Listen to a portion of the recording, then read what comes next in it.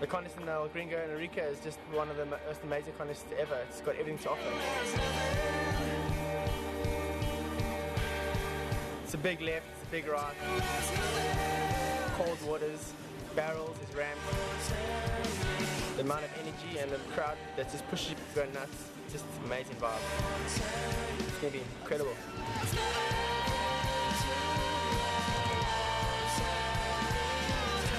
It's all about making that final day and going big and coming out on top.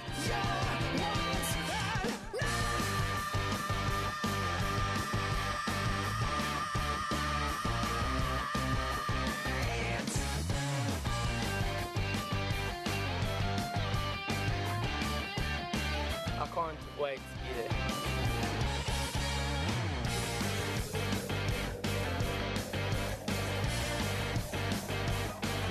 All right, ladies and gentlemen, here we go. Once again, Manny V here with Alex Leon holding it down for the first heat of the day here at the Stealth Arica Chilean Challenge.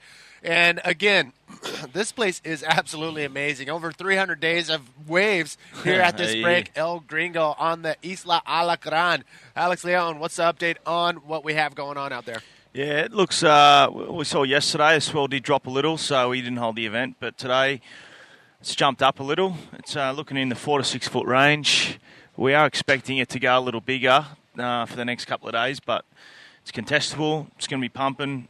Yeah, we're going to have a good day. No, I'm amped. And I mean, we are in round number 2 of the event here in the main event, and this is an elimination round, which means out of these 3-man heats, one person will call it the contest. That's it. That's all she wrote for that rider. But 2 people will advance on.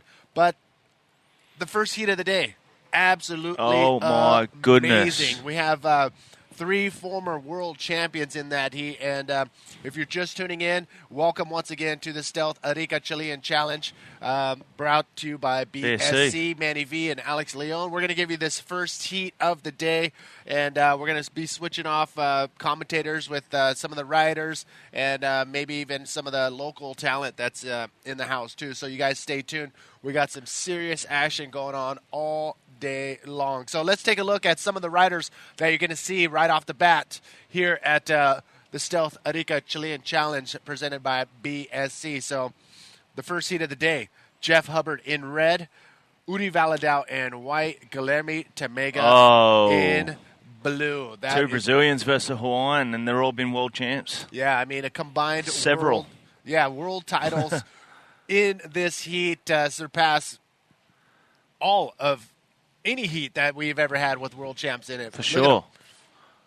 Crazy. Jeff Hubbard in the red, Yuri in the white, Tamiga in the blue. And we saw Tamiga and Yuri just getting ready for their heats before, training up and getting their stretching exercises with their trainers, getting flexible. And there we see them on the rocks just about to paddle out.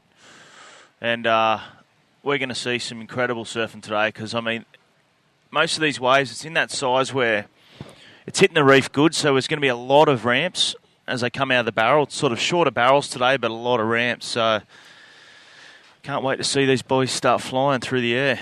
Well, the thing with this heat, I mean, all these guys, this is a final in itself. I mean, all these riders we've seen in the first couple days of the main event have been just absolutely on fire. Jeff Hubbard, he is one of the guys that went from the first round and didn't get in that first place spot or second place spot and had to go into round number 2. So he had to actually ride a little bit more than... yeah, he had to dig deep and compete in round 2 to make it into round 3. And Guilherme, he ended up making it through. So he skipped the round 2 and got through to round 3. And there we see the next heat coming up in the water. Dave Winchester in the red, Chase O'Leary in the white, and Roberto Bruno from Brazil in the blue. So 2 Aussies versus a Brazilian.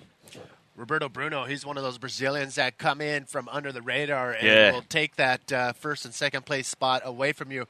Again, this is round number 2, and what you're looking at round number 3, and what you see right there is coming up next in heat number 5. That was Winnie, O'Leary, and Bruno. So, again, top 2 riders are advancing on to round number 4. And here is what will follow in heat number 6, round number 3. Ryan Hardy, Dave Hubbard, and Nick Gornell. Nick Gornell, holy beep. How's that invert he did? How's that invert? How's that air? How's that reverse? I mean, this guy, Nick Gornell, is the wild card for Stealth, and he has made sure that this wild card is well-deserved. I mean, during his free surf, during his heats, he's just been on fire on that end bowl section on the left. So make sure you keep an eye out on him. Dave Hubbard, always somebody to reckon with, coming in full charge, and you never know what he has in his bag of tricks. And we all know Ryan Hardy. Yeah, we all know. I mean, every single heat is just stacked to the roof. It's so tough. There we see the next one. Mark McCarthy, the South African, taking on Jake Stone, the Aussie, and Mike Stewart, the Hawaiian, 9-times world champ. So there we see another stacked heat. The two young guns taking on the veteran. Yeah, but you know what? Mike Stewart, he is definitely a force to be reckoned with, especially if he gets one of these set waves at El Gringo on the lefts. I mean, you saw the way he moved his, moved through the barrels and came out with some big moves. So he's definitely he's dangerous too because he's. I spoke to him yesterday. He's saying he's just, as we see Jake, just eyeing off the each set, trying to get his position where he's going to sit in the lineup. The last heat of round number 3, you're going to see Ben Player in red, Andrew Lester in white, and Sasha Specker in blue. Sasha Specker. On fire. Yeah, man. He's finding these little gems, and I was out there yesterday, in fact, and he's like, okay, Manny, this is what you got to do. Line up with this light post, and when they both line up with the second light post in the back, then you're in good position. You're in the zone. You're in the zone. So you're very meticulous and very specific way of riding, very textbook. Sasha Specker. Andrew Lester, he is pumped. New to the seated riders here in 2012. That's right. Yeah, Lester requalified this year after starting his campaign late last year and went over to Canary Islands and ended up requalifying after only 2 events. So very dangerous. And Ben Player, well, he's just, we all know Ben Player. This is enough said there. He's been on fire. He knows this wave well. He's been here 10 years or so now. So Ben Player, Andrew Lester, Sasha Specker will pick up the pieces at the end of round number 3 with heat number 8. So, ladies and gentlemen, once again, welcome to the Stealth Arica Chilean Challenge presented by BSC. We are just minutes away from start of the first heat of the day, and it's a cracker. It's a cracker. We have pumping. Jeff Hubbard in red, Uri Valadao in the white jersey, and Guilherme Temega in the blue jersey. This is going to be an insane heat. If your friends are still sleeping, if they're in school, if they're working, tell them to log in right now, because if there's one heat or one round they want to see, this is the round that you want to see. Yeah. The 60s. It's going to come right down the wire because one of these guys are going home in this heat. So 3 riders in the heats in round number 3. Only 2 will advance on. And the odds are in your favor. But you can never put anybody – let your guard down. I mean, all these riders are insane. Every heat we just showed you are stacked. Yep, the 30-minute heats too today. And there's 1, 2, 3, 4, 5 more heats left in this round. And then we'll be moving into the non-elimination round, round 4, which will be 4-man heats. And that will divide. The top 2 will go skip around, and then 3rd and 4th will go into round 4. Well, it looks like there's a still ton of guys who are trying to get a couple waves under their belt before the event starts. I think we need to call Kaino McGee to get over here to do some water patrol for us here in El Gringo. Yeah. But we are looking for I'm noticing, though, the sets are coming in. There are some good-sized sets, maybe 2 meters, 6 feet, that are still rolling in, but they're short. They're far and few between. So yeah, it's pretty inconsistent. The swell was it's supposed to peak last night, and then it's supposed to spike again later on today. So it's hard to say, but we'll see definitely some 4 to 6 foot waves today. The next couple days, this is it. We're coming down to the wire for the Stealth Arica Chilean Challenge presented by BSC. And yes, Tomate Surf Shop just walked by. And I love when he walks by. But look at that. Just a madhouse out there before the contest starts. And everybody's trying to squeeze in one last wave. And for that reason alone, look how perfect that left is. Yeah. It's incredible. This wave is absolutely insane. a friend of mine, Greg Bar, he changed his name to Gregorio when he landed here in Chile. But he's got an internship down near Santiago. He showed up yesterday, and he's like, wow, Manny, seeing it on the web and seeing it live are two different things. And his eyes were just wide open. This place is absolutely This wave is, honestly, it's... I mean, I've done a fair bit of travelling like yourself, Manny, and I've never seen such a consistent wave in the world. Like, this is the second time I've been here, but I haven't seen it get under 3 foot. You know, in the first year I was here was 2007, and it didn't get under 6 feet, and I was here for a month. Oh, man. And that was in the middle of winter in August. I know this is sort of coming into winter now in May, but it's still so consistent. And, I mean, if you lived here, if you did 6 months here, you would know this wave off the back of your hand, and you would just improve your surfing so much. That's why we see these locals just surfing so good now. If you make it to 6 months, I mean, the injury list here at this event has been long and unfortunate. Riders are hitting the reef. Riders are scraping across the reef, getting cut up. Commentators are hitting their head on the scaffold as they walk up the stairs. That's right. Both of us. I've got a headache. You hit the scaffold, I pulled my muscle. I mean, the list just goes on and on. But for the wave itself, people are getting hurt. We saw Liam O'Toole. He hit his hip on the reef. He's okay. But one of the people we have to send prayers to, who's actually making an unbelievable recovery. The doctors are saying, you know what, this guy needs 2 to 3 months to recover. What he did in the last few days as far as recovery is what they're calling is unbelievable. Yep. Diego Cabrera from the Canary Islands unfortunately did hit his head. Not sure if it was on his on the reef or on his board, but he did suffer. I'm guessing like a minor concussion, something pretty bad, where he had to get admitted for the past 4 or 5 days.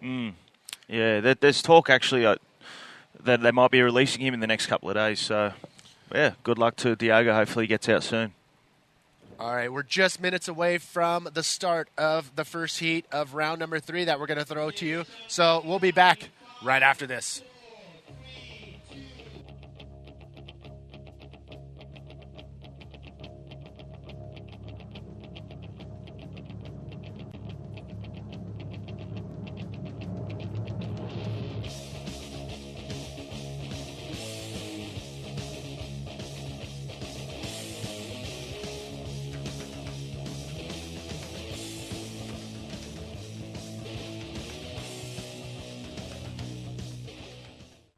Oh my, we're just seeing the start of the first heat of the day out in the water, heat number 3 of round number 3. And we saw Jeff Hubbard during that commercial break go pull into a right-hander and did not make it out. Udi Valadão's in the white jersey, and Guilherme Temega, you just saw him on the end of that wave right there. He actually just got pitted out of his mind. Let's take another look at what we just missed. Yeah, there we see Guilherme just nice scoop there, just getting that leg in, locked in perfectly, sitting in the barrel there. Being able to ride that barrel very nicely and comes out. Textbook Tamiga roll. Yeah, unreal. So there you have it. Right off the bat. And we just saw a set come through then, just when we went to that ad. Clean up. All the free surfers that were out here this morning, so there's no need for water patrol, Manny. That set just cleaned them all up. They look like a cup of water went through a pile of ants. Unreal. So, yes, we have the first heat of the day underway. Again, in the red jersey, Jeff Hubbard. And you know what? Jeff Hubbard did catch a wave. Let's take another look at it. He saw the big set roll in, and he went right on the wave right before Guilherme Temega. Look at him just stalling, doing everything as everybody's getting cleaned up on the inside. Pulls in. It looked like it was going to stay open, but all of a sudden it just shut down on him. A lot of froth. I'm guessing the whitewash just didn't keep that barrel open for Jeff Hubbard. So 2 waves have been caught so far. Guilherme Temega, by far the better of the 2. So I think we need to send the water patrol just a couple more minutes beforehand, or just call Mother Nature, say, hey, bring that set in, let's clear the water. That's it. Woo. All right. First heat of the day is a stacked heat. 3 former world champions in heat number 4, round number 3, out in the water. In red, Jeff Hubbard. In white, Uri Valadao. And in blue, Guilherme Tamega. White and blue, Uri and Guilherme. From Brazil, Jeff Hubbard. From Hawaii. Okay, so we have Guilherme Tamega. Has he won it 6 times? World champ? Guilherme Tamega, multi-world champion. 6? Guilherme Tamega is a multi-world champion. Multi-world champion. Jeff Hubbard. Jeff Hubbard also Numerous. three-time world champion. Uri Valadao. Uno. One world champ. Yes. Uno. So there you have it. 3 world champs in the heat number 4 of round number 3. Waiting patiently, blue. And look at this. Jeff Hubbard taking a look on this inside left. Yeah, there we see Jeff Hubbard. He's eyeing off a ramp there. And nice big RS, Jeff Hubbard. That's what he's known for, his aerial maneuvers, Jeff Hubbard. Yep, good score for Jeff there. Need to get on the board, so just waiting for scores to drop. All right, I'll pull it up on this end over here just to make sure we got some scores right. Another look at Jeff Hubbard's wave. As you can see, he's already eyeing the section.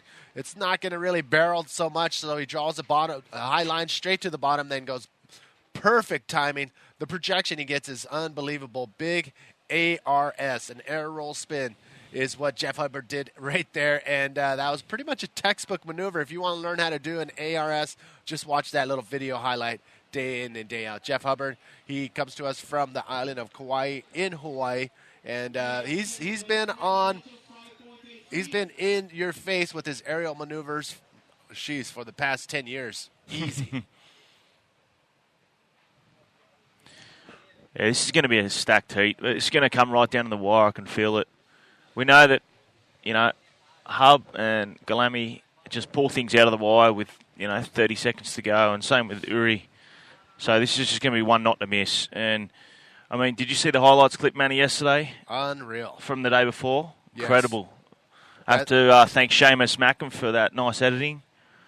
It's just been pumping here, hasn't it? Pumping. The sea life here is insane. I've never seen so many pelicans in one, so concentrated. We have them in San Diego, but there's so many of them just cruising around here. And watch out, Jeff. More coming out after you. But here's a look at the scores right there. If we can bring that graphic up one more time. This is what's going down in this heat. This is a 30-minute heat. This is heat number 4 of round number 3. Jeff Hubbard has 2 waves, a 5.83 and a 1.5. Most definitely he'll get rid of that 1.5. Guilherme Tamega with his big barrel and a big roll, 7.17. Uri Valadao has yet to catch a wave, and Uri is still in priority. We do have a priority system in place. Let's give him a heads up on how that works. Alex. Yeah, priority system. First out the back goes into first priority. So forth for second and third. If you do show any interest and you do paddle for waivers, you see Jeff here.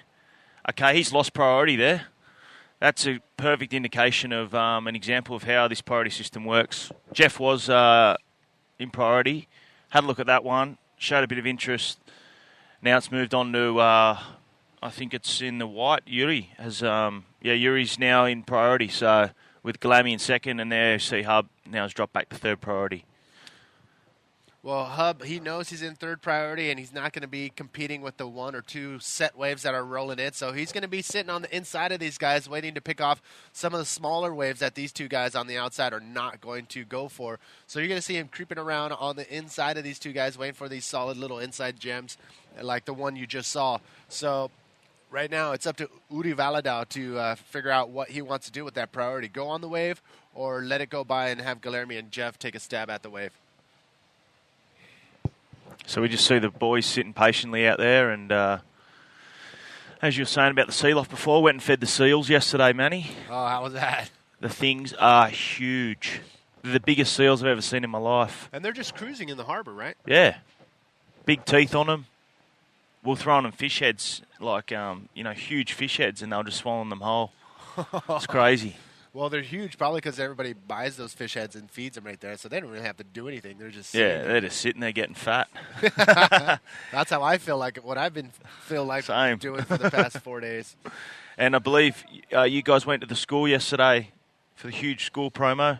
Yeah, what they do is organize these big buses, pick up all the pro riders and ship them into these schools all over Arica, and it just turns into a feeding frenzy of autographs, photos, and everything of the pro riders, and the students. The students, most of the students know who they are, so they know exactly who they're going to go up to get the because we've been coming here year after year, so building a sport here, it's getting huge now. This wave has just taken on a whole new dimension of bodyboarders, hasn't it? This is bodyboard country here in Arica. I mean, this is I walk with Ryan Hardy, up and down the main street to go eat, have a bite to eat, or just look around, and we don't take more than 10 steps before somebody says Hardy. Yeah, Hardy. So it's pretty amazing. This place is pretty epic. Hard balls. Huevos duro. All right, listen. This is the Stealth Arica Chilean Challenge presented by BSC. Oh, shoot. To be interactive, this is a live webcast, and we love being interactive. We've been posting on our Google Plus profile page. I set up something really quick. It is round 3 has begun. Where you at is what I said on the Google Plus profile page. If you don't have a Google Plus account, super easy to do so. Get a Gmail account, and then one click away, you have your own Google Plus profile.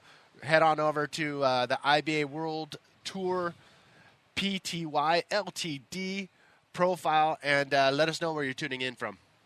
That's right, yeah. Also on the Facebook page, give us a shout out where you're watching around the world, what time it is, and who you're banking on winning this event. We'd love to hear from you.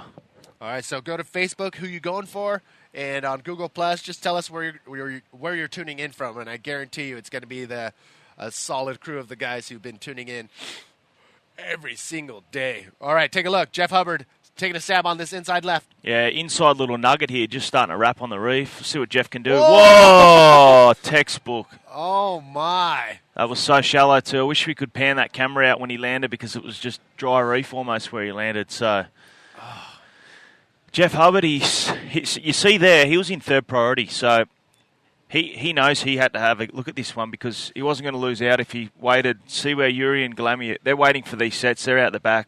Jeff's now can get busy and get these ones, and he's going to get the score because that invert was huge. Off the size of that wave, he went twice as high as a wave. It was insane. And, there's another look right there. See that inside whitewash? That's where he's landing. Yeah, he's landing on that reef. It's only within a foot of water. It's insane for him to go for it in this shallow reef. It's crazy. Watch how he projects from so much power behind this wave that he's just getting launched. That is insane off that size wave. 6 feet above the water, and then boom. You can see the water already gurgling right under the whitewash, and it's like 6 inches max between the top of the water and the reef. So Jeff's just a crazy wild man. That is crazy. That's just Jeff Hubbard to a T, isn't it? I mean, the size of that wave and the projection he got was just phenomenal. Well, the water comes out of the deep Pacific, hits this really shallow reef, and just all this power is just unleashed on the shelf. Yeah. So 5.87 for Jeff.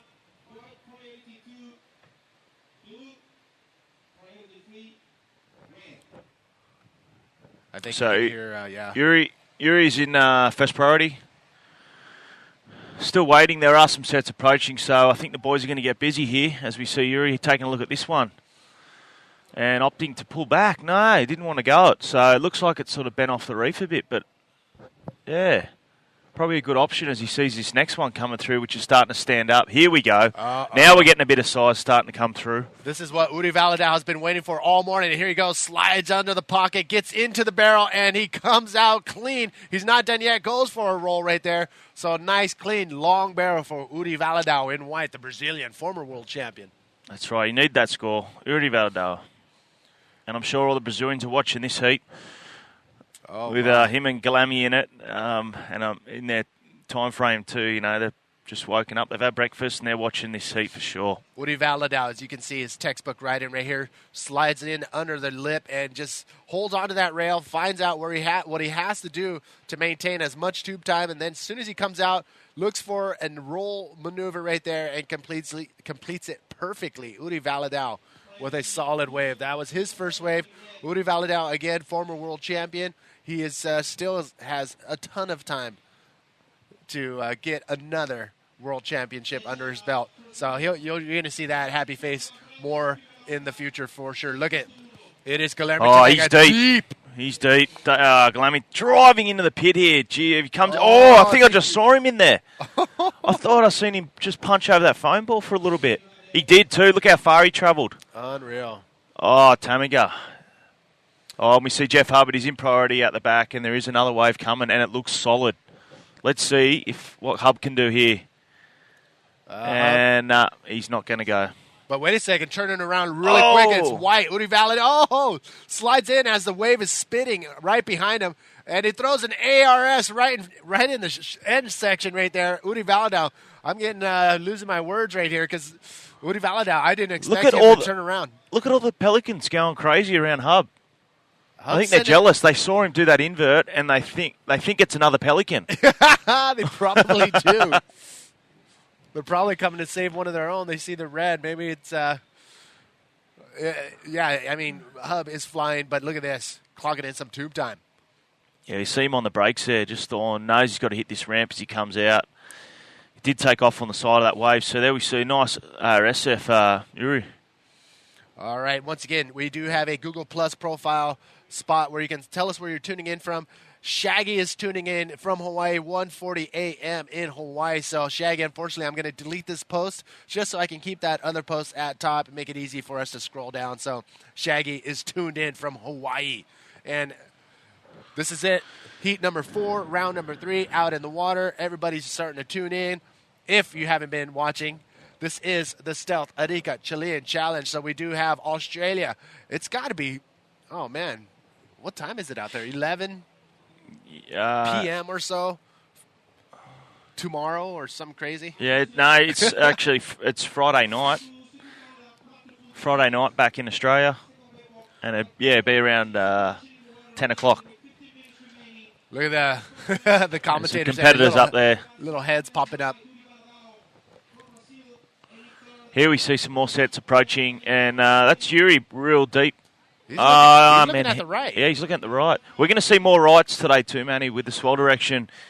It's starting to go. It's got more west in the swell, which there we see Jeff Hubbard. He's in the lead, 11.8. Yuri in second. Galami in third. Now Galami's chasing a 3.53 because he's only got that one scoring wave, really. But we got a set approaching out the back, Look and it's starting to pulse here here now. Is. That's probably one of the biggest waves we've seen in this heat so far, and it's no just one's caught in everybody. Position. Yeah, caught everybody off guard. Yep, no one in position for that. But here we see Jeff's in priority. He's having a look at this. Wow, he's look showing how deep interest. He's going for it, and he's going to scoop in under the barrel here. Nice. That's a beautiful barrel for Jeff. Looking to do something out of this. Nice big roll. So Jesus. Jeff Hubbard extends his lead. Wow, he was sitting on some high fives scores right there, but that right there is what he needed. He needed something in the 6-7 point range, and that definitely will be it. Maybe even an 8. That thing was solid. Very deep on this wave. You can see him just eyeing the end of the tunnel right here. He stalls, gets right under. Perfect. Yeah, good perfect line. Swoop. Finds a nice clean line, and you can see him stalling right there. He wants to have time to go up and hit that section before it pinches away. And Hubbard, right where he's ducking, he's on the reef.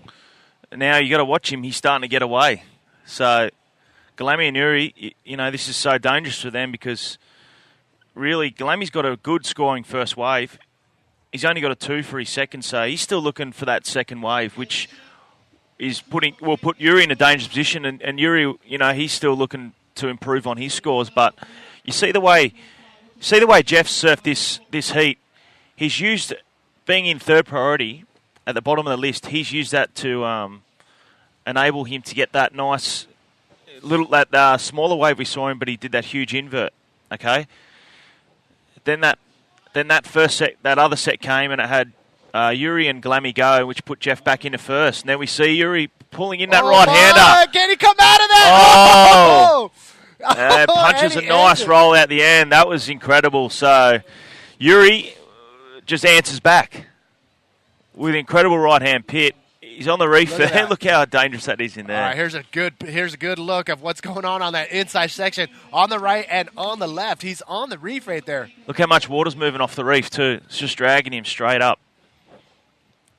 Oh man, he had full speed line, full speed position on his board to be able to come out of that right-hander, and he tried to end it off with a barrel roll at the end of there, a roll, and was unsuccessful. I mean, if he would have pulled ahead of that whitewash, it would have been ugly. He would have been right on the reef. That's good. We're seeing more consistency in these sets now, so it's going to opt for, especially these right-handers are starting to come through with this west swell. Just good to see some right-handers. And I know the left's incredible wave, but when we see right-handers like that come through, we'll see here on the replay, this is incredible barrel for Yuri. He's driving. He knows he's deep because he took off on the peak there. Oh. So he knows what this. He saw the rest of this wave. Oh. It keeps barreling. So 3 sections. Very well ridden from Yuri. Punches a roll through. Then we see Jeff on the left. Ooh, getting another little barrel on the end of that. Let's see what he can do out of this. Not many people can do what he just did right there. And that's like a through-the-lip ARS. Jeff Hubbard coming out of that smaller barrel, but unreal. A little pop roll at the end too. Wait for scores to drop here. It's going to be close.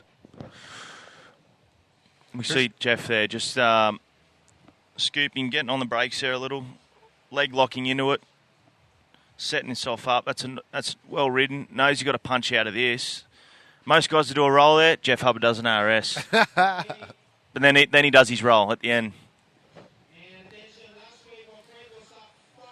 All right, scores are starting to drop. Jeff Hubbard's previous wave, not that wave you just saw, but the previous wave came in at 8.5, and second wave that the wave that he just saw, still waiting for that score. Woody Valadal's long, deep barrel with a incomplete roll at the end came in at a 6.77. That's going to be his highest scoring wave. And you can see right here, 8.5 and a 5.97 are Jeff Hubbard's 2 top scoring waves. 10 minutes remaining in this 30-minute heat. Woody Valadal, solid. Guilherme needs a second solid wave. Well, we see him now. He's got the second highest scoring wave with that 7.17. See that now, the pressure's on Yuri because he's still got to improve his score because he knows there's that much time left that Guilherme can still get another incredible wave, and that'll boost him into first or second. Check out the next heat. Heat number 5 preparing. 2 Aussies versus a Brazilian. Chase O'Leary in the white there, and Roberto Bruno in the blue, the Brazilian, and Dave Winchester. Oh, another stacked heat coming up in heat number 5. Again, this is round number 3 out in the water. We're going to finish off round number 3 and jump right into round number 4. And we want to get the 4 heats in round number 4 completed by the end of the day, finishing off around 11:40, 12 o'clock Arica time. So tons of action still coming up throughout the day. Whew.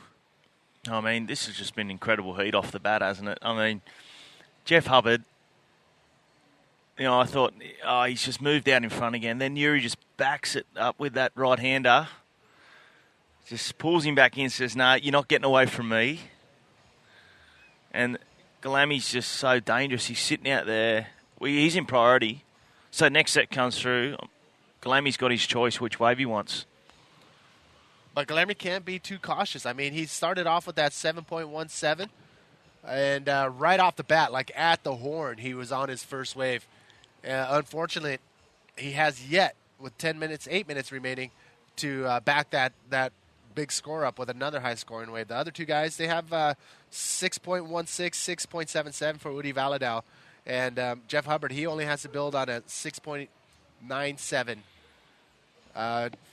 for his higher second wave. Take a look. Woody Valadao. No takers. No takers. So just under 8 minutes remaining. There's another wave coming through behind this, and It looks like a little bit of a paddle going on. Let's see if Galami takes anything here. No, Yuri's having a look. Uri is last on the priority list, so he is taking all the scraps. Look at this, full speed and nothing at the end of that section. He's not going to lose points, but he is going to lose time. Yeah, but, I mean, Yuri, see, it doesn't affect Yuri because he was down the bottom. He was in third priority, so he can have a look at paddle for any wave he wants because he's not going to lose out. Once again, ladies and gentlemen, the heat number 4, round number 3 out in the water, and it is stacked. We have 6-time world champion Guilherme Tamega along with 2-time Jeff Hubbard and Uri Valadao, your 2008 world champ. So ton of action going down with 3 world champions out in heat number 4, round number 3. 30-minute heats. Top 2 waves will be scored. 2 riders will advance. Only 1 will not.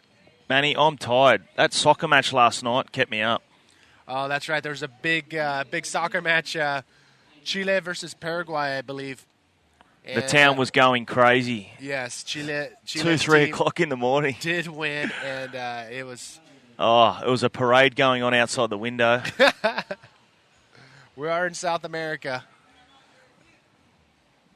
And, I mean, pretty much all over the world. Football is what they call it, but soccer, known to all the Americans, is, the number 1 sport in the world. But apparently in Antofagasta, for the GQS a couple weekends ago, bodyboarding was the first sport to knock soccer off the front page in the sports section. So, really? Yeah, so bodyboarding is making a pretty huge impact in Chile, not only here in Arica, but all over Chile. So it's going to be interesting to see what the future years have in store. Take another look. Current setting scores in the water, 5 minutes, 30 seconds remaining. Jeff Hubbard in the lead, total of 14.47. Uri Valadao in second, total of 12.87. He's looking to better his 6.1. He needs a 7.71 to knock Jeff down in the second. And Galami is down in third. He's on 9.17. Now, he's only got a 7.17, really, which is his best scoring wave, and then he's got a 2. He hasn't had a backup score yet. He needs a 5.7 to move in the second position. And these guys are the ones that have the most difficult job, I think, in the entire process. And those are the judges. Eyes always focused and very just watching every single thing going down in the water. That's right. Our head judge there, Chico Garitiano from Brazil. Chico is responsible for whoever gets knocked out and whoever advances through and whoever wins this event. Yeah, I mean, he's the one that's always looking over the shoulders, making sure scores are consistent with each judge and across the board. He doesn't tell them to change their scores. He's just saying, okay, why did you give that score? And making sure that they're consistent throughout because that's what it comes down to. I mean, you got to be consistent and you got to... And he knows jiu-jitsu, so no riders are going to really argue the point, are they? Exactly. But it's cool, too, to see Chico talking with the rider saying, hey, this is what we're going to be looking at today. We know the reef's heavy. We know if you want to pull your maneuvers, you're going to probably end up on the rocks. So this is what we're going to do. Look at this. Galami Tamega just scooping in under the barrel there. Locks into this left pit. Let's see if he comes out. Yes. Punches a roll out of it. Punches another roll out of it. He is on the dry reef. Galami starting to fire up. Now, this is dangerous because he needed a second scoring wave. This is going to put Yuri in jeopardy here. We'll wait for this score to drop. 3.5 minutes remaining. We see Paulo Barcelos, water photographer, out in the water with a fresh shaved head, fresh shaved hamburger. There it is. Here's another look at Guilherme's wave. As you can see, it's not one of the bigger ones, medium-sized waves, but you can see him just stalling, trying to stay in that barrel as long as he can. And once he knows it's ready to pinch and close off, he goes for a roll right there and comes out with another one. I mean, this is next level right here. Where most riders would do one roll, he's able to do another.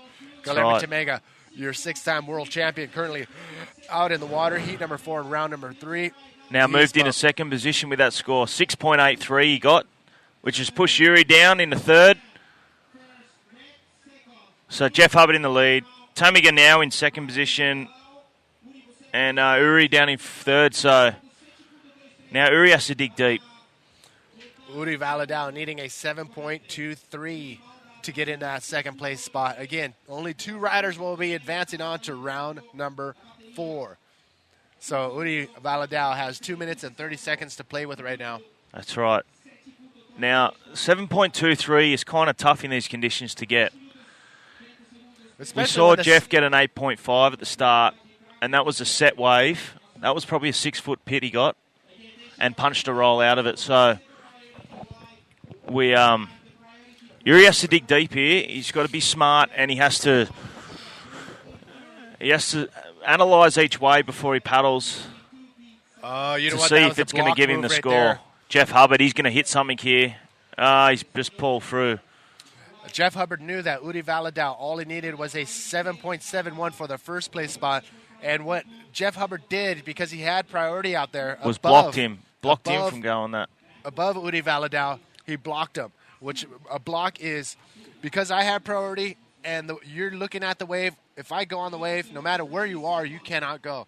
And Uri Valadao was taking a pretty good look at that wave. Yeah. And essentially Hubbard just said, okay, I'm going to go on this wave and give up a wave, give up my priority, just so you don't have that chance. We do have a little lull in the action. 1 minute remaining. We'll be back right after this.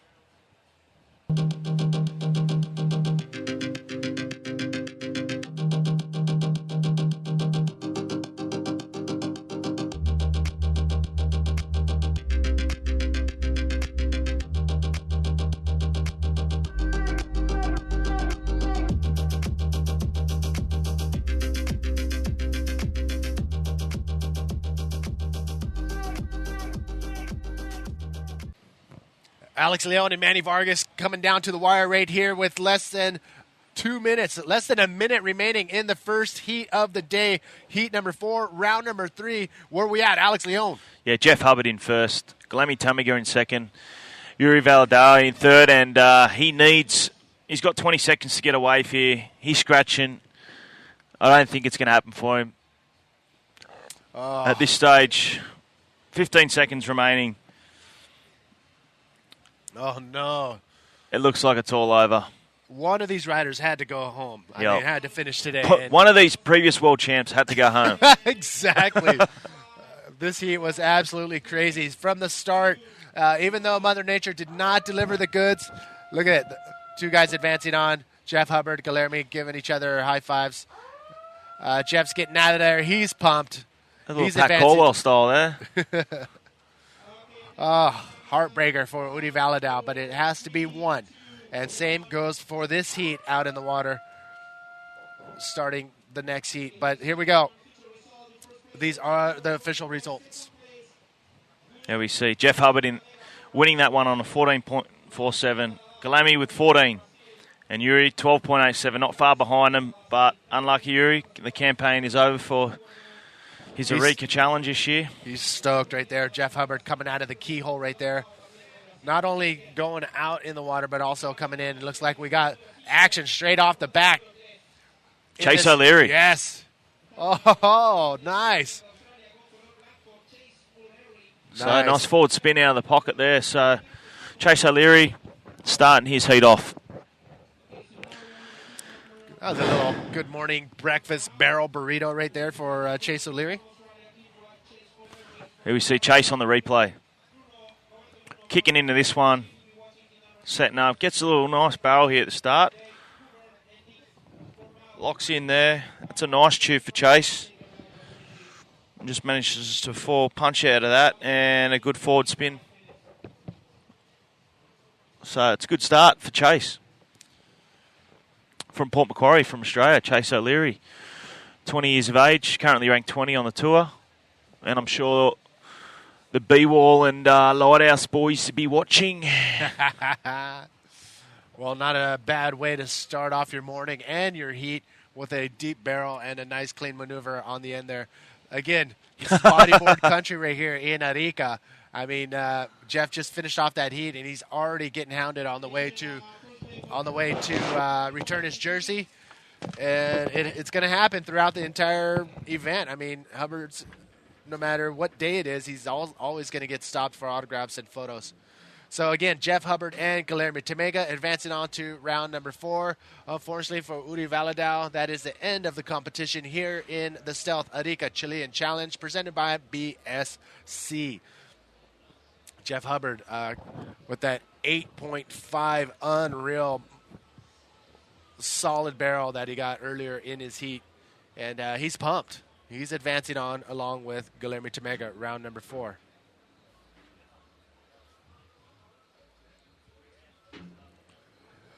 All right, we do have a little lull in the action. So what I'm going to do is give a couple shout-outs to all of you that are tuning in from around the world.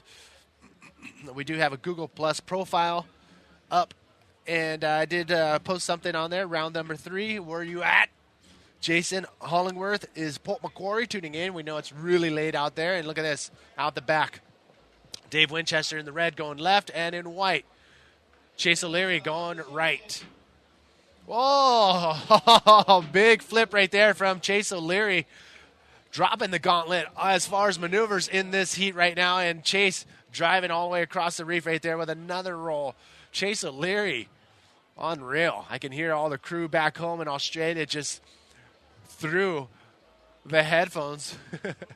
All right, this guy always under the radar, but we'll take the heat, any heat. Roberto Bruno from Brazil, looking for a big section right there. Big ARS right there from Roberto Bruno.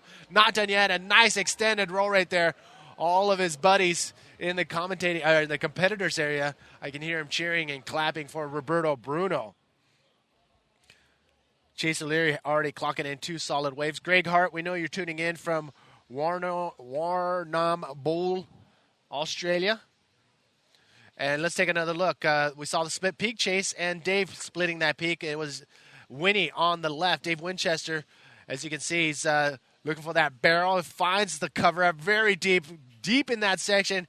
And he's squatting down, getting lower and lower as the barrel gets smaller and smaller. But he punches through. Well, I think he was just trying to be very conservative and cautious not to roll up onto that reef. So Dave Winchester, nice, clean, deep barrel on the inside reef. So Greg Hart, Tom, we know you're tuning in once again from Cardiff. Here's another look at Roberto Bruno's last wave. As you can see, not much of a barrel on the outside, so he's eyeing a section to do a big maneuver, and he finds it, and he does a nice textbook ARS, an air roll spin, is what you just saw there from Roberto Bruno. A big one by that, by all means, and does a roll right there. Lands it and gets out of there as soon as possible. So Roberto Bruno, 32 years young. He is currently 38 on the tour. And you know what? He's one of those guys that'll just bite you on the butt as the heat winds down. So Julio Ferreira from the Dominican Republic. Liam, once again, from the Gardens coming in. JP Devine, John O'Davis in Sydney. Eduardo from Cape Verde. And here's another look. One more time from on the right, Chase O'Leary. Big backflip right there from Chase O'Leary. I may have called it an air roll spin earlier, but that was a big backflip right there from Chase O'Leary. Comes into the inside with another roll and finishes off that wave. So sick wave for Chase O'Leary. So he has 2 solid waves. Alan, we know you've been tuning in from day number 1. I know you're from Barbados and you're tuning in from NYC. Hasn't missed a second of the action. Alan, thank you for tuning in. So now here in the commentators area is the event organizer and Tomate Surf Shop owner, Tomate, ¿cómo estás, hermano? How are you doing? Very good, very good. Thank you very much. It's a pleasure to be with you here on the comment. All right, Tomate, you've had very successful years with this event, and each year all the riders can't wait to come back because they know El Gringo is one of the most consistent waves in the world. Yes, I know. That is my spot, and I got a dream so many years ago to make something for my own country, for my own city, and to show to my people what is the bodyboard is. So my plan is to run this contest, and my first year it was so heavy to make it, too much job, but now is every year is more easy to make it, and everybody's happy, the riders, the IBA, the locals, and the government. So we can show my sport and my city to the world by the West casting. So I'm really happy about my job. Now I'm trying to promote more the sport in my city also with this contest, so more people can practice volleyball or whatever at the beach. So it is good. It's good for me to do that. Just not for my pleasure to make a contest, just to do other kind of things. Well, you're doing a fantastic job here in Arica, and we appreciate you inviting everybody back here every year. Look at Tomate. We do have the winner of the last heat downstairs with Alex Leon. Alex, where you at, brother? Yeah, thanks, Manny. Down here with that Heat 4 winner, Jeff Hubbard.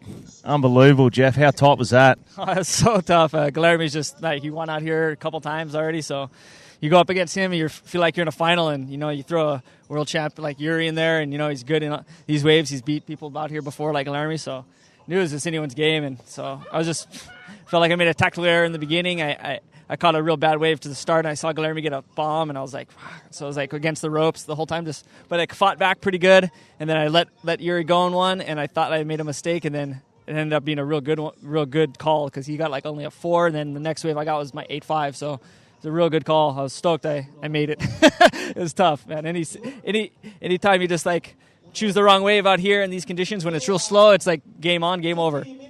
That's it. And we saw you got that nice good left at the start, the big one, and then you were in third priority, so you got busy on the inside and you managed to get that nice inside left into that huge invert off that bowl. Like you maximised that third priority system so in your favour, so you surfed it really well. Yeah, thanks. Yeah, I knew I was in third priority, and I was like, well, I better just catch waves and start my account because I had nothing going on. So I caught 2 like almost 6-point rides right there, and I was like, I got a little bit more comfortable, so I could afford to wait on those.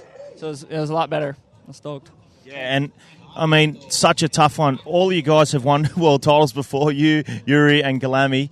And I've seen the way when you realised you'd won that heat that you just went and shook Taminga's hand. It just must have been so stoked. That's a pressure cooker off your back. Yeah, that was a pressure cooker. This was the pressure cooker round. I didn't make this round in the box, so to make this round here just felt so good. Like get into the non-elimination round and just try and just surf balls to the wall this afternoon with the best of them. It's gonna be great.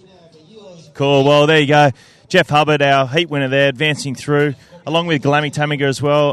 Unlucky for Yuri, but back to you boys in the booth.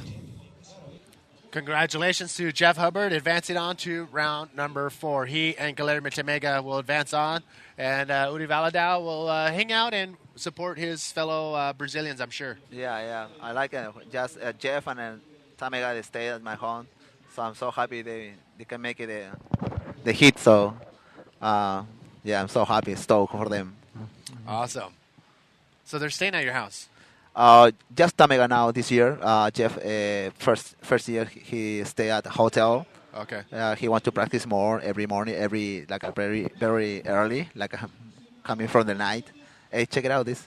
Yes, the replay of Dave Winchester's wave that we saw during the interview. Here he is just clocking again, more tube time in the barrel right here on the left at El Gringo. And you can see him. It's all about the timing. And they're going to be stalling or getting more speed inside of the barrel and then figuring out what they're going to do at the end of that wave. And you saw Dave Winchester right there with a nice move. So Dave Winchester is leading the charge right now. Actually, no, I take that back. It is Dave Winchester. He is currently in second place out in the water with 19 minutes, 13 seconds remaining. Jason Leary with his 2 solid waves of a 5.93 and a 5.8 will solidify him right now into that first place spot. Roberto Bruno, his second wave of a 2.0. That's more going to be a throwaway wave as the time progresses because he will catch another wave, and he's only looking for a 5.54 right now. So, Tomate, surf shop. You started with 1. Now you have 3. What's going on? I'm doing good, but it's a lot of job. I started in 2007.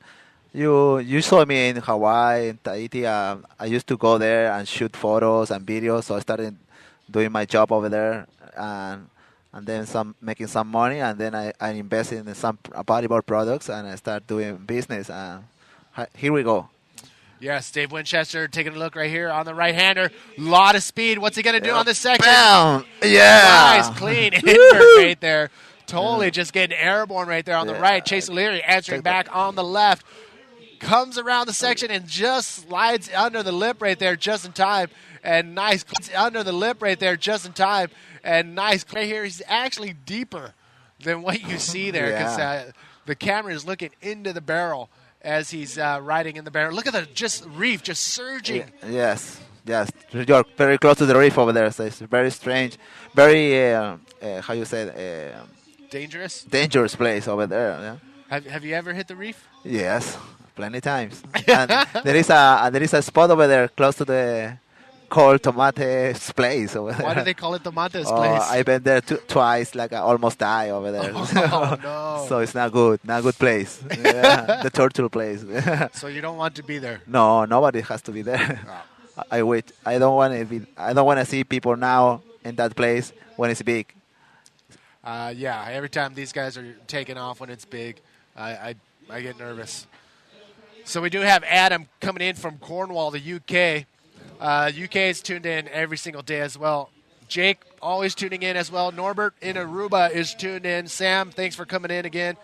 Kimberly, what up, girl? From Canada. Thank you for tuning in. Max, giving a shout-out for the Tama Boys. And Angus, Nick Gornell. This guy's the wild card right here. Oh, really? Yes, for Stealth. And you know what? He hasn't let anybody down so far. Big moves, free surf, and in the comp, Nick Garnell. He's going to be very exciting to watch. Very, very exciting. For Chile guys, this is a styling her over here. So not too much super blonde hair here? Yeah, like a Peruvian. He has a stylish Peruvian haircut. Yeah. Yeah, Nick Cornell's going to be amazing to watch. Don't go anywhere. He's coming up in heat number 6 right after this with Dave Hubbard and Ryan Hardy. That's going to be exciting to watch. Jonathan Chu, we know you're watching and going for Nick Gornell, so he's coming up. Dean Evans in South Coast. Alistair Lawson, what up, dog, from the UK. Perth is tuning in with Daniel Bird. Jordan Baker, what up. Joel Hennessy, Jonathan Chu, and Steve Action Jackson, what up, dog. 14 minutes, 50 seconds remaining, and here is where we are currently in the water. There has been a situation change, and this is it. Dave Winchester now in first place. Chase O'Leary is now in second place. Chase is now chasing an 8.77 for that first place spot, but Roberto Bruno, he has to wake up now. He has priority out in the water. He only needs a 6.5 to get, or 6.6 to get into that second place spot. Oh. Tomate, why is it so consistent here? How come there's waves every single day? The storms in the south of Chile, we are close to there, so we had plenty of storms. And this place is so consistent. I cannot believe it. Why the people they say here is so consistent than pipeline or Mexico, but it is. And so you've been to Hawaii. You've seen pipe go very big and then be very small, almost flat. Almost flat, yes. And then some months no wave. So, and here during all year you have wave, even in the summer. So in the summertime, 2 meters, but the set is not so many waves in one set. So it's good because maybe one can hit your head when you're paddling, and so it's more relaxing than now, you know. And the water's warmer. Warmer, yeah. Oh.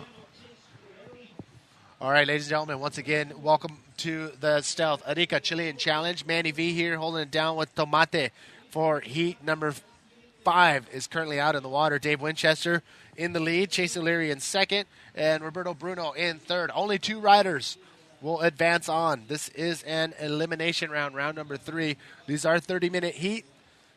30-minute heats. Top 2 waves will be scored, and there is a 12-wave maximum in this heat. So riders cannot catch more than 12 waves, or those waves will not be counted. So this is it, ladies and gentlemen. This is make or break for a lot of these riders to advance on or go home. It's my first year is so many days contest. You know. Yeah. And we had 2 more days. Yeah, it's crazy. I mean, what we did was we did the live broadcast of the trials, but you know what? We got a little bit of time right now. I think, no, let's wait after this set. If we have a little lull in the action, we're going to throw to a quick ad, and then we're going to come back and talk about why there are so many days. Yes. Yeah. Well, what's happening here in El Gringo, the Stealth Arica Chilean Challenge presented by BSC, is that we're pretty much giving you half days. We're not running full day events because what happens at 12 o'clock, 1 o'clock is the wind comes up. So we have to call it a day, but it's been good. Yes. Everybody's happy. Looks like we do have some action paddling out the back. Dave Winchester. Yeah. Oh, that's the one. Oh. Behind the section, behind the barrel. Oh, he's closed it out. Oh, closed out on him. How did you know it was going to close out? I know this wave. I know this wave. Do you want to say hi to any friends or anybody you haven't seen in a while? Or? I would like to thank to God because he always helped me to run in this event with the wave. To my family too. Also my friends, the government, the big sponsor, Movistar, LAN, INACAP, Soho, Discotheque, Samore School. So many sponsors. We need them for everything. Hotel, Panamericana, restaurants. So I want to thank all my sponsors, but the big thanks is for God because He always send us a good wave, and until now nobody's like hurts, but it's amazing. It's amazing to see all my friends, all the big riders, and here and enjoy this contest. It's really good. All right. Well, thank you to you too. There you have it. The sponsors are the ones that are making it happen. So look at this out the back. Looks like we may have a little bit of action. Blue and white taking a look. Chase O'Leary in the white. Roberto Bruno in the blue. Both of them paddling over. Not much of a solid wave. So they both paddle up. They saw something that we didn't. So you know what? Take a look at this and we'll be back. Oh.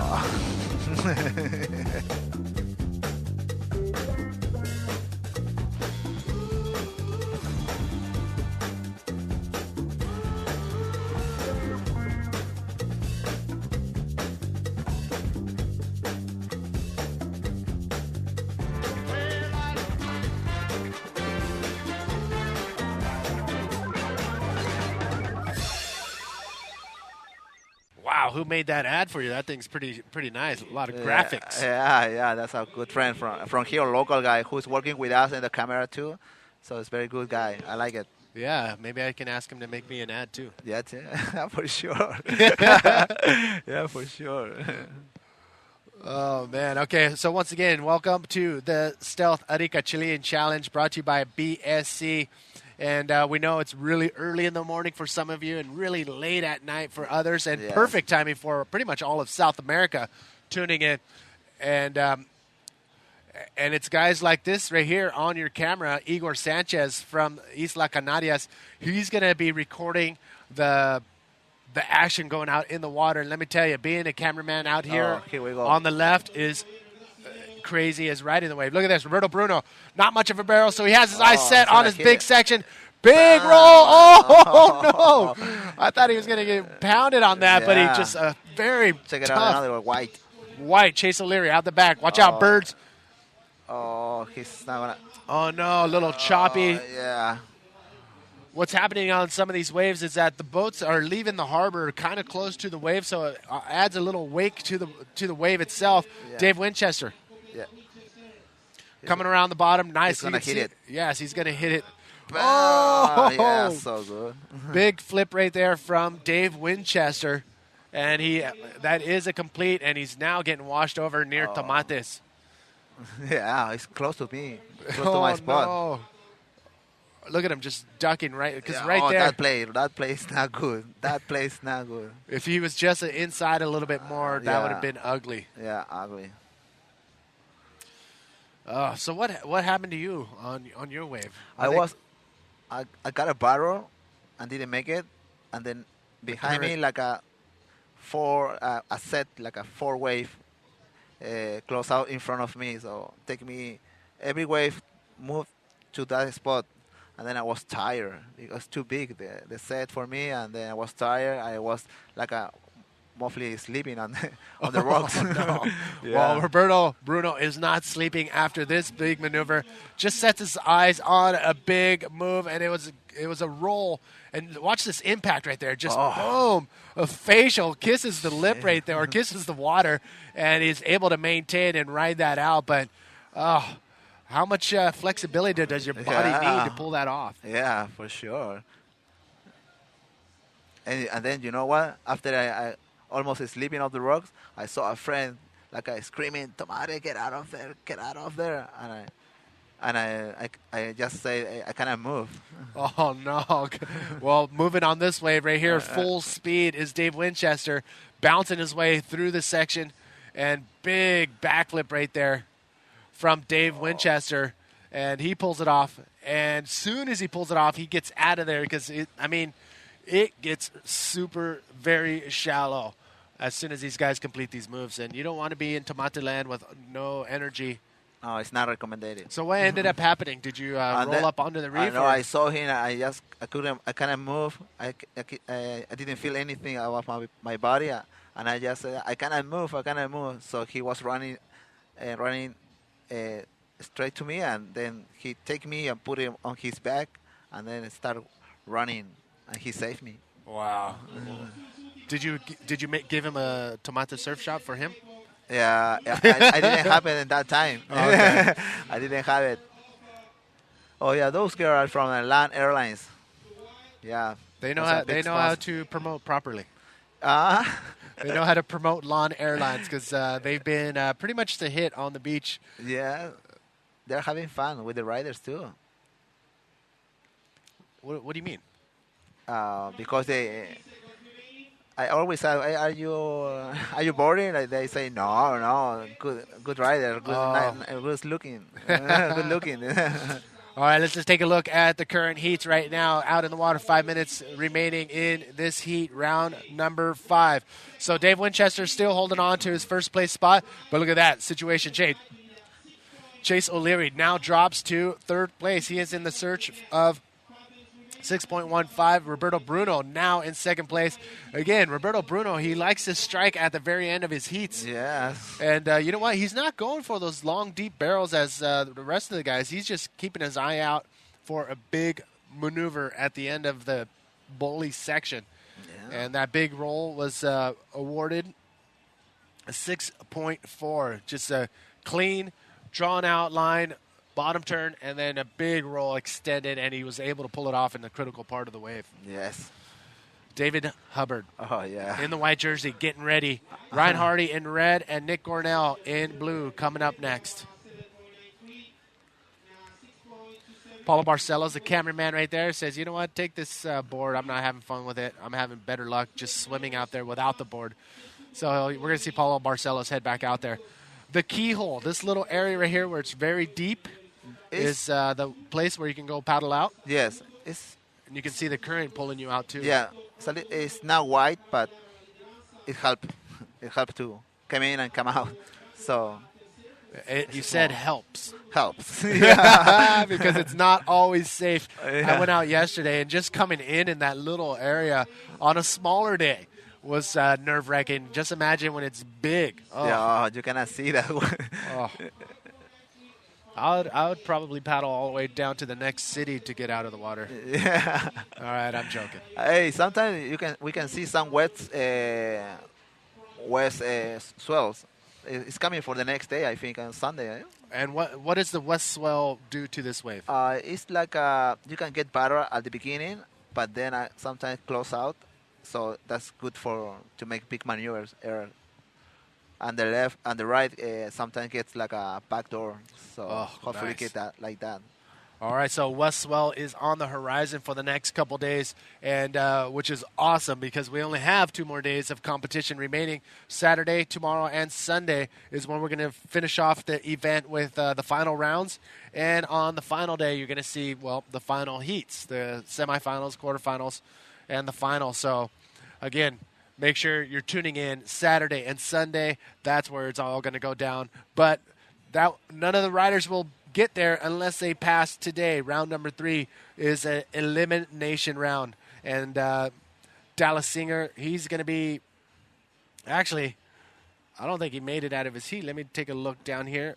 Yes, he won his heat. In heat number 2, round number 3, you're going to see Dallas Singer again. Also – For sure. Look at his face. yeah, he's focused. So focused. Andrew Lester with the beanie. He's coming up in heat number 8 against Ben Player and Sasha Specker, so he's focused too. Look at Dallas Singer just tuning in. It's crazy. What's he thinking about? Yeah. Oh, you know what? Yesterday we went to schools with Lester, Rawlins, Tamega. It was really fun. Ryan Hardy. We went to visit the school, giving the posters to the children, sign it. Even me, I was signing the girls. I had to sign in the face of the girl, like a tomato serve shop. Yeah. Hey, put the tomato serve chop here. Put the tomato serve chop here. And the arms, and the face, and the front. Awesome. Yeah, it was. So you feel like a celebrity? Yeah, my first time, like the people asked me for sign, and it was really good, really fun. People get crazy, the students. Well, this guy's usually a jokester right here, Jake Stone, but he's focused as well. I think all these guys know that this is do or die right here, round number 3. Thomas Rigby right there, unfortunately, didn't advance on from his heat, but he's still here with support. Yes. Again, welcome everybody. The Stealth Arica Chilean Challenge presented by BSC. Jonathan Chu, 9:45 a.m. or p.m. Where are you? Ant-Man, what up? Melbourne, Liam, what up? Blake, thank you for tuning in from Canola. Oliver, Jonathan, Branson, Alex, Jake, thank you guys for tuning in. We are broadcasting the live feed here from Isla Alacran, Isla Alacran. which means? Alacran. It's like a scorpions. Yeah, Scorpion Island. Well, I got heat the other day from the locals because I said Scorpion Island all the time, and they said no. Isla Alacran. Yeah. So from now on, it is Isla Alacran, and which is the site of El Gringo, probably one of the most consistent waves in the world for bodyboarding. It's just a heavy, perfect A-frame. And I just heard, and I think you can hear it too, the horn has sounded for the end of heat number 5, round number 3, and it looks like Dave Winchester and Roberto Bruno. Yes. That's it. Hey, it's your second time here. What do you think about the contest and the city, Manny Vargas? Oh, wow, okay. I'm getting asked questions from Tomate. Thank you, Tomate. You're welcome. No, this place is unreal. I mean, you know what's been pretty interesting? Last year, it was very cloudy every morning, pretty much. Yes. But now, this year, this is like maybe the 4 or 5 days out of 7 where the sun came out before 12 o'clock. And it's been absolutely beautiful out here. It looks like Hawaii out there when the sun comes out. Yes. Check this out. Looks like. But the water was cold today. The water is a little colder than Hawaii. Ladies and gentlemen, there you have it. Advancing on to round number 4, Dave Winchester and Roberto Bruno.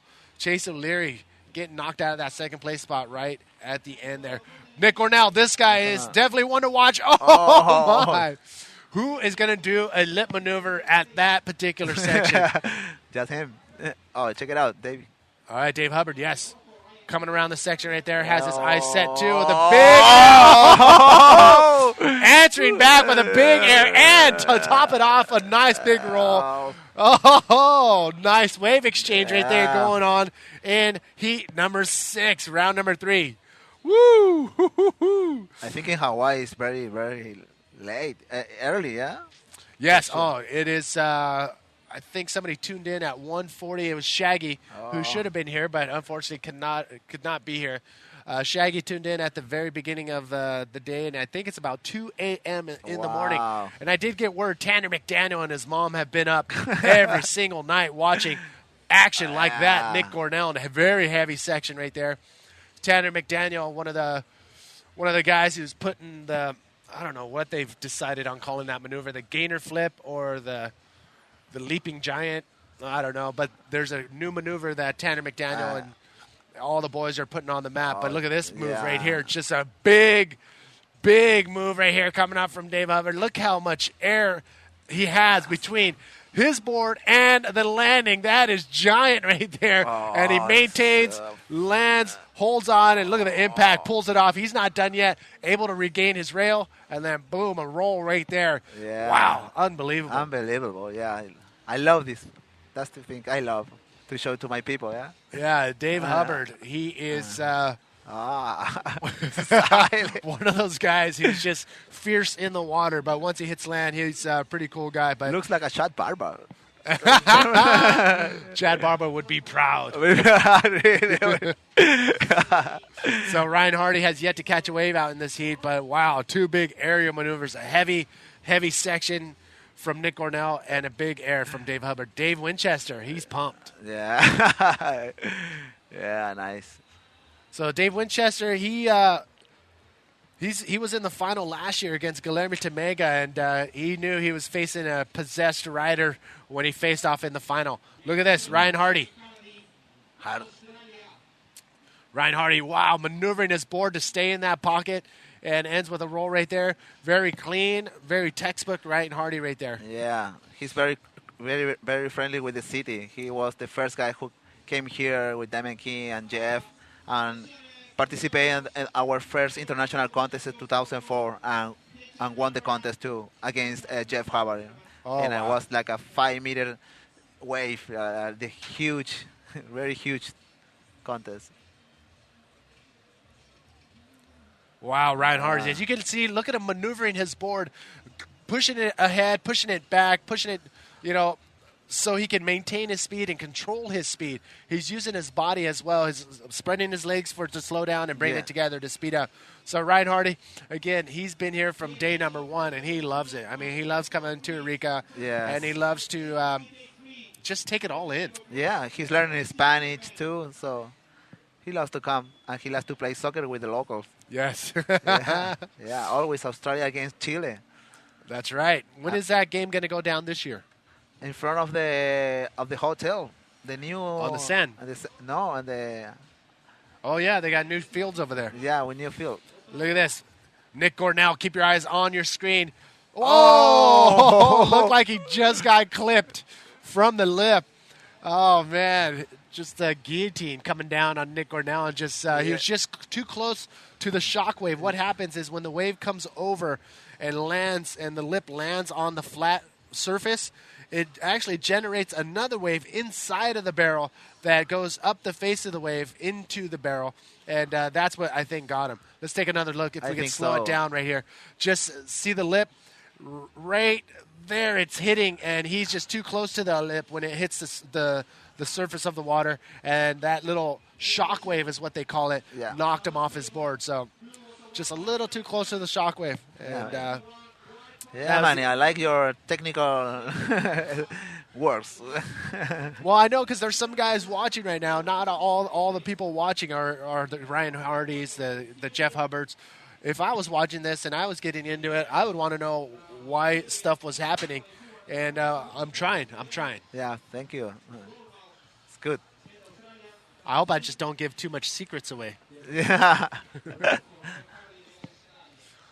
Another beautiful day here on Isla Alacran, just outside of Arica, for the Stealth Arica Chilean Challenge presented by BSC and Tomate Surf Shop, along with many other sponsors. We thank every single one. Yes, I would like to thank a lot to Stealth Things and BSC, our biggest sponsors, and Municipalidad de Arica. That's the big one too, the government. Without them, this contest is not on. So I had to thanks to them, Movistar and Land Airlines. Thanks. Well, here's taking a look at the list of past Arica champions. The first one to win was Ryan Hardy in 2004. And in 2005, who took the title then? Jeff Hubbard. Look at this, Ryan Hardy. Look at Eddie comes out clean. Ryan Hardy, smooth, deep barrel from Ryan Hardy. I don't think he could have stayed in that barrel any longer. He did everything he can to stay behind the curtain and just clock as much tube time as possible. Again, the camera angle that you're seeing, we're looking into the barrel, and what we see, what the judges see, is that he's actually deeper than what you see on your camera view, and it's amazing to see these guys shoot out of deep, long barrels. just like this one. So Yeah. take another look. Yes. Why don't you give us technical talk? Go for it. Tomate. You can talk about it in English. I cannot talk. I can say it but in Spanish. All right. But I have to talk in English. No, en español si quieres. Ah, sí, sí puedo. Porque hay muchos bienvenidos todos que están hablando, que hablan español de Sudamérica y por todo el mundo. Aquí estamos. David Hubbard. Vamos en español. Acá, vamos David Hubbard bajando, frenando la ola, metiendo la pierna para meterse al tubo. Sale del tubo y bueno, ¿Por qué, sale de la ola. Sí, ¿por qué dejó su tabla ahí? Para pasar por debajo de la ola y que no se lo lleve el labio hacia la roca. Eso. All right, so there you have it. Tomate is currently living in Arica, and he has 3 Tomate surf shops around all of Arica, and he is the one that makes this event possible. Let's take another look at Dave Hubbard's nice barrel ride right here. As you can see, double elbow bottom turn right there, which is just stalling for the swoop, and he gets inside of the barrel, and not much there after that, and he gets out of there just in time before the wave breaks. Look at this, Nick Gornell. This guy is going to surprise you in years to come for sure if he stays and gets on the world tour. Well, he didn't make it. Unfortunately, he did not make it out of that wave. So in 2005, Jeff Hubbard Yes. takes the win in the final Yes. against Jeff Hubbard against... I don't remember. All right, we'll check the archives for that. But in 2006, Jeff Hubbard won again against Guilherme Tamega in that final. That was a huge final. That was a big... At the last 30 seconds, he won. Wow. 2007, Ben Player. Ben Player. 2008, Tamega, I think. 2009, Mike Stewart. 2010, Dave Winchester. 2011, Tamega again. Tamega was possessed last year. Yeah, he told me now, he said, I'm coming to protect what is mine. Yeah. Had to compete because this is mine. I want to win again. Holy crap. Well, I would not want to be in a heat with Guilherme. Check this out. We do have the winner of the last heat downstairs. Alex, where you at, brother? Yeah, thanks, Manny. Down here, mate, with that last heat winner, Dave Winnie Winchester. Winnie, how's the conditions out there, buddy? Tell everyone how it looks a little slow to me, but you give us a report. Yeah, I only had one wave in the first 10 minutes, and I was pretty on the ropes. But you just got to be a bit patient and be pretty picky, and, yeah, you can come out with a few good ones. Yeah, I saw you do that nice invert on that right-hander. Pretty big air there. Must have been pretty... get the monkey off the back after you did that, eh? Felt pretty good? Yeah, I saw a couple of good rides coming through, but no one was really getting them. So I just thought, I had third priority. I just try something different and go for it. And how's the priority system? Do you reckon it's working in your favour? Did you like it? Yeah, I love it. I mean, no one can snake you, and if you paddle for a wave and don't go, it's your fault. And so you can pick and choose whatever you want. Well, you know, you advanced through now to the non-elimination round, which I like to call the go-for-it round. So you can go big and you don't get knocked out, so you must be pretty stoked. They're looking forward to that. Yeah, I'm pretty pumped. I was a bit nervous in that one, but thanks to my wife for being honest this morning. I love you. And, just can't wait to really give it a go in this next one. And, yeah, go for it, like you said. Go big or go home. All right, back up to you, Manny, in the booth. That was Dave Winchester taking that one out. Congratulations to Dave Winchester, back in time for the live action, because we do have sets coming in out the back. Dave Hubbard and Ryan Nick Hardy. Gornell paddling over that one. But as you saw during the interview, it was Ryan Hardy in the red jersey clocking in a long barrel ride with a roll, 6.2 from Ryan Hardy. So, Tomate, again, we have El Gringo, or why do they call it Flopos? A lot of locals want to refer to this wave as Flopos, not El Gringo. ¿Por qué? Or why? Because a friend, we call him Flopos. My friend died, no surfing, an accident car. Many people love him. He was one of my best friends, my second best friend. His name? Is Milenko Dekovic. And his brother, his twin brother, was participating in the trials, Nedelko Dekovic. So... Oh, his brother. Yes. So as you can see, where the interviews are sometimes up there on the rocks, you can see like a monument. Yes. So it's for him, a very lovely friend guy. We lost him like maybe 10 years ago. Okay. So we call him Flopos because it's mixing in between the pelican and a lazy guy. He was lazy. Well, not lazy right there. It's, David Hubbard. Nice barrel ride right there. Not one of his higher scoring waves, but a good wave to have on his score sheet. So there you have it, the inside scoops on why the locals prefer to call this wave Flopos in honor and in memory of Milenko Dekovic. yes. So if you ever come to Arica and you want to talk to the bodyboarders and you want to fit in instantly, just say, where is Flopos? Yes. And not El Gringo. Yeah, that's the local. But around the world, everybody knows this wave is El Gringo. El but Gringo, yeah. if you want to be in with the Loc Dog, say, where is Flopos? And here's this David Hubbard stalling as hard as he can to make sure he gets as much barrel time as possible in this beautiful sunny morning here on Isla Alacran. Yes. All right, again, welcome everybody. This is the Stealth Arica Chilean Challenge presented by BSC. And we know Jazz is tuning in from Australia. Chad, Newcastle. Wow, everybody in Australia is tuned in, even though it's pretty late at night. Well, 9:46 on the Sunshine Coast, Zach. Jake, what up, dog? Mitchell and Mick. Mick has always been here as well, so Mick is tuned in from Australia. Joel, what up from the Sunshine Coast? Zach, Old Bar, East Coast, Australia. Tasmania, Ash Stewart. Tom, Curl. I love the names of all the towns in Australia. Luke, we know you're there. Meaty, Jake, Riley, Dean, Ryan, Sam, Cade, thank you all for tuning in. I'm starting to say the familiar names pretty much every day.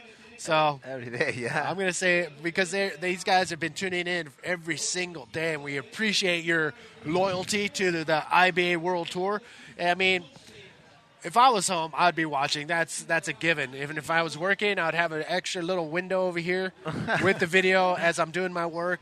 So we appreciate everybody for tuning in here to the 2012 Stealth Arica Chilean Challenge, and we're not gonna let you suffer. I mean, the riders are doing everything they possibly can here at Flopos. Yes. One of the most consistent waves. Manny V here with Tomate. Tomate. Tomate, you. I'm gonna ask you a question that may take a little bit of time for you to answer. So I'm gonna wait until there's a little lull in the action. But if these riders see something that we see right here on the screen, looks like a set coming in out the back. Yeah, maybe a left, maybe close out. Yeah, they don't want to take it that. The next one.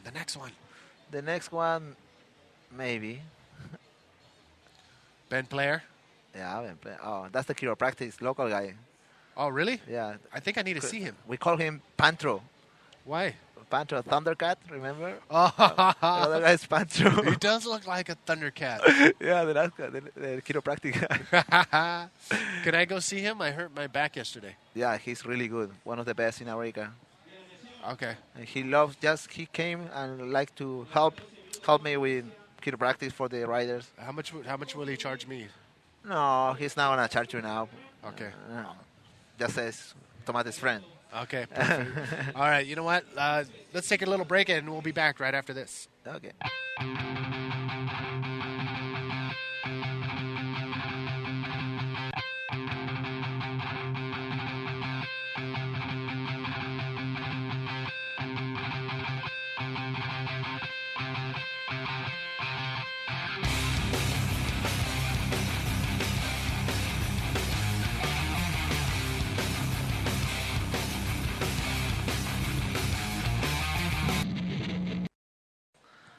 Manny, say it. Oh my Lord, that was huge. During the break right there, I mean, we saw Dave Hubbard just going absolutely mental on his wave, and I'm sure the boys downstairs have the replay of that. Let's take another look. This is what was going on just a few seconds ago. Dave with a nice, stylish barrel ride right there, and he keeps his eye on the opening, and I thought he was done, but look at this. Just gets some serious projection for an ARS and just goes sideways, and you can't see it, but he is in the shallows of the reef. Yeah. He's crazy. Crazy. I think all these guys are crazy. Yeah, everyone get crazy over here. Wow. And I was looking at the crowd as that was going down, and Everybody's just loving it. The people who come down to the beach and watch, this is like the perfect venue to watch a bodyboarding event. You're literally 20, 30, 40 yards away from the wave, Yes. sitting on the seawall and watching guys like this. Coming up next, Jake Stone doing crazy maneuvers. Jake Stone has his jersey, heading on out. Looks like a little bit of the reef was on the rash guard, now stuck on Jake's face from the previous heat.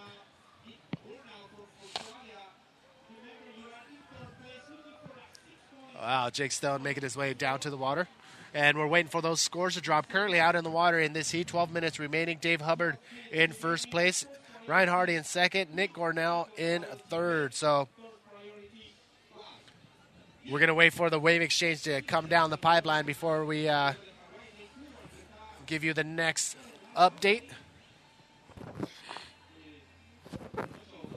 Woo, crazy action. Yeah. Look at Jake Stone getting mobbed before. Can I take a photo of you? Can I get an autograph? Oh, unreal. I wonder if this messes up their mentality before they go out into the water. And will the people get offended if they said no? Sometimes, but some people understand, but They some people understand. don't understand. Yeah. Every year, the But- people is understanding more the Yeah. situation is. But obviously, Jake Stone doesn't care one bit. Yeah, about he's getting relaxing. on- Yeah. He's relaxed. Really relaxed. He's one of those guys that'll drop you an autograph at any given time, even 2 seconds before his heat. So Maybe he's pretty sure he's going to win this hit.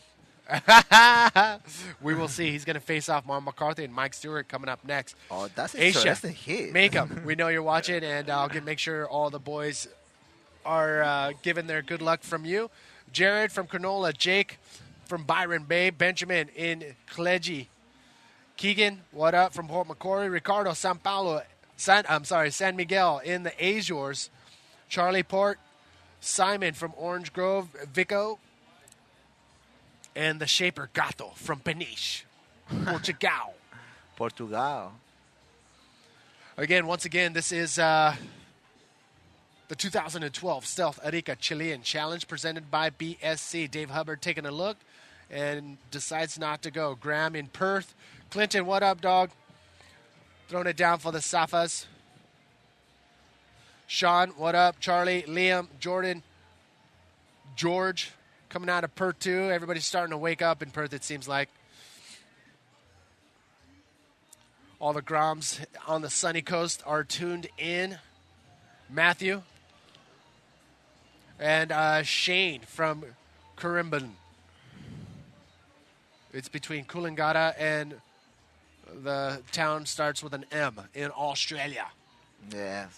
So we have a ton of people tuning in from all over the world. En español, bienvenidos a todos. Bienvenidos. Bienvenidos a todos.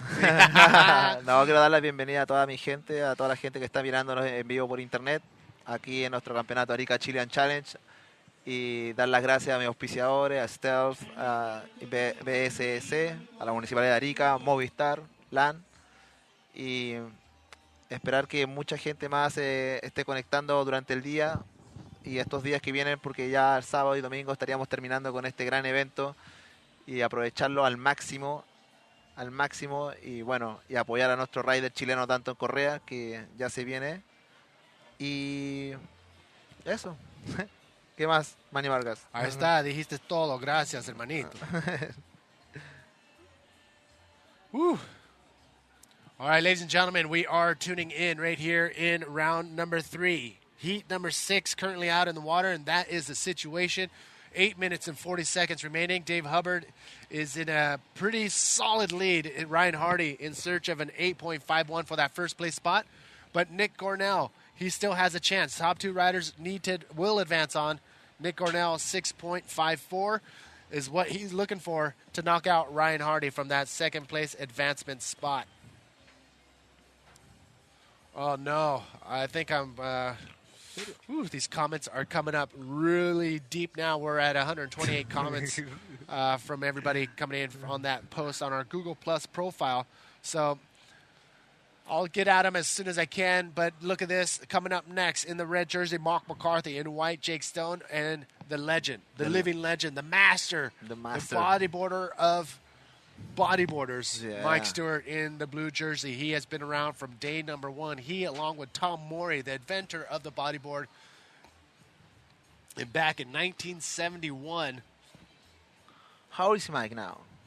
You know what? He just had a birthday last week, I believe. Yeah. And I want to say he's 49 or 50. He's up there. Oh, wow. An example to follow, yeah? Oh, man. To practice bodyboard, yeah? Mike Stewart is pretty much the epitome of how long you can take bodyboarding at this level. Yes.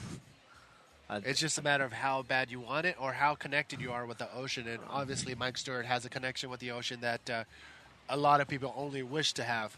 Oh, how about you are, too? Yes, or how bad you want it. Yeah. Or maybe this one. Taking a look right here. Yes, it looks like Nick Cornell. What's he going to do? It looks like it could shape up for a big air maneuver at the end bowl.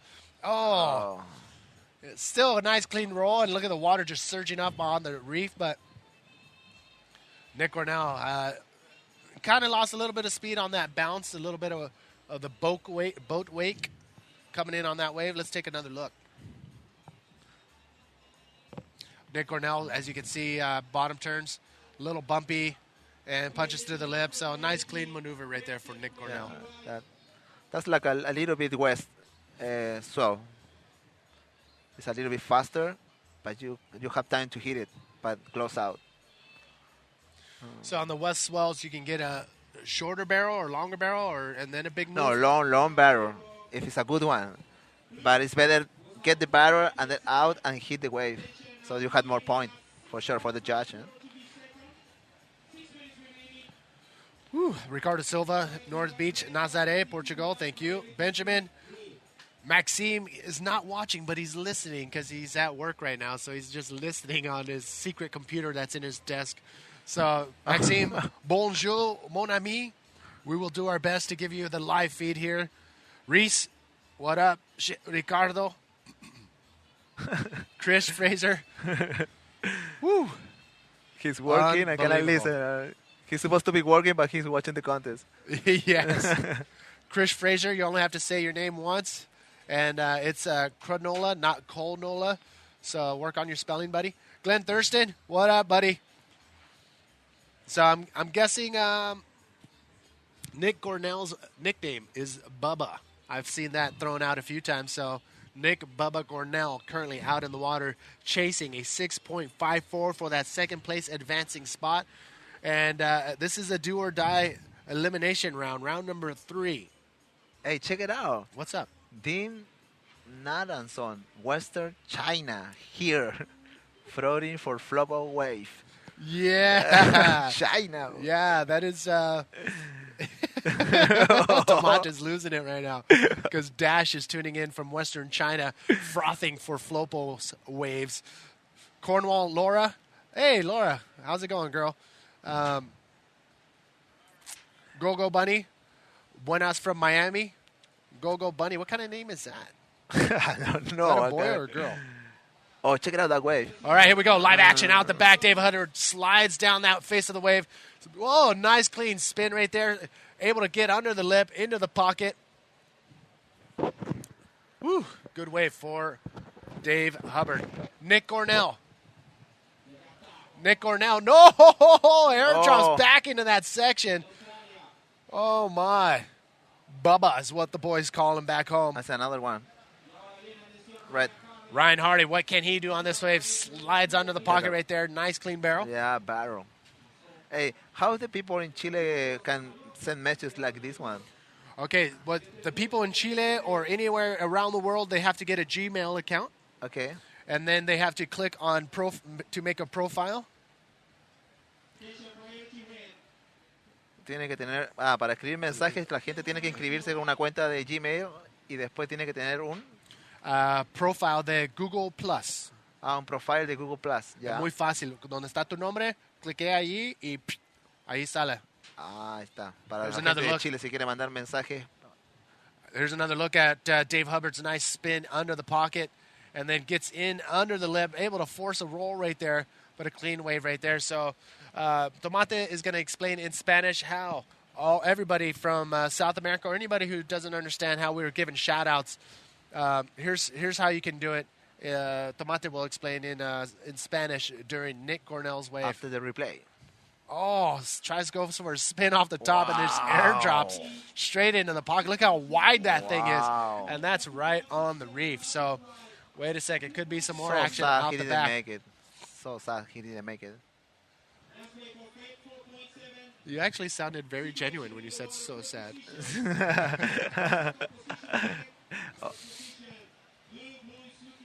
All right, so once again, this is the South Arica Chilean Challenge presented by BSC. Tomate says this is the one. Will it be the one for Dave Hubbard? Nice, clean face carve. And gets a nice, clean barrel, and that's all. Barrel. You wanted to see a lip maneuver. Yeah. Ryan Hardy comes off the bottom. Nice face turn right there. And then another pocket ride. Oh, goes for air roll spin. An ARS is what all the bodyboarders call that move. And Ryan Hardy, clean, quick wave. Yeah, I want to see a air reverse. I talked yesterday to Ryan. He said I would like to make the air reverse, and Tamega too. They said I'm saving that. I want to do an air reverse. We haven't really seen many air reverse maneuvers here at Flopos just yet, but most likely it will happen. Yeah, hopefully, just during the free surf. Whew. Once again, thank you for tuning in. Jordan, we know you're in Perth. Liam, Jared, Roger, Timothy Whale, again. Look at that nice, clean turn right there from David Hubbard. Slides under the pocket. And this is another look at Dave Hubbard's wave. So here is where we're at currently in heat number 6, round number 3. Here's one last look at Ryan Hardy's wave. As you can see, not much of a barrel right on the takeoff, so he drops straight down, comes around the section, and does a nice, clean face turn. Comes off the bottom. Nice ARS right there for Ryan Hardy. Not as clean as some of the other ones, but still a good. Unfortunately for Nick Gornell, that is the end of the road for Nick. Ryan Hardy and Jeff Hubbard will be advancing on. And look at this, right off the bat of the next heat. LTD. Y así ahí pueden enviar mensajes directos hacia Manny Vargas y a la cual él va a transmitir tu mensaje por la transmisión en vivo. Ahí está. Muchas gracias por todo. Google Plus, ahí está. Gracias, Tomate, y te veo allá abajo en mi break. Ya, viejo. Gracias. Okay, gracias, hermano. All right, so that's Tomate giving the explanation on how everybody who speaks Spanish who's tuning in and is trying to figure out why is he saying Australia or UK, everybody English speaking. How could we get some international feel on some, shout-outs? So you need a Gmail account, open up your Google Plus account, and then you'll see on the IBA World Tour PTY Ltd profile page is where you can drop your shout-out. So once again, David Hubbard, the winner of that last heat number 5, along with Ryan Hardy advancing on. Bad luck for Nick Gornell. So Dave Hubbard, explosive in that heat.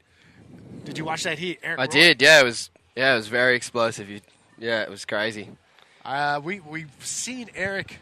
We've seen Nick Bubba Gornell absolutely destroying his free surfing in some early rounds with his big aerial maneuvers. Yeah. And a lot of people were waiting to see that today. Unfortunately, the waves didn't come for him. Yeah, that's right. Yeah, well, the waves were a little bit slower in his heat, and they're a lot smaller today as well compared to the other day when he was boosting. Yeah. So Nick Gornell, if the waves are big, you're going to definitely see this guy just launch into orbit. So keep an eye on Nick Gornell in future events when it is pumping. So Dave Hubbard making his way to the water's edge. Have you been watching the first few heats? It's been freaking insane. Yeah. Oh well, I just had a surf out there this morning, and then I came in, went and had breakfast. Were you one of those guys that didn't get out of the water until? No, I did. No, I did. Because there was like 10 people. Yeah, that was still out in the water. I know. When the heat started. Yeah, no, I was forced to paddle in through the right channel, so yeah, it was a long way in. Oh, man. So, once again, welcome, everybody. This is Manny V holding it down with Eric Roy. We are in round number 3. This is the elimination round. This is when people are getting cut out of the event. Only 2 riders out of the 3 will advance on to round number 4. Again, Gringo is pumping, or as the locals call Flopos. And it looks like we got some action out the back. Here we go. Doesn't look like anyone's paddling for anything. Okay, well, I get too excited sometimes when I see these big, perfect A-frames come in and and everybody's out there. So I get too excited, man. I mean, I talked to a friend of mine, Greg Barr. He's visiting from San Diego, and or California, and he's here, and he's been watching the live feed from on the internet, and he came here this morning. He's like, or yesterday, he's like, man, it's so different being here than it is watching. It and is. You feel the power, you feel the raw energy of the ocean just unloading on the shallow reef here at El Gringo. And to see guys just doing these big moves almost on the reef is amazing. Let's Here we take go, a look out at the Mike back. Stewart. Mike Stewart out the back, takes off in this left, scoops into that one, gets a nice barrel, and comes out the top with a roll. And decides to ride that one out clean, and, just pulling through the back there. That was a nice wave. Woo. Here we go, rider in white. We have Jake Stone. Scooping into that one. Gets a nice barrel through there, just through that foam. Oh! Wow, Jake Stone getting some serious tube time. It comes out with a big ARS and cannot pull it off. He's on the reef. And here we have Mark McCarthy in the red. Mark McCarthy, one of those determined riders, pulls in deep and unfortunately comes up to the reef and cannot pull out of that. Just pinches on Mark McCarthy. So Mark McCarthy, unfortunate, getting the less scored wave in that wave exchange. That's right, yeah. Woo.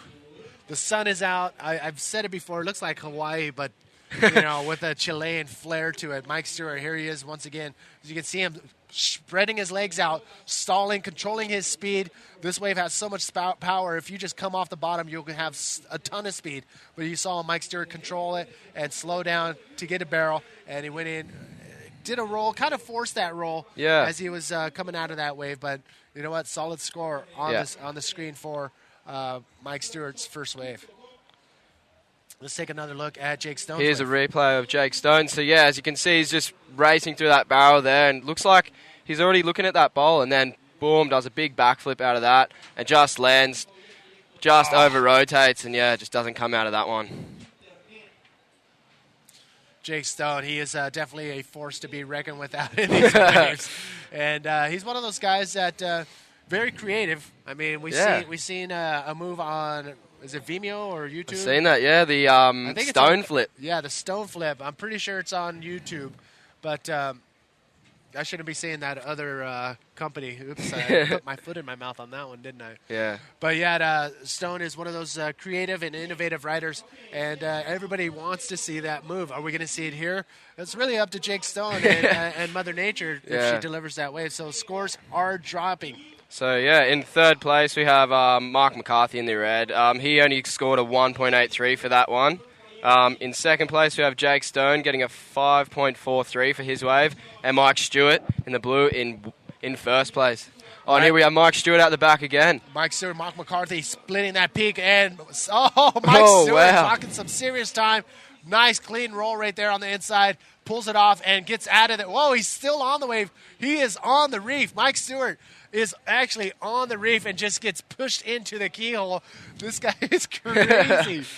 Mark McCarthy was on that right-hander, but Mike Stewart, he held on all the way through. Look at this. Here we have Jake Stone out the back. Here we go, riding high into that one, and down the bottom getting a nice pit, and boom, big roll out of that. Lands that one clean and decides to finish off with a spin. Unreal. Serious wave exchange going down in round number 3. This is El Gringo, as the locals call it, Flopos. Flopos has been delivering the goods. Here we have a replay. Action. Here we go. Let's take another look at Mark McCarthy, who was on that right as Mike Stewart went left. So as you can see, he's just trying to ride and trying to sit in that barrel, and he's getting barreled. That's two sections. That's 2 sections. He's not going to finish off yet. And decides, that he'll just do a big roll out of that. So, and then finish off with a spin. Oh, that's going to be a tough one to call. Again, I would not want to be a judge in this situation, especially when you got this caliber of riding. The judges have been doing a spectacular job and being consistent and calling moves complete or not complete as they get close and landing on to the shallows of the reef. So here's another look. Let's have a replay of Stewart's wave again. So as you can see, he's just riding through that one really nicely. And he's really deep and comes out that one, spits him out, and then does a roll out with the section there. So. Mike Stewart out the back again, scooping into another barrel. Oh, my, he's That one deep. might be a bit deep. too fast. And no, I don't think he's going to come out of that. Didn't he just catch a wave? He just got a wave. That's pretty much tells you how physically fit this guy is. He's Yeah. been bodyboarding from day number one, and here he is. I believe, I want to double check before I say how old he is. 49 years old he turned the other day. He turned 49 years old just last week, and you know what? Pushing 50, out here in some heavy conditions. Yeah. That's just a little check mark on what you can do in your, late 40s. Yeah, as you can see, that one, as the camera panned out there, you can see how close it really does break onto the rocks. So, yeah, this morning when I went for a surf, it was low tide. It's a bit smaller today. Oh, here we have a replay from Jake Stone's wave. As you can see, he's riding high into that one, and then it opens up as it's going down into the next section, and he's looking for that ramp. It does a big roll out of that. Lands that nice and clean, and then pulls off a spin at the very end. Woo. Yeah, I was just going to say, intense action. I'm like, my eyes are going, cross-eyed from looking at the monitor, looking over to the actual wave and seeing waves go by unridden, just spinning on the shallows. It's insane. Yeah. So we have an update from the score. So for Mark McCarthy, he scored a 6.5 on that last right. He still needs a 4.26 to be into second place. Jake Stone has a 5.43 and a 5.33 and needs a 7.4 to be in first place. And Mike Stewart has a 7.33 and a 5.5, and he's winning by 2 points and 2.7. Whew, I can't. I mean, there's so much action going down today. I'm like, I need to stop and catch my breath. And this is a perfect time because we do have the winner of the last heat with Alex Leon. Alex, where you at, brother? Yeah, thanks, Manny. I'm down here with last heat winner, Dave Hubbard, the Hawaiian. And Hub, getting more airtime than LeBron James then, buddy. Oh, yeah. I didn't make an air in one of my first heats, so when that section came, I knew I had to stick it this time. And, yeah, I was stoked on it. Yeah, heavy landing too, right in front of those rocks. You managed to pull it off. Pretty much you ran away with the heat pretty much after that wave. Yeah, I was stoked to start in a comfortable position with a high 8, and, from there the heat was a little bit slow and not too many other large scoring potential the rest of the heat. So, yeah, I was stoked to start off on the right foot. Yeah, how's the conditions out there? I mean, it does look like it's starting to get a little better since we've seen the first heat of the day. Yeah, the sun's on it now, and it's looking great. When the right ones come in, it's unreal. But there is some weights, and sometimes they aren't the best. But it's sick out there. Yeah, well, you and your brother advanced through now. The Hubbards are holding up Hawaii proud. We see Mike Stewart's in this one now. We'll see if he gets through. But you want to say a shout out to any of the boys back home watching? Yeah, thanks to the family and friends and everybody back in Hawaii. Aloha. And there he is, Dave Hubbard advancing through to the non-elimination round. So you'll see some more big airs probably from Dave very shortly. Back to you boys in the booth. How's that facial emotions from Dave Hubbard? All right, here's your situation currently out in the water for heat number 6. I'm sorry. It is, heat number 7 out in the water of 8 in round number 3. This is an elimination round, which one rider will not advance. Ugh, the odds. So here you have it. Eric Roy and Manny V holding it down in the commentator's booth for the 2012 Arica Chilean Challenge presented by Stealth and BSC. Where are we at with 17 minutes and 40 seconds remaining? So we've got, Mark McCarthy still in the third place, needing a 4.26 to be in second. Jake Stone in the second, needing a 7.4 to be in first, so that's going to be tough. And Mike Stewart with a 7.33 and a 5.5. Woo. Don't change the channel, ladies and gentlemen, especially Daniel Green, Matt Wheatley, Ella is tuning in from, where are you guys at? Living in Sydney, but they're both from Chile and England. Thank you guys for tuning in. Emmett, Luke, Ivan, Pedro. Our list is getting almost too long now. Paul Bento, Hector Morales, Ricardo Silva, Ivan in Portugal, Vega in Swaltel, New South Wales, George, Manu, Pedro, Puerto Rico, watching from work. Don't get caught. It won't be our fault if you get fired. Fenton, Sean Murray, thank you guys all for tuning in. Joao, what up? Shannon, good morning from Isla Alacran, Scorpion Island, here outside of Arica. Woo! So Mark Watts, Dan Worsley, chilling out in Sydney, the South Africans. Thank you guys for tuning in as well. And Eric Roy, Manny V holding it down here. 16 minutes remaining. Mike Stewart in a pretty solid seat right now in first place. Jake Stone in second. Mark McCarthy in third. Eric Roy, the conditions are pumping. They are. They're pumping every day. It's been such a good competition. It's amazing. Even when it's small, it's only like 4 foot today, but still the waves that are coming through are just insane. I mean, you're looking at sunny, blue skies. Water's in about 61, 62 degree range, so it's totally trunkable for myself and a bunch of the IB boys. And it's just perfect. It's like A-framing off this perfect reef shelf, and 50 yards to shore, you have a beach wall where everybody's just chilling out. Perfect arena to watch some big bodyboarding moves right in front of your face. It's incredible. I can't wait to see the final. Like, with my own 2 eyes, I've just heard how many people show up. Like, I thought that there's been heaps now, but apparently it's just like 5 times the amount that there is now, and there's literally hundreds here. Oh man, if we both only knew. Look, little lull in the action. We'll be back right after this.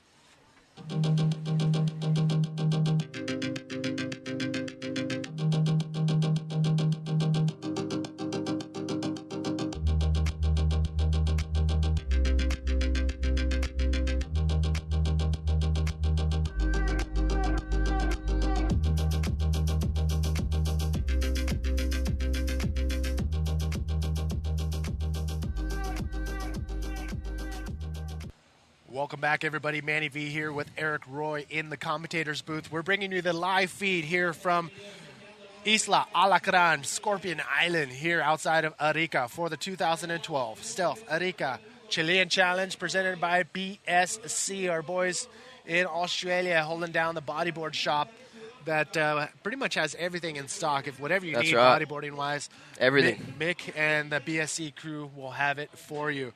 Again, this is round number 3 action going down right now with heat number 7 out in the water. And this is a elimination round. Only one rider will not advance on. Andrew Lester getting ready for the last and final heat of round number 3. He's going to be going against Ben Player and Sasha Specker. That is going to be another incredible heat to watch. All these heats, if you've been tuned in all morning, have been insane. Which move or which heat sticks out in your mind? Well, unfortunately I didn't see Dave Hubb's massive invert, but I've already seen photos, and that was absolutely insane. So. I mean, he looked like he was about 10, 12 feet above the water, fully extended, and landed that thing perfectly. So Dave Hubbard has set the bar as far as height when it comes to the big air maneuvers. So there you have it, ladies and gentlemen, up to speed. Currently out in the water, it is Mike Stewart in first place in the blue jersey. Jake Stone in the white jersey is currently in second. He only has 2 waves, a very slow-paced heat this is. A lot of the riders only have 2 or 3 waves. Mark McCarthy in third place, only needing a 4.26. Totally doable to do for Mark McCarthy, the South African. Whew. So there's only one other South African in the competition so far, and that is Sasha Specker, and he's coming up next. So to hold up the South African flag high, Mark McCarthy has to pull off a top 2 position in this heat. If not, then it's only up to Sasha Specker, who's coming up next, who is getting ready for his heat.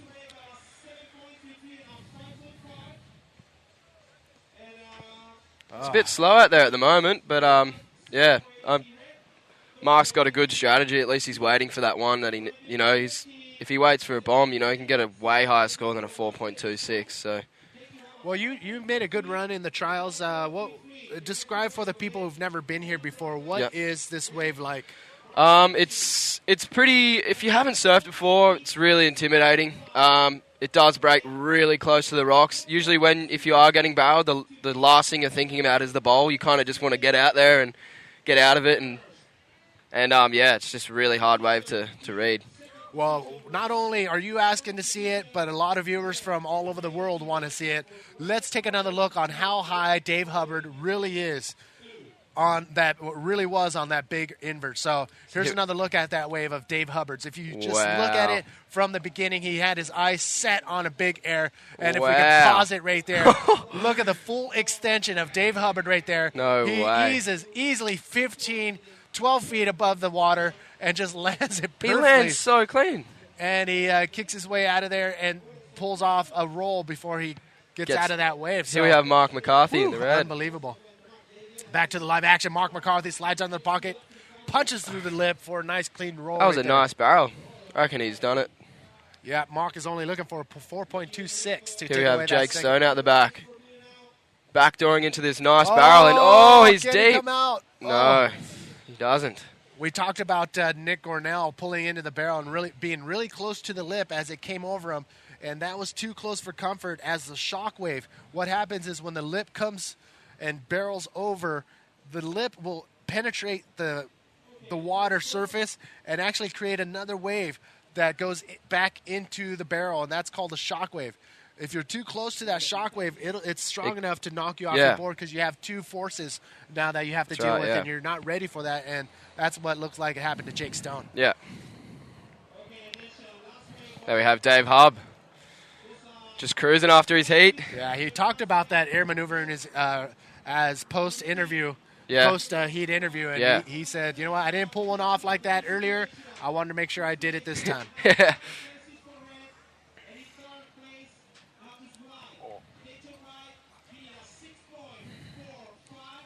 Okay, ladies and gentlemen, once again, thank you all for tuning in. Manny V here with Eric Roy. Eric Roy comes to us from Australia. That's right, yes, from the Gold Coast in Australia. Came over here to do the trials and had a good run, but how tough was the competition during the trials? Yeah, it's really tough. It's really stressful. It's hard.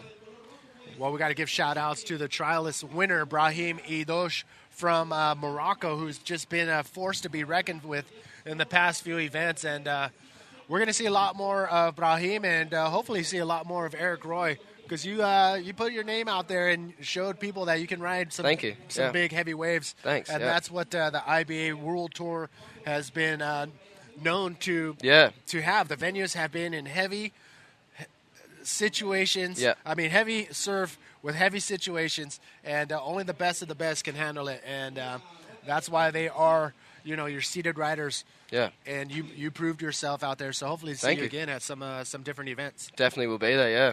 Thank you very much. So to make sure everything is on point when Terry McKenna comes in here, I don't know if you'll be with him or not, but I'll leave a note.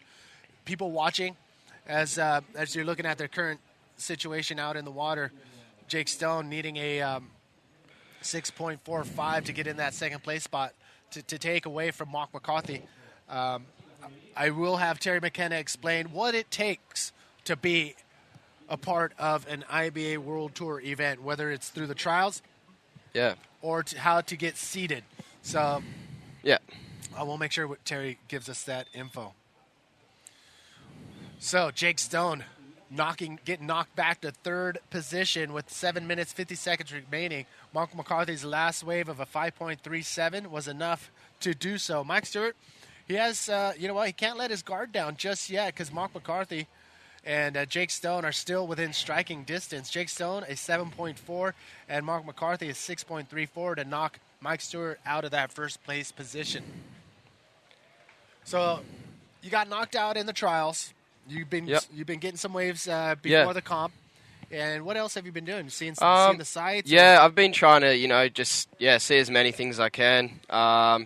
Just been trying to look around in town. Just trying to do as many things as I can before I go. Just because you don't get to come over here often, and I'm just really just feel really privileged to be here. So I'm just trying to make the most of it. But I've been surfing as well, and it's been good fun. I wish I got more surfs in before my heat, because now I'm finding I'm more comfortable out there than I was before. Yeah. So yeah. It's pretty intimidating, especially once you get into that. Once you realize the only way to get out in some of these heavy situations is through the keyhole. Yeah. And that's a crack in the reef right there. And if we have a little time, we can probably send Seamus Makeham over to the keyhole to get another shot. If not, then we'll try to get it later. But the keyhole is it's one of those places that you will love or you will hate. Yes. Whether you go out into the surf or come into the surf, the keyhole is just a big old crack in the reef is where everybody's jumping in.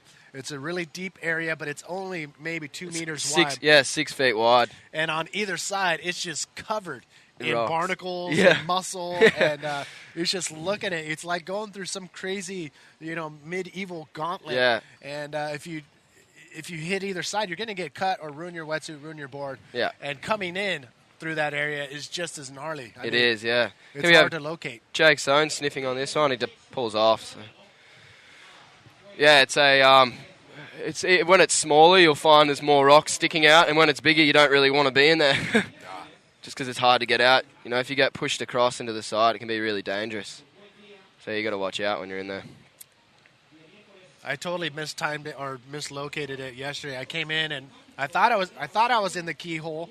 Yeah. But I was actually on the reef. And I scraped up my knuckles and my hand. And I can see. Yeah. Yeah, man, I got worked. Yeah. Did you come up on those rocks on that end bowl sort of thing? Yeah, exactly. I thought I was in the keyhole, so I started riding the wave in, thinking I was in that little deep area. But nope.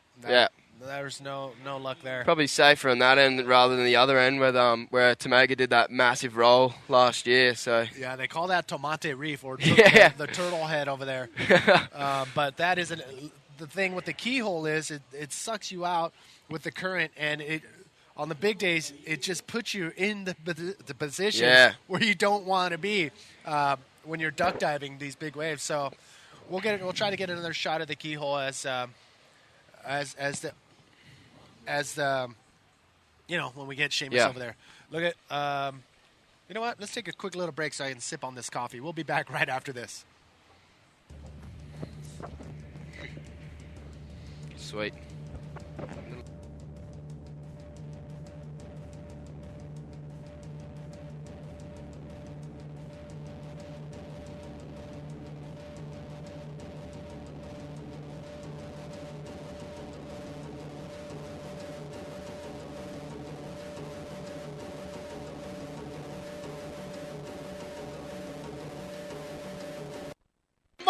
Wow. Oh, okay, ladies and gentlemen, I am very sorry, but I'm crossing my fingers and praying to the camera guys that they did record that last wave of Jake Stone. If they didn't, then I will go downstairs immediately and get some ass whooping. But no, seriously, what you just saw is Jake Stone. As you can see, he's got a little bit more punch in his kick right there. Yes, the boys are delivering. Jake Stone gets into the barrel. It's not a giant wave, but these smaller waves have this projection. Look at this. Boom. Comes out of the wave with a giant flip right there and bounces his way around.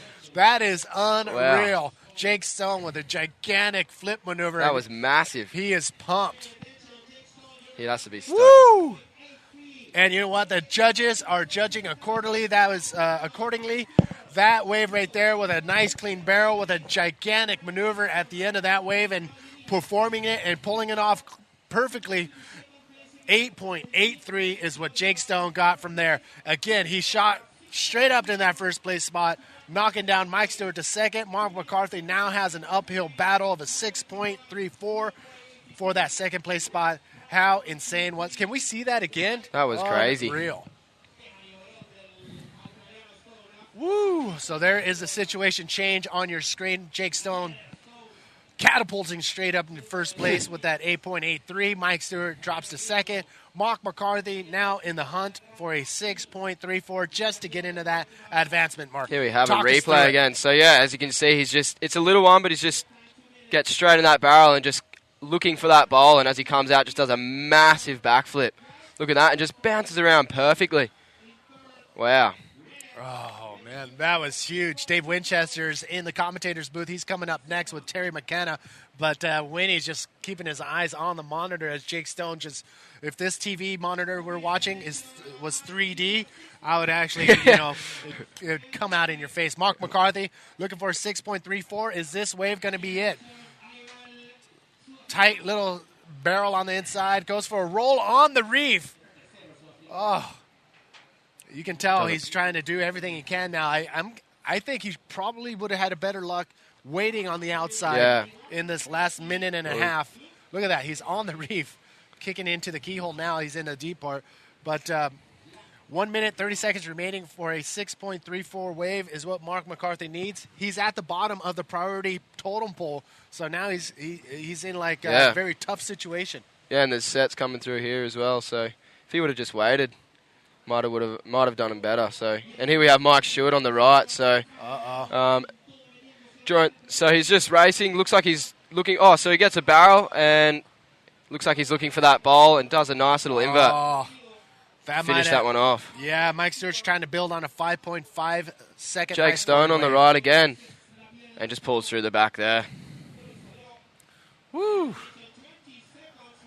So it looked like Jake Stone and Mike Stewart were on the outside, and Mike Stewart needed a wave to solidify or to increase or to better his 5.5 wave. And that could have been it and just put a nail in the coffin for Mark McCarthy. So, Eric Roy, any last words on this heat, the event, anything? That was crazy. Yeah, I'm just stoked to be here. I just can't wait to see what else is going to go down. And I'd just like to say thank you to Mick at Bodyboarder Surf Co. and Julio from Stealth Bodyboards too. So thanks, guys. I wouldn't be here without you guys anyway. So I really appreciate it. And I'll be back here soon. I'll be commentating soon. See everyone later. All right, thanks, brother. And Lucas Gardner tuning in from the Gold Coast too. Hey, mate. All right, so that's it. Eric Roy, thank you for holding it down. See you guys. Heat. Dave Winchester's going to sneak in here. There you have it, ladies and gentlemen. Jake Stone and Mike Stewart advance on to round number 4. And unfortunately for Mark McCarthy, good job, Eric. Mark McCarthy, unfortunately, one of the last 2 South Africans in this event, has just been knocked out. Can Sasha Specker coming up in heat number 8 against Ben Player and Andrew Lester. Will he be able to advance on? Sasha's been on fire, and right off the bat, it is Ben Player. Good morning, guys. Benny on the foam ball. Little breakfast barrel for him. Nice. So Dave Winchester now in the hot seat, along with myself, Manny V, and Andrew Lester taking a look at this one. Lester, he kicks from so far out. Look at that tube style. It's pretty amazing, isn't it? And big roll out there to start the campaign to the 2 Aussies taking the Safa on. So the last Safa in the comps now. So I'm sure all the South Africans at home will be cheering on for Spexy here to take the 2 Aussies down. I think Benny might have got the better of that exchange. It was sort of bigger wave and cleaner, and he just sort of dug those legs in and just sat on that foam ball. Look, he thinks it's out at Whaley Wedge or something there, doesn't he? Just toying with the barrel, and nice little clean roll out there. So I think we'll see Benny Player on get a bit better score than Andy Lester on that one so far. Whaley Beach, is that one of those names we can say broadcast live over the internet? Whaley Wedge, yeah. I can Google it. No, everyone knows about Whaley Wedge. Ben will just drop in on you anyway. There's another look at Andrew Lester right here. A nice little frothy barrel. And you can see now people are starting to put these big combination rides together, barrel into a big move. And Andrew Lester, I love this guy. Yeah, I'm staying with him in... he's a bit of a cruiser. He's really good to stay with, and it's great to have him back on tour. He was missed for a couple of years there, but we're pretty pumped to see him back there. All right, ladies and gentlemen, Terry Teza McKenna has stepped in, and I'm going to take a break. You guys don't go anywhere. Round number 4 is a non-elimination round, and out in the heat, definitely a heat to watch. One more time, Jake Stone, Mike Stewart advancing on. Mark McCarthy, unfortunately, the last of 2 South Africans to get knocked out of the event. Manny V, I'll see you in a couple more heats. Teza, where are you at? Here we go, Spexy straight into it. His third priority does a nice long barrel. He's just stalling it up. He wants to get a roll out of this like the other boys did. So Spexy just putting his chest up there, letting the judges know he made that thing and got out of there. Lester straight into one, scooping again, spin in the pit. That was pretty incredible. He's going to get a nice clean roll out. There's the old Aussie Tour combos coming in. Let's hope the judges saw that spin in the pit. Yeah, he's letting everyone know he did it. He's looking in on the land, and Spexy just near the rocks there. That was a good exchange there. Sasha getting a nice barrel and roll combo, but Andy Lester, he got a small little nuggety one, and he wanted to mix it up, so he chucked a spin in there. Be interesting to see what scores come through. And Tez McKenna has stepped into the booth. G'day, Winnie. How are you, mate? Good, how are you? Good, mate. I tell you what, waves are... this morning when I rocked up, it was really small, and then just as the sun came up, a sort of surf kind of surged on with it. I was a bit worried there for a while, but have a look at this replay, mate. Take us through this. Yeah, Specs was just waiting out the back for this one, and you see him just on that nice little foam ball, and he just keeps stalling it up as he comes through this because he just wants to get that roll out. The judges love to see the little roll out, the move out of here. We saw in that last heat, Jake Stone doing that big flip out of that thing, and it was a smaller wave. You see Spexy just getting out on the rocks there. Yeah, I've noticed that there's the first off the profile for Sasha Specker, 28 years of age from South Africa. He's a trialist. He came through the trials, and he's sitting right up on top or up towards the top of the GQS ratings at the moment, mate. He is looking pretty good to qualify for next year. Yeah, he's sitting in third, so he's telling me yesterday he's pretty excited to get the opportunity to go on the World Tour next year. So he hopes to do a couple more of the comps. And you see Lester, this little inside one. He gets in the tube, throws that spin under the lip, and then gets a nice clean roll out of this. This is a good combo. I wouldn't like to be a judge on this one, and this is a tough decision. He did one at Pipe this year, and he didn't get too rewarded for it. So we'll see what comes through. Kingy, actually, that's very Kingy-esque, isn't it? I mean, that little spin in the tube like that. And I remember Damien came and spoke to the judges in Hawaii about that exact same thing and said, mate, it's a pretty technical sort of move, as we see once again Blue just getting a nice little tube to spin combo, zeroes in on this end section and then kicks out. I mean, if you're going to commit yourself to that last manoeuvre on that right, you've got to be super committed, don't you, mate? Yeah, it's if you don't have the really maximum speed, the section's almost a little bit bigger. Yeah. So you sort of you can't really get to it. So you got to have max speed, really. All right, well, once again, Lester dropping into this one, folks, and zeroes in on that end section. Boom, nice big invert. A little kind of chewed up in the suds, and, well, he kind of landed at the bottom. It's a bit different here with the completion of the manoeuvres, isn't it, Dave? Because normally, judges like to see the riders completely right out of the foam and, make sure that it's all done. But here they're really focused just on the landing. Yeah, last year it was they almost set the precedent, like you had to ride right onto the rocks, so everyone was going right onto the rocks. But this year they've sort of been a bit more lenient, so you can have a couple of bounces, and because it is such a critical and shallow section on that end, that they've kind of been a little bit more lenient, so it's good. They've got the legacy of the replay in the judges' booth now, so they've got the screen up, the plasma screen, and they're taking a direct feed from the webcast. So, what you people see at home, judges also see, and, some of those ones, those tricky landings, like, remember on that day when Nick Gornell got that one, and, they looked at that thing a couple of times just to make sure that it was completed, and, most of the time they're getting it right. Of course, there's a small amount of human error, and it's pretty tough in general just being a judge, mate, isn't it, or a referee or any sort of... they can have that job, can't they? Yeah, no, there's no right or wrong answer. There's it's an opinion, so it's a pretty hard one to dispute. And as we saw the replay of Sasha Specker here on the right-hander, just sliding to the right, getting a nice little forward spin out, but... as I said, you just want to have max speed for that end section, and he didn't really have it there. All right, well, looks like Leicester, he hasn't wasted any time. Davey's gone straight into the lead with a 6.83 and a 6.0. Second spot, Sasha Specker's got a 6.93 and a 4.67. And BP hanging on to a 6.17 in third. But he does have first priority, only needing a 5.44. There's the replay of that nice invert from Andrew Leicester. Once again, judges will be just looking at that and having a real long, hard think about it. Well, what did they give him? It was a 4.33. Maybe they deemed that incomplete then. Or semi-incomplete. Yeah, they must have pinned him for the landing on that one because he, you think it would have been a more 4.33 if he landed it cleanly. But, yeah, he's still sitting in the top spot, and he got a 6 point for that spin under the lip. Yep. Where, I mean, that similar thing happened at Pipeline. And so, yeah, as you were saying before, Kingy's a really good spin in the pit sort of rider. And I was talking to Leicester and a couple of guys yesterday about it. Kingy and Leicester have been the best pocket surfers, I'd say, in the world for the last decade, and they still are. Well, welcome back, folks. Terry McKenna, Dave Winchester, taking you through day number 3 here at Arica for the Arica Chilean Challenge, of course, proudly brought to you by the guys at Stealth and presented by BSC. That's Bodyboarders Surf Code Down Under, and, of course, Tamachi Surf Shop as well. So, mate, it's a little smaller today, and there's a bit of a break in the action. So while we've got a little break here, we might actually throw down to the winner of the previous heat with Alex Leon. Alex, take it away. Thanks, Tezza.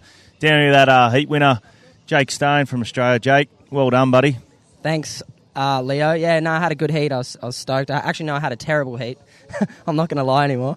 I had a terrible heat, but I got a good wave in the last 3 minutes, which was, really, really rare. So I was stoked. Yeah, you talk about digging deep and breaking the shovel. You had about a minute left and to pull that flip out. So without that, mate, you would have been going home. You're very, very lucky. Oh, man, I am. I just kept getting the crappiest waves, like taking off, and I remember just being in one of the hollowest, shallowest pit, and I was like, what am I even doing here? Like, I deserve to get knocked if I don't make this, and then I didn't, and I was just stoked to get that last one. I really put the nail in the coffin. I was loving that. That's what you come do the comps for. You. Yeah, that's it. We see you fist pumping out there afterwards out in the lineup. Knew you had the score there because the one set came through, but didn't have much to offer for Mark and Mike. But must be pretty stoked now. You advanced through. Yeah, dreams are still alive here in Arica. Yeah, well, that's my best result this year. I always get off to a slow start in the year, and then it slowly progresses. That's just the way it is with me. But it's good. It's looking up, so I'm psyched. Thanks. Yeah, well done, Jake. You'll see him throw down in the next round, I'd say. So back to you boys up in the booth.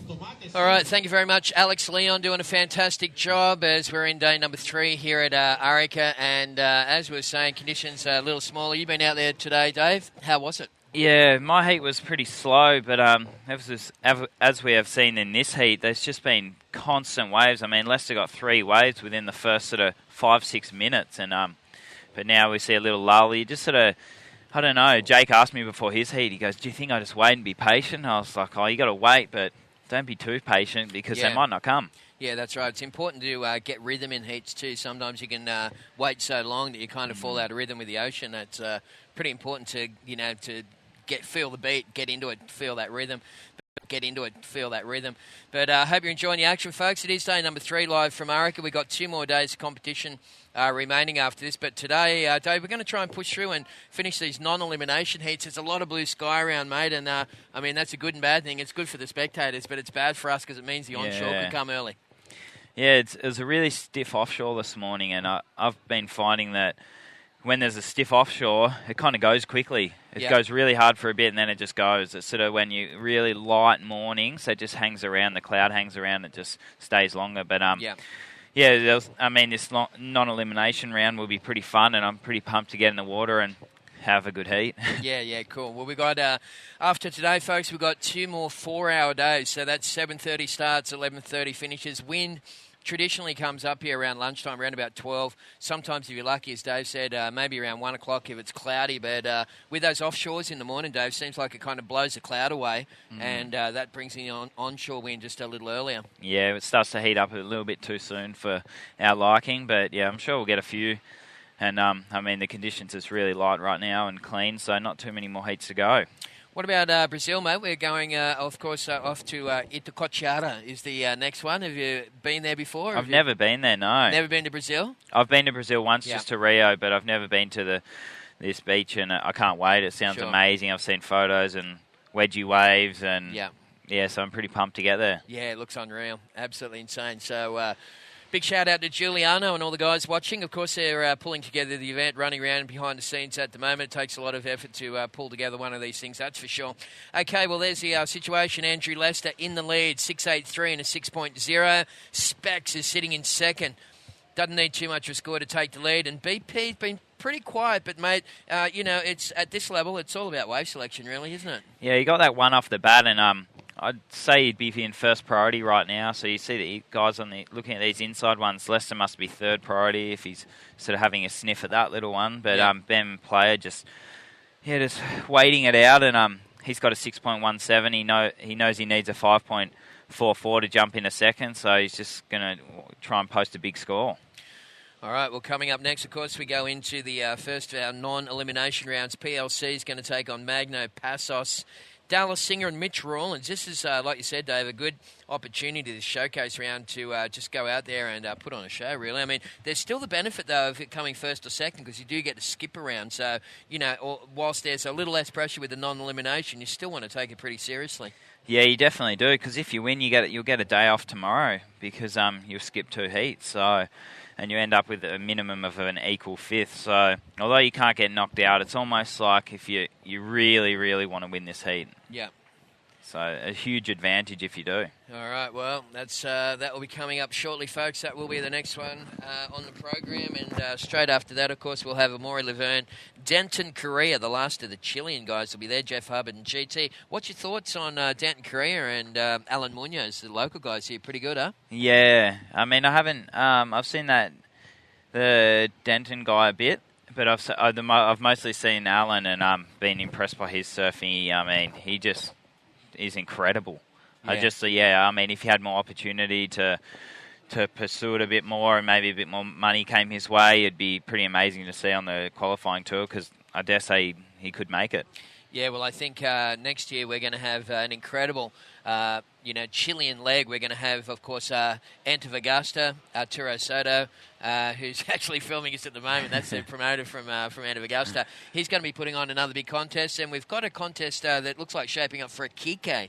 Yeah. Have you been down there, Dave? Surfing around there before? Pretty good waves? There's a wave called Intendencia there. It's a nice heavy left-hander, and it was good waves and good fun. Well, I'm flying up down there, or is it up or down? It's down. Flying down there on Monday to meet with the government just for the day to tie up an event for next year. So we'll have Antofagasta, Kike, and then Arica. So we're going to have 3 big contests, and mate, that's going to be really good for Chilean bodyboarding. And like when you think of this country and its rugged sort of coastline with all the reefs and crazy waves that they've got, it's so suited towards bodyboarding, isn't it? Yeah, and I mean, as you see, the riders over the last few years, they've just seen a lot of the good guys come here, and they've got a bit more experience, and they're surfing really, really well. So, yeah, given that opportunity, I mean, 3 contests for them, they're going to be amazing in them. Yeah, I mean, I think of when you think of Peru and Chile, I think of Peru as these long point waves that are really good for riding surfboards on, and then I think of Chile, and I just think of bodyboarding. I'd like to tell you the truth, I've only seen one guy in the whole time I've been here with a surfboard under his arm. And that was Mano, the commentator. yeah. You just don't see any guys riding surfboard. It's just full-on bodyboarding around here, isn't it? Yeah, I know. As you said, the reefs are pretty heavy, so yeah, it tends to be better for a bodyboard. Yeah, and I heard also surfboards are really expensive here. They're like over $1,000 US, and so you probably don't want to snap one of those things, man. It costs you like a year's wages. Yeah, a guy surfed the other morning and he snapped one. He was screaming. Yeah. So yeah, there you go. No wonder. It kills. It's like crashing a Porsche. Yeah.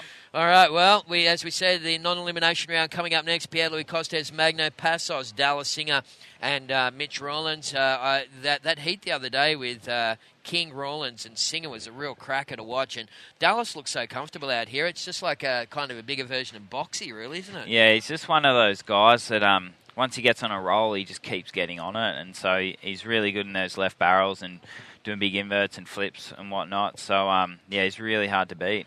Yeah, I know he's looking for a pretty good result here because he had a bit of a tricky start to his season, and a big result here would sort of get him back into the mix. Okay, well, we're just waiting for some waves to come through, folks. Thank you very much to, of course, our major sponsors, Stealth and BSC. Huge lull right now. We've had about a 7 or 8 minute since Benny caught a wave. Yeah, big lull. Well, so, I mean, he's only had one wave and there's only 12 minutes left. Well, here's some cool shots of Arica, Dave, and that's, of course, the big flag up there on El Morro. And what a classic city it is, eh? Yeah, it's a pretty amazing little town. And, all the people here are so friendly, and you can sort of go to the cool markets and stuff like that. And you see all the school kids walking down the main strip. Yeah, well, they had the schools promo yesterday, mate. Did you get along to that at all? Yeah, we headed to the schools and did 2 different schools. Here goes Andy Lester on a little nugget. All right, back to live action. Lester, well, that's a nice little wave. And as Dave Winchester, my co-commentator, said, that was about a 7 or an 8 minute lull. So, just a fraction of the action of the previous heat. But Andrew Lester there really cashing on that inside wave. And he was in third priority. The other guy sitting and waiting. And here's the replay. When he take us through this? Yeah, he was trying to beat a 6 there. So he just got this little inside one pretty deep. And they're like the heavy little nuggety waves. He comes over that shock. He does really well to get to the section there. And he just, instead of just doing a normal roll, he throws it into a sort of ARS. So just try and mix it up and try and get more than a 6. So I guess he's hoping to get into the 6.25, something like that. And that's why I mixed it up with the ARS there. Yeah, well, I think if you want to, we want to push your scores up into that excellent range, you definitely have to do something coming out of the tube. We've just seen too much tube time here to give big scores anymore, unless it's, a big bomb and you backdoor it or you're doing something silly. But, just your standard long barrel rides now starting to almost get a bit boring, mate. We've had that many of them. Yeah, the waves really turn on, and he did what he wanted to do on that. Andy Lester got a 6.13, so he got 0.13 better. So, I mean, he's already back out to the peak, and there we see Mitch Rawlings getting pumped for this next heat. That water didn't taste that good. No. He's just always pulling some funny faces, isn't he? He's a crack up. Yeah, well, Rawlins will take on Pierre-Louis Costes, Magno Passos, and Dallas Singer, but pretty important to hydrate around here, mate. One of the driest places on earth. Yeah, it's pretty crazy here. Tamati was saying yesterday they had 1 day of rain in the last year. Just 1 day, and he said even that was rare. Yeah, that's right. I heard that when it rains around here that people just walk outside and it's kind of like, it's like an eclipse or something. Yeah. It rarely happens, but it's very much a moonscape. There's not a lot of greenery around here, but we do have some energy approaching in the former sets, Dave. It looks like Red's into this one, BP. Benny player. I reckon this wave looks like an absolute cracker, and he just slides under that lip. Look at him just controlling that barrel. Big, heavy roll out. And he's looking for something else to try and milk this, isn't he? That wave was probably one of the bigger waves we've seen, and it's taken almost 20 minutes to come through. But what did he need prior to that? He needed a 6.8 to go to first, here's or the a replay. 5.44 to go to second. Such a big, beautiful green canvas. And they're the ones that you can really throw big numbers on because they're just beautiful to watch. Yeah, it's just... that wave just came in. I had a little look, and it just came in so nicely. And Benny has gone catapulted into first place on that one. Have a look at this with blue. Specs on a big left. Gets under that lip, and see him go over the falls then? I was Jack in the box. He just got ragdolled, the little South African. Well, that was an awesome two-wave exchange there between Ben Player and Sasha Specker from South Africa. Well, right now, Specs is down into third place. Ben BP's wave came through. Winnie, what was it? He needed a 7.8 to go to first, and he got a 7.83, so he's just slid in there. All right, well, there's PLC looking pretty pumped at the moment, our current world champion on the IBA World Tour. And... so cool to see, like, a young fit guy like PLC up there and, as the world champion, mate. Pretty inspirational for the young guys. I was talking to Eric Roy the other day about it. He said, I'm 18, and he goes, I can really relate to that. And it reminds me of the days when Andre, with his long blonde hair, and he was a grommet, and he was a world champ. And, it's pretty cool that it's, young guys can really relate to it. And it's awesome, mate. But we got to get you one of these things one day, don't we? Yeah, it's a tough thing. It's a long year, so to see Pierre come out on top last year, it was pretty good. He is the first young guy since Andre to win it, and I mean, Andre when he did it was just ridiculous because he was like 17. Yeah, that was awesome. So I mean, that's pretty incredible. I remember at the presentation night that we had in Confortal the year that we crowned a Maury, and I was up on stage right next to Pierre, and a bunch of French guys, including Pierre, lifted him up, and he was holding the trophy, and I just saw Pierre looking up at him. I could see the little glint in his eye, and whilst he was stoked for a Maury, I won't say he was jealous, but he was envious, and you could just see him to think like, man, next year this is going to be you holding me. Yeah, no, I'd say he was jealous. They're probably the two most competitive guys on tour with each other. Right. They're really good friends, but they're super competitive. So, yeah, but now he's got one. So yeah, it's one apiece. Yeah. Well, I mean, it's hard, eh? I reckon the second year of backing up on a world title will be pretty hard because, like, you be just, it's like when you win a contest. Quite often you see someone win a contest and they get a bad result straight after it. Yeah. It's like you kind of peak and then you kind of back off. I don't know. It's hard to maintain the rage, isn't it? Yeah, it is. It is definitely. Well, there's the current situation on screen, folks. BP in first place, Andrew Lester in second, Sasha Specker, South Africa, only needing 6.03 to be second, but he is in third place, and we look like we got a little something coming through. Specs might even have a look at this thing. Yeah, he's in third priority, and the other guy's sitting a bit further out, so Specs is just kicking onto this little insider. But as we see, you can get big scores on the inside ones. It looks like a big ramp coming ahead. Big invert, and he lands a little bit on top and kind of gets caught up in the foam. But Specsy really going for it. So he's 6 minutes left, 6.5 minutes to go, so he's going to get back out there and try and get another one. All right, well, he didn't have anything to waste on that one. As we said before, he was in third priority. Little wave came through, only needing just over a 6-point average, and, one of those little insiders, had he landed that, probably would have been okay. But you can see this wave as he paddles into it here, Dave, and pretty clean on takeoff. Then it gets all that froth on it. Once you get those froth monsters like that, it is hard to set the rail, isn't it? Yeah, it's hard to get a really clean line. Just sort of wish that came in a little bit more, so it would have thrown him a bit more to the flats. But as I said, he got caught up on the top and wasn't able to ride out of it. All right, well, looks like score's not enough for Sasha Specker. He'll still remain in third place. Right now, BP played a very smart heat, hasn't he, Dave? He's just sat and waited for the bombs. What's he got? What's his two waves? He's got a 6.17 for that first one, a 7.83 for the second wave. So, yeah, he's played it really smart. He's only caught two waves, but they're two good scorers, so there's no room for error on them. And he just performed those moves really well. He rode them perfectly. Well, there it is, folks, and we are coming down to the wire for this one. Get down to the business end with just over 5 minutes remaining. BP, Ben Player in the lead, 783.617. Andrew Lester sitting in second spot, needing just over a 7-point average to take the lead. And as you can see there, Sasha Specker needing a 6.03. I guess that's a kind of a dangerous position, really, for Lester. He is holding second position. You can see Specs just sitting wide and on the inside, as you do when you don't have priority. Yeah, well, you think back to Andy's wave, he got that 6.13 for. He got that inside little nugget barrel with that ARS out. So Specker needs something like that. So it's pretty easy to get. He's just going to have to go out there and wait his turn. But we see Lester here, he's going to try and up the ante a bit. He wants to hit the 7s, 8s, and get a bit more comfortable. This is going to spell trouble for Sasha Specker because Andrew Lester parks it in the tube, puts a pie in the oven and rolls out.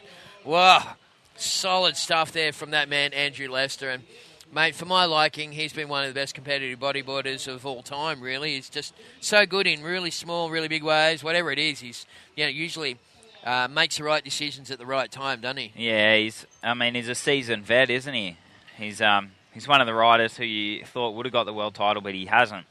But you just see him pick this wave and just ride this perfectly. It was such a clean barrel. And this second section throws over and he just climbs the face and gets a nice roll out of that. And I'd say that would be the best wave of his heat. He needs a 7.81 to go to first. No, 7.18, sorry, to go to first. So he might even do that. He could be close. This is going to push Specs into the 8s, I'd say. He's going to need like high 8s by the time these scores go in. And he'll move up the priority ladder. He'll go to number 2 priority here behind BP. But here we go. And Andy Lester has moved into first place. He got a 7.43. So Benny Player down to second, but as we said, Sasha Specker for second now needs a 7.08 or a 7.34 to go to first. So it is definitely doable. Yeah, absolutely. Well, while we've got a break in action, folks, we're going to throw to a commercial break. We're going to see who's paying the bills here, and we'll be back right after this, live from Arica.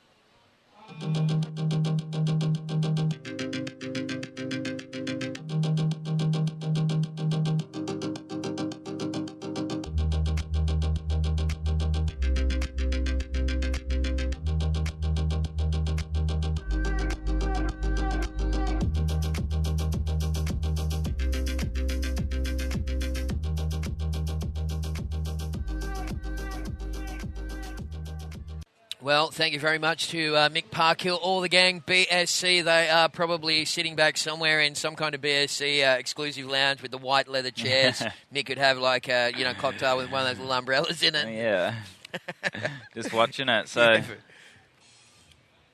yeah, that last one of Leicester is a pretty amazing wave, and there's 2 minutes left.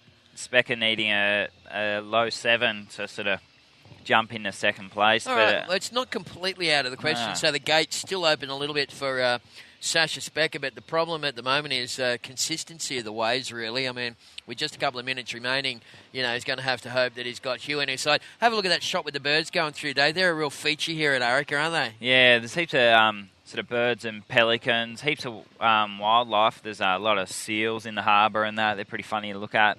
Did you see Pedro and the dog yesterday, that bird and the dog sort of thing that was playing out down on the rocks yesterday? No, I didn't see it. It was all time for about 2 hours. Just a dog was barking at this bird, and the bird just stood its ground. Anyway, at the end, they ended up becoming friends, and right at the end of the day, the dog was like licking the bird on the head. It's pretty funny, man. It was like something out of Nat Geo. It was awesome. But have a look at this thing as we see Red using up priority. Benny Player. Take us through this, mate.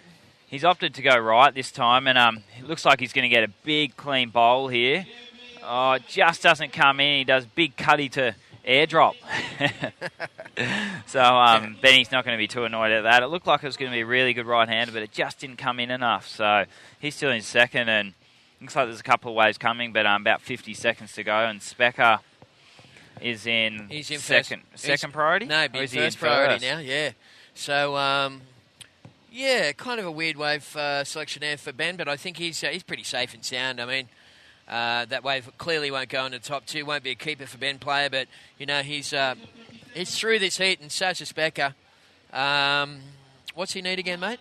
He needs a 7.08. Yeah, 7.08. So looks like Benny there just paddling back out, but looks like not too much is coming. You see Specker paddling for this little inside. He might have to get into this. This is last ditch. This looks like a pretty good wave. Oh. He misses it. Well, there you go, and he's lost priority anyway. Yeah. So that spells the end of the South Africans here at Arica, because I do believe that it was McCarthy and Specker were the last of the Saffers. Yeah, so that's it. So hopefully you guys will stay watching down there in South Africa as we roll into the non-elimination round, and say thank you very much, Dave Winchester. Appreciate all your kind words, mate. No worries. Thanks for having me. And we're going to swap you over for, it looks like Tommy Rigby is going to take the chair, another of the BSC team members, as we roll into, and that is the start of the first of our round 4 heats. Pierre-Louis Costes is in the red, Magno Passos in the white, Dallas Singer yellow, Mitch Rowland sir, but that's the results from the previous one. It was Leicester in first, Ben Player in second, and Sasha Specker was in third position. Alrighty, welcome along back into the commentary booth to the Gold Coaster himself, Tommy Rigby. Tom, how are you? Good, Terry, mate. Thanks for having me. Yeah, all good, mate. Whoa. Have a look at that. Pierre-Louis Costes, what a crazy start to his campaign, and that was just very nice to watch as Pierre kind of bounces himself like perilously close to the rocks here at Arica. You can just see where the rocks are, and Pierre's just somewhere. They've lost him on camera, but he's all right. There he is. Oh, hopefully we can get a replay on that. I kind of missed the start. I think he got a good barrel and 2 big rolls. That looks sick. Well, this round 4, although it's a non-elimination round, Tom, very, very important, isn't it? Yeah, well, you'll see him going for it more too. It's probably going to be the most entertaining rounds, I reckon, the non-elimination, because they're just going nuts. Yeah, I know. You do in a sense, but the other part about it is that, like, if you win, you can skip a couple of rounds by winning these heats. Yeah, it's really helpful if you win these, yeah. You know, so whilst it's people think, it's non-elimination, it's pretty cruisy, all the rest of it. Pierre's right up on the rocks there. Not sure if he got hurt or not. But that's on the other side of the keyhole too. That is nuts. He got dragged right up onto the rocks there, folks. Went up and over the keyhole, and then he had to jump back out. But let's watch a replay on this one, Tommy. Take us through it. So, yeah, straight into it off the buzzer. Pulls into a sick barrel. And then, boom, big clean roll out. And then right onto the rocks, does another roll again. And fully rides it out. And that's right in front of the rocks there. You can see it's just dry there. That was psycho. That was psycho. He's 22 years of age.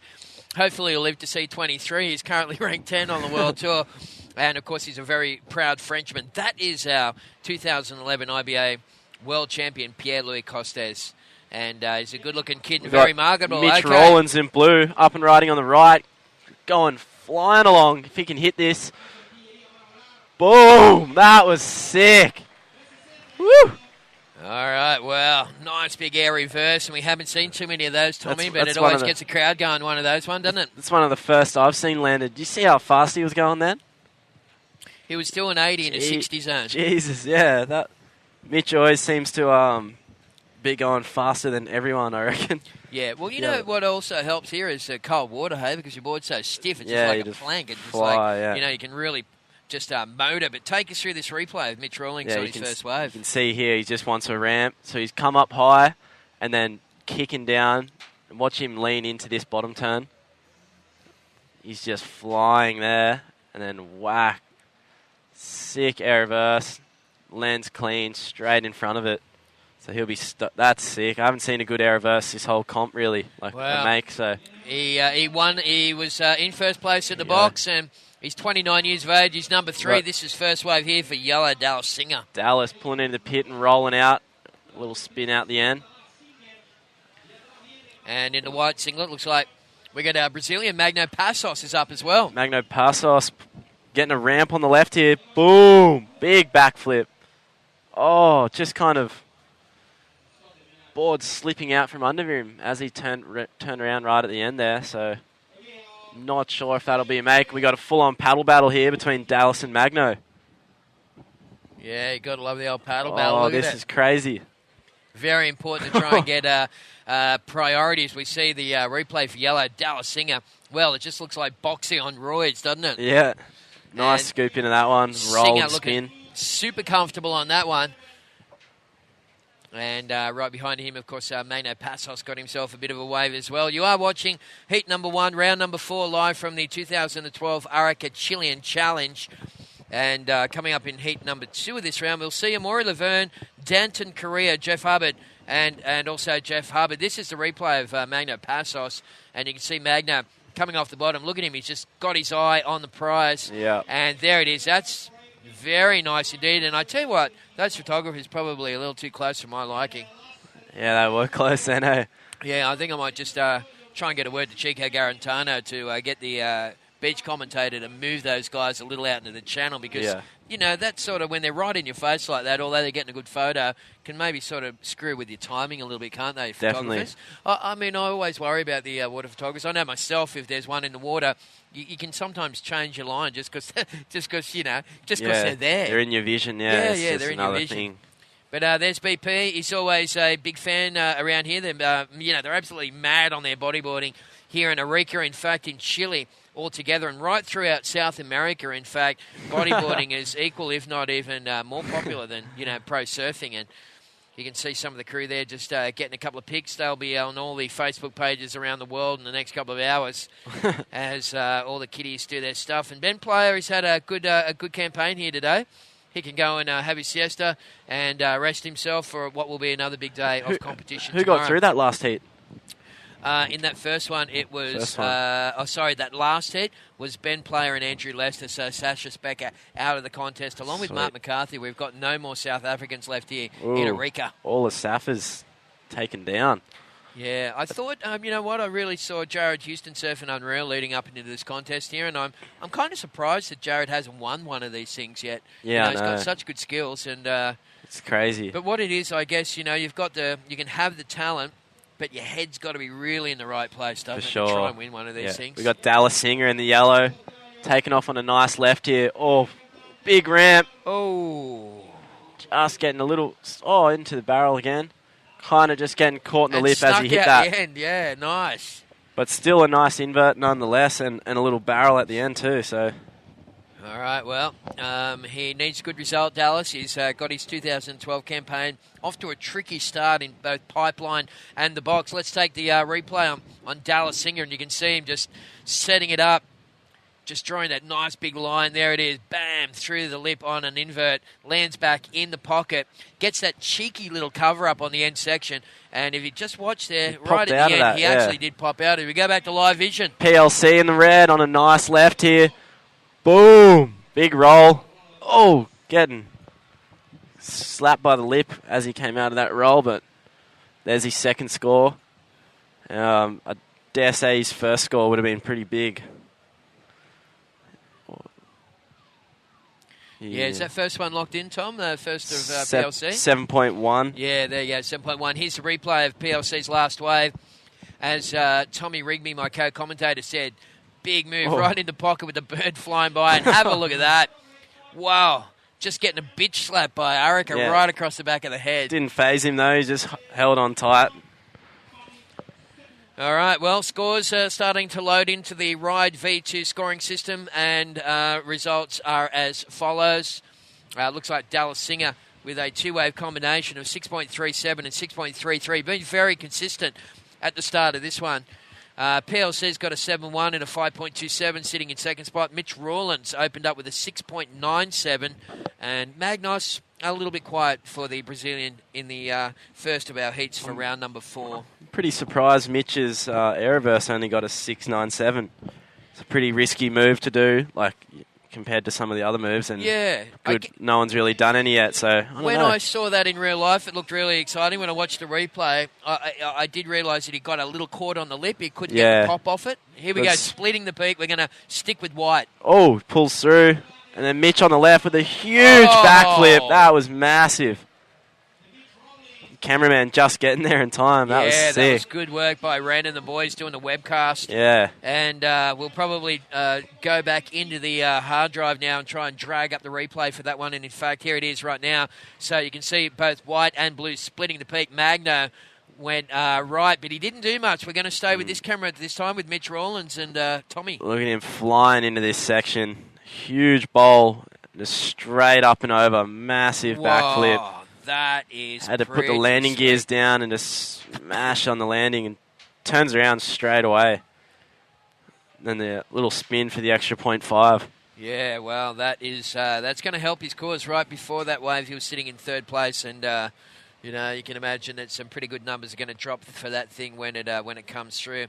Had all the boxes ticked, mate, didn't it? Rocky's on fire this heat so far. 2 waves, big aeroverse and a big flip. So yeah, 7.63. There you go. Last to Rawlins, and that takes him into the lead. So this thing's just got a seesawing affair, and this is exactly what we expected, folks. The world's best. They're into round number 4 of the competition. We got 16 guys remaining in the main event, and if you win this heat, you get the benefit of skipping a couple of rounds.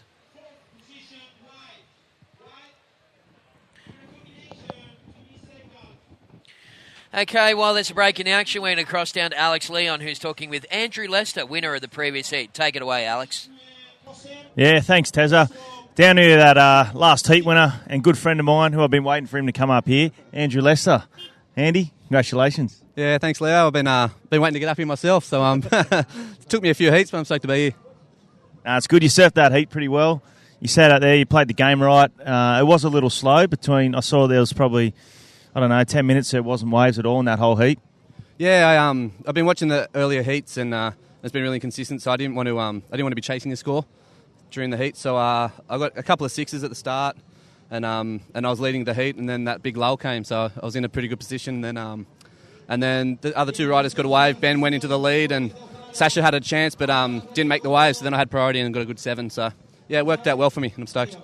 Yeah, no, surfed it well, and there was a good, nice left. You saw Andrew Lester there with a nice spin in the barrel. I'm not sure if many of you saw that on the viewing system. We certainly did, and it was a good scoring wave with a roll out too. Yeah, I was. It's a pretty fun wave at this size. It's not too dangerous, and you can kind of toy with it a little bit. So I thought I'd throw a spin in there, and I got a 6 for it. So it's an all right score, and I have to talk with the judge and see if on a bigger wave I might get a better score. What do you love about Arica? What do you love about this place here? I love about Arica is how it's just every day's the same. You can really plan what you're going to do, and there's always good waves, and the people are really friendly, and yeah, it's a good place, good waves. Oh, well done, mate, and we'll see you again in round 4, non-elimination round. Yeah, looking forward to that. Really looking forward to that. All right, back to you, Tezza, in the booth. Thank you very much, Alex Leon, doing a fantastic job chatting with Andrew Lester as we go back to live action. Tommy. Here we go, PLC in the red. Massive backflip under the lip. And behind it again. Hold the phone. Tom Rigby, take us through it. Here goes Dallas in the yellow. Tucking into a sick hit. No. Coming out with a flip as well. Whoa! Did he lose it? Whoa, man. If he had landed that would have been a huge score for Dallas. Well, maybe I don't know if he needed to do that. That was really going for it, though. But, that's what round 4 is all about. You take a risk, you get a reward. Yeah.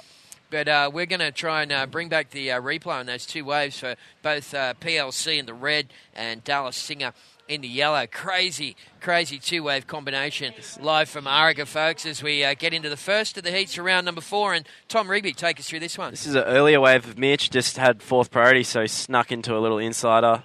Just a nice up-and-out roll. Well, this probably happened, not going to fall in his top 2, but yeah, that was during the interview with Andrew Lester. So we're making sure that you guys aren't missing any waves. But this was PLC's. Here's PLC's huge ramp, turns straight up, does his textbook backflip. God, sick style, turns it round, pops out the foam ball, and then we had Dallas on the next one. See if we get a. Well, Dallas Singer's barrel. We're going to just stay with the camera work here, and that is beautifully done by Xavier Freitas on the camera. And you can see Dallas dragging her feet, and have a look at that for just perfection. Deep, Terry. Off the shocky there, and he's gone for the 10. He's going to flip out of this. Oh, my God. And he just caught a rail on the bay back Oh, round. you see it get him there. He tries to rip it round the other way almost. And, well, it'd be interesting the way the judges saw that, because he did all the hard work with the barrel. I guess it was just a cream on top of the cake, really, for the flip on the way out. But nonetheless, awesome, very entertaining surfing. Lots of action, folks, coming to you live from Arica. Day number 3, the Arica Chilean Challenge. It's all thanks to, of course, the guys at Stealth, our major sponsor, proudly supported and presented by the guys at BSC, that's Bodyboarder Surf Go, and also locally, Tamati Surf Shop here in Arica. There's a little shot of some of the senoritas. Hola. Woo. Hey, chicas. They look a little young, maybe. Yeah, I didn't maybe say not. anything. They're a little young for you? Have you got a girlfriend, Tom? Nah, I don't. All right, it must be pretty hard being a single guy cruising around the world like this, eh? Terrible. I want to say hello to my family back home, who are sitting up and watching. We've got the Telstra T-Box that connects to YouTube, and so you can just watch the webcast live on your big screen, on the plasma screen. So that's leaving sick. all the ganger at home. Hope you're everything's okay. Take the rubbish out as we see split peak situation. Pierre on the right. We're going to go with this camera. Looking for a ramp. Oh, sick air forward. That was sick. That was kind of weird, eh? He went up on a weird angle, but he just said, bugger, and I'm doing it regardless. I'm loving how the guys are mixing in some different moves this heat. We've seen an air forward and an air reverse, so it's sick to see. More risky moves. Yeah, well, that's right. And, variety is the spice of life. It is part of the criteria, variety of repertoire. Yeah. As we see, this is what we missed on the left-hander, folks. This was the bloke in the blue singlet, Mitch Rawlins. The Magno. Oh, sorry, it's Magno. That's white. Oh, that wasn't too bad either, Punch through a nice roll. He's going to go again. 2 nice rolls there.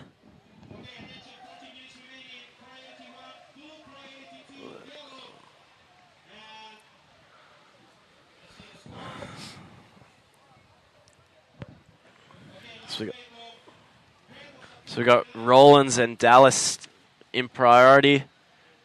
We see a bit of a set coming in here. Not sure which one has priority. Oh, we've gone to a replay. Yeah, we're going to go to the PLC replay. There are a couple of waves coming through out the back. I think we might switch back here if we can. We're going to stick with PLC. PLC, there it is. Sick air forward on the right. And Mitch Rawlins, whilst we were watching the replay, folks, in real life, just got an absolute screamer. And, of course, we won't be missing a single wave here today at Arica. Here comes the live replay, Tommy. So, yeah, this was while we were watching Pierre's replay. This is Mitch taking off on a bomb, tucking in right at the start to clock up some barrel time. Still in it. Just riding the foam ball there and popping out the top. So that was nice. Yeah, well, by the time he came out of that thing, he was way, way over in a little spot that we call Tamati's place. Yeah, you want to get out of there. Yeah, that's on the other side of the KL. That's where GT did that crazy roll last year. Yeah. And as we said time and time again, they call it Tamati's place, not only because Christian Parola got caught there, but if you do get caught there, you come out of there with ketchup all over you. All right, that is a situation change. That last wave for Mitch Rawlins came through, and it was a 7.13. So Rawlins looking pretty solid at the moment, folks. A 7.67 and a 7.13. PLC sitting in second spot. Dallas Singer in third. And Magno Passos in fourth. As we said before, it's a non-elimination round, but the big benefit time, of course, is the beauty of skipping a couple of rounds. For sure. You know, Mitch... Get yourself a day off tomorrow, basically. Yeah. Mitch is dominating this heat so far. It looks like he really wants that day off. Looks like he really wants that world title. Yeah, he does. Yeah. He is hungry. He's never won one, has he? No. You know, you think of guys that have never won one and are like really... I mean, there's so many guys that are worthy of it, but just say the guys that we know in Australia, you know, names that come to mind are Hardy, Mitch, Rawlins, Winnie. Lester, Winnie. Yeah. You know, if those guys leave this sport without a world title, wouldn't that be a travesty of justice? Yeah, for sure. Yeah, it'd be horrible. All right, well, there we go. That is the crowd shot here at Arica. And you can see the gang. Hey, hombres, amigos.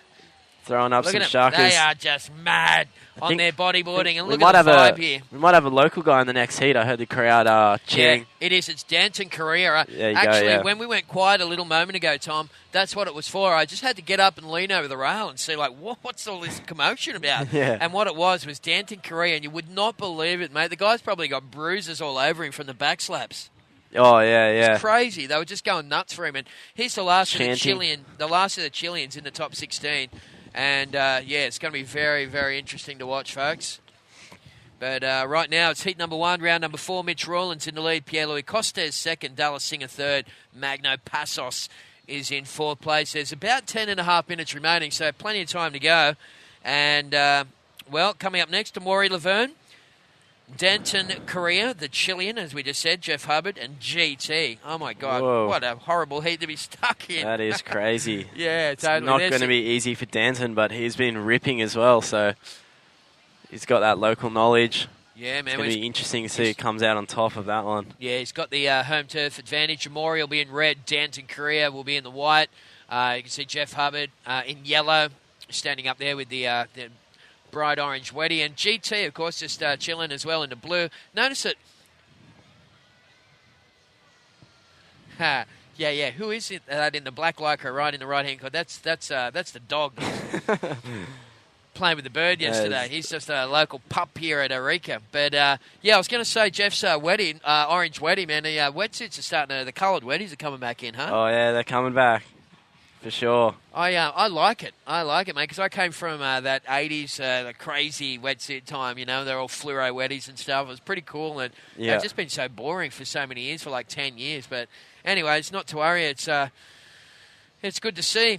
Well, there's the competitors, folks. As we said, just sitting there like a little handful of Skittles. You could throw a blanket over a lot of them. They're just waiting for, something to pop up. We've got about 10 minutes remaining, and Mitch Rawlins is in fourth priority, but he's in first position. There's a bit of a lump coming here. Not sure who's got priority, but someone will be on this, I dare say. And it's looking like Magno Passos on the right. Well, Magno's electing Taking to go off. right way for this, Tommy. Taking a high line. Ooh. Oh. It's getting shut down. Well, that's the problem with the rights. They show so much potential on takeoff, but then once you get into them, that anything can happen, can't they? They're a bit less predictable. And Danton, the local boy, waiting for their call to paddle out. We've got a PLC up and riding on a right here. Could have a big ramp. The cameras here at Arica, the guy's doing a fantastic job trying to capture all the action, but occasionally one does slip through the net. That might have slipped through. Oh, maybe not. Here we go. Just in the corner, Mitch with a massive invert. Boom. How's that tweak? Oh, my goodness. That was so boned. Boom. Hard landing. Well, like you said, that was just had crazy amount of tweak on it, and hopefully the judges will be watching that replay to appreciate some of the little finer points and details of that last ride for Mitch Rawlins. Rawlins is just putting a clinic on out there pretty much. He's done air reverse, a big backflip, now a big invert. He's only see if he can go through every move we got. We got him having a look at this one. Opts not to go. Just waiting for scores to drop. Yeah, we'll wait for those scores to come through, and we'll give you the update, folks. Coming up next, Manny Vargas will be back in the hot seat. I'm not too sure who's joining him, but we'll find the commentary schedule around here somewhere. But Manny will be with Leo, is it? Alex Leon. Okay, so Alex Leon coming up with Manny Vargas in the next one, folks, and that will, of course, feature Amaury Laverne, Denton Correa, Jeff Hubbard, and GT. And imagine being out El Gringo surfing against the likes of Amaury, Hub, and GT. Thank God there's four-man priority. Oh, for sure. That would be just a horror show, wouldn't it? That's there we gonna go. be crazy. It looks like scores are in, Tommy. What's the deal? Okay, so Mitch Rawlings still in first. I think he's boosted himself up again with that massive invert, so now he's got a 7.67 and a 7.6. Pierre still holding it down in second. He's got a 7.23 and a 7.1. And Dallas in third, a 7.17 and a 6.93. So he now needs a 7.17. We're just on 2 minutes and 40 seconds to go. And Magno is almost in combo land. He needs a 9.23. So still doable for Magno. Still in striking distance. Just on 2 minutes and 20 seconds to go. So it's going to come down to the wire. Alrighty, well, there we go. Heat number 1, round number 4, live from Arica, folks. And action plenty in this showcase round, where some of the world's best bodyboarders, the top 16, in fact, remaining in the competition, get a really good opportunity to not only show off their skills, but also to try and get that benefit of skipping a round or two if you win the heat. Boys are just sitting and waiting patiently for a little something to come through. We've only got about 2 minutes remaining, so time running out for Dallas Singer and Magno Passos if they want to, get into those top 2 spaces and try and take advantage of possibly taking tomorrow off the competition. Sunday, Tommy, I had a look at the forecast. Looks like we got the swell. It's going to be coming from a slightly different direction. It's going to be coming out of the west. Have you ever been here with the west swell? Yeah, I think I have, and it's not quite as good. Is that right? Yeah, what it does is it comes from right to left on screen, and you end up with these big, long right-handers. But what happens is these rights, they don't barrel much, but they just roll across the reef, but they give you the insane final section to just boost on that right. Yeah. I tell you what, the crowd love it. They love to see the airtime here. I mean, whilst they appreciate the tube rides, they really love to see the inverts, the air forwards, air reverses, anything that's done in the air, basically, they just go nuts for. Yeah, definitely. The crowd loves the big airs. Yeah, so it might be a slightly different sort of playing field come Sunday, but, for now, mate, things, whilst it's inconsistent, it's still pretty good. Imagine, it reminds me of, like, BlackRock. For sure. This wave when it's about this size. And I said this morning, the boy said, it looks pretty bad, doesn't it? I said, well, if it was BlackRock and I drove all the way from Newcastle down to the South Coast, I'd be stoked. Yeah, you would have scored. Me and Dallas, I walked down here with him this morning, and as we got to the rock wall and we could kind of start seeing it, that's what he said. That's the first thing he said. Okay, slight break in the action, folks. Time to pay some bills. We'll be back straight after this, live from Arica.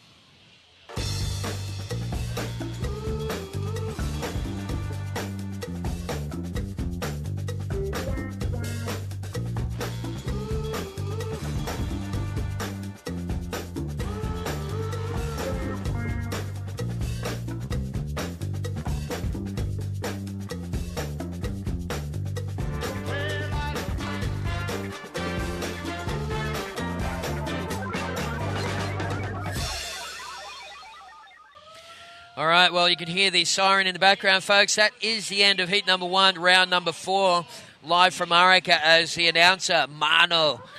One of the best beach announcers I've ever seen. That guy is amazing. He speaks about 4 different languages, counts us in for heat number 2, round number 4. Amaury Laverne is in the red singlet. Danton Cree is in the white. Jeff Hubbard in yellow, and GT is in the blue. But there it is, mate. Mitch Rawlins has got himself what he wanted. He's come out on top of that one. Pierre in second, Dallas third, and Magno Passos fourth. There's the current world champion. Scrambling up the rocks as you do. Those rocks are pretty radical, eh? Yeah. Oh, he's coming in at a sketchy spot. I don't know what he's thinking.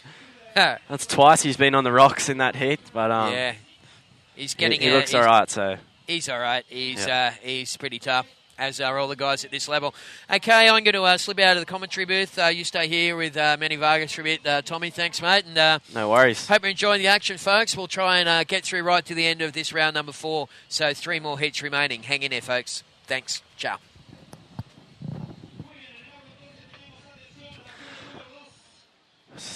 Got a bit of a lull at the start of this heat. See the 4 riders yet to score a ride. Got a doozy of a heat though. We got where are we? In the red we got Amaury Laverne. In the white we got Danton Correa, the local boy. In the yellow we got Jeff Hubbard, and in blue Galemi Tamega. So pretty crazy heat on our hands here. You can see the profile pictures of our 4 riders. You can see Galemi having a little peek at Jeff there, looking to the side. Welcome Manny V, just stepping into the booth. Thanks, Thomas, Mr. Rigby.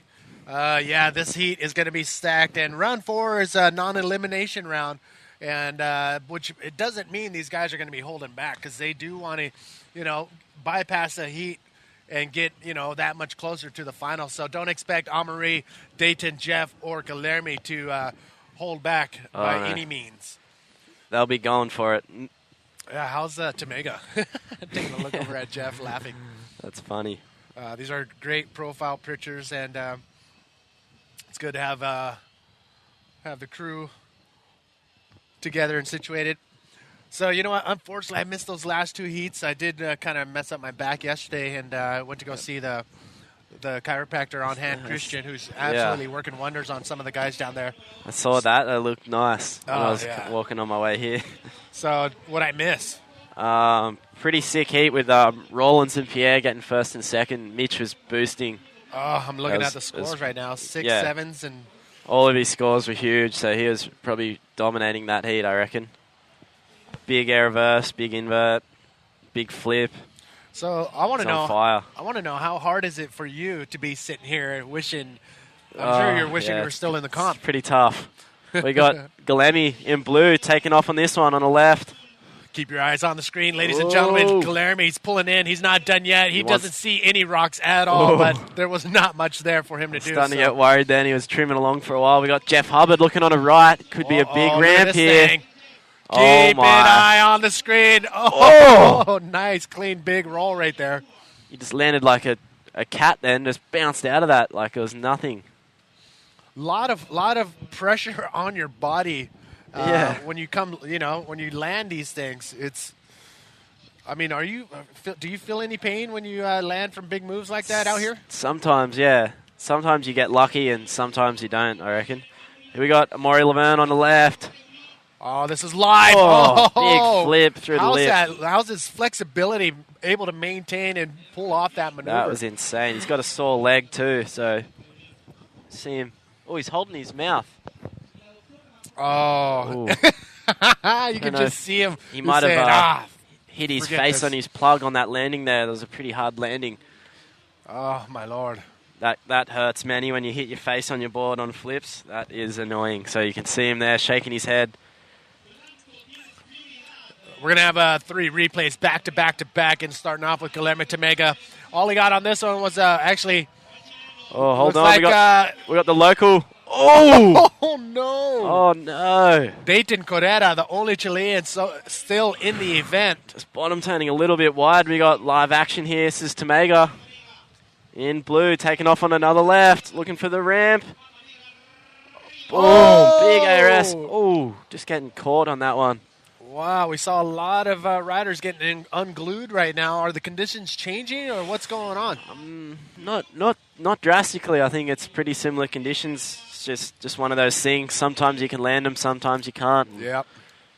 We saw the local guy just taking a little bit too wide of a bottom turn, and that lip just getting him on the back. So not a great start for him, but still plenty of time. Wow. Let's take another look at Jeff Hubbard's wave, and everybody was just holding their breath when he came around the bottom. And, I mean, his timing was still good. Went through the lip for that big roll, but a lot of people were expecting, the high-flying antics of Jeff Hubbard. Yeah, it must be tough for him, even when he does something, that was still a sick roll. Oh, insane. Everyone expects so much of him when he's got a big ramp, because of his reputation as an airman. This is Tamaga's previous wave. Big ARS. You can see just a little chop, just catching him there. He couldn't quite pull that one. So you have a lot of things to contend with. Not only do you have the tide which is coming up, and it's going to cause a lot more water to be coming off of the reef and heading back into the ocean, causing for some bumps and chops in the wave. But you got the boat wakes, the boats coming around the harbor. Yep. Entering from your right side of your screen and exiting on the left, and that wake, the boat wake, sometimes will mess up the wave. And then you got the wave itself. Is it really holding up? Is it big? Where's it breaking? It's all these considerations have to go in mind when these riders take off on the wave. For sure. There's a lot to think about, and then you've got about 3 to 5 seconds to decide whether you want the wave too. So it's hard to think about all those things in that amount of time. Sometimes you just got to go and hope for the best. See the birds flying through the screen there? It's pretty cool. There's so much wildlife here. I mean, yeah. We're seeing everything on top of the water, but this is the Pacific Ocean, and the cold stream comes up from the south, and it just brings so much, nutrients in the water. Yeah, it's a pretty nice day today. Actually, it looks really nice out there. Oh, it's unbelievable, and the crowd is unreal downstairs. This is a Maury's wave. We've got the replay up now, flipping through the lip, and bang! Yeah, you can see there he slapped his board really hard, so I think he must have hit his face on his plug or on his board there, because he came up holding his mouth. So, Amaury Laverne is your former 2010 former world champion, and he would love to have an Arica Chilean Challenge trophy under his belt. I remember him getting second to Winnie one of those years, and he was shredding that year. And here he goes on another left. Waves come through, and I got away with the win. Yeah, well, you got one of the highest scores today, 15.9 or something like that. So advanced you through to you missed 2 rounds now. You've gone into the man-on-man quarters by winning that one. So your results so far is an equal 5th at the moment. So that's another keeper after coming off a win at box. Oh, yeah, it's great. I'm pretty pumped about getting that 5th now, but I'm sure once that quarter comes around, I'll be super focused and trying to do better than that again. For sure. Well, the Bunnies won, and now you win, so you're having a good day. Go the Rabbits, go Inglis. All right, back to you boys in the booth. That was Mitch Rawlins taking that one out. Wow, Mitch Rollins making an impression on the 2012 IBA World Tour, and especially here at the Stealth Arica Chilean Challenge. All right, ladies and gentlemen, we do have Mike Stewart in the booth. He does have a heat coming up, so we're just going to pick his brain a little bit and get his inside scoops on this wave. El Gringo, also known as Flopos to the locals. But first, up and running, we have Jeff Hubbard. Jeff Hubbard driving through that barrel. Oh, nice. Nice. Oh, my. Try to go for that arse. God, that's usually a textbook move for him. Okay, who's this? All right. Red, Amaury up. Whoa! Big flip, gets it around quick. Nice. Yeah, that'll be, White right behind him. Nice little pulse of the Chilean, local Chilean rider. Dayton Correra dropping in. He's got this place pretty wired. Oh, and he comes out. Can he come out? Yeah. Yes. That was pretty thick. Wow, I don't know if you can hear the crowd through the microphones, but Yeah. they're going crazy down there. We're not done yet. Non-stop. Guilherme scooping in. Another little drainer. God, you can see it just kind of converger. That's really hard to get through that section right there. It just fully unloads and just V's right in that one little spot. And it blows up, not only outside, you can see it blowing up, but it blows up inside too. So to get through that shock wave is really tricky. So that was a pretty awesome exchange there. What can we get the inside scoops? What is going on out there? Where's the water coming from? Where's the swell coming from? What is it doing when it hits this shelf here? Yeah, well, I mean, this spot is pretty unique in that it's first of all, it's here's Jeff. Yeah. Nice barrel. He's got great speed. Trying to slow it down there to get back up to that lip. Gets into the lip. Just barely catches an edge. Yeah, like that's for Jeff. I mean, he's probably just having fun out there right now because he does those in his sleep. And here's Omri. This wave is actually quite similar to a wave that he surfs a lot, so he would be really. You can see him drop that little fin in there just to kind of whip it around. That was pretty technical. Nice backflip. And then here is the Chilean. Now you can see what I mean by converging right here. Like it just gets super thick, and you can kind of see it blowing inside. Yeah. And we got live action outside here. But and then here's GT on his we'll get a replay on that other one, on a similar type of wave. And yep, rolling. Did he make that roll? It's hard to get past that little convergence of water. In the meantime, GT took another little right. So yeah, it's just as I was saying, it's unique in that it's tucked away way in the corner between Peru and Chile, way up in South America. I'll get back to that. Here's Tamega pulling in, really controlling your speed. That's one thing about this wave that you really have to be on top of is you're controlling your speed through the barrel to make sure that when you come out, you got enough speed, enough juice to. The wave's got plenty of juice, but sometimes if you don't come out with adequate speed, you won't really be able to vault like you want to. Anyway, so getting back to what I was saying. Yes, float balls. Monologue.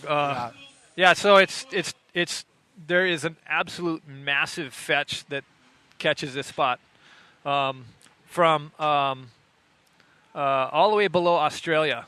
You'll get waves if there's a swell off of below Australia. There's a direct path to this spot, so it catches everything in the South Pacific Basin. So any type of swell or any wind activity or anything that generates swell will end up here. And there's also a huge trench that goes the whole length of South America that kind of leads up to this spot. So while it's not at the very end of it, swells will kind of move up there and then converge towards this area. And this is an island, essentially. That's been connected by a road, but it's an island that sticks out. So it's deep around it, relatively speaking, and waves come in pretty much. They hit a shelf outside quite a ways, but for the most part, they're pretty much uninterrupted, and they just come slamming right into this island here. So it's actually this beach is actually facing almost due south. Yeah, this is kind of south-southeast, or I'm sorry, south-southwest, and. So it's going to grab anything. Yeah, pretty much. All right, so we did have some serious wave exchange going down with all the riders, and you can see preparing for their next heat. That was the rider in white coming up next. But first, let's get a quick update. 14 minutes, 12 seconds remaining in this heat. And Mike, you want to bring everybody up to speed? Yeah, let's see. Well, I guess in fourth place right now is.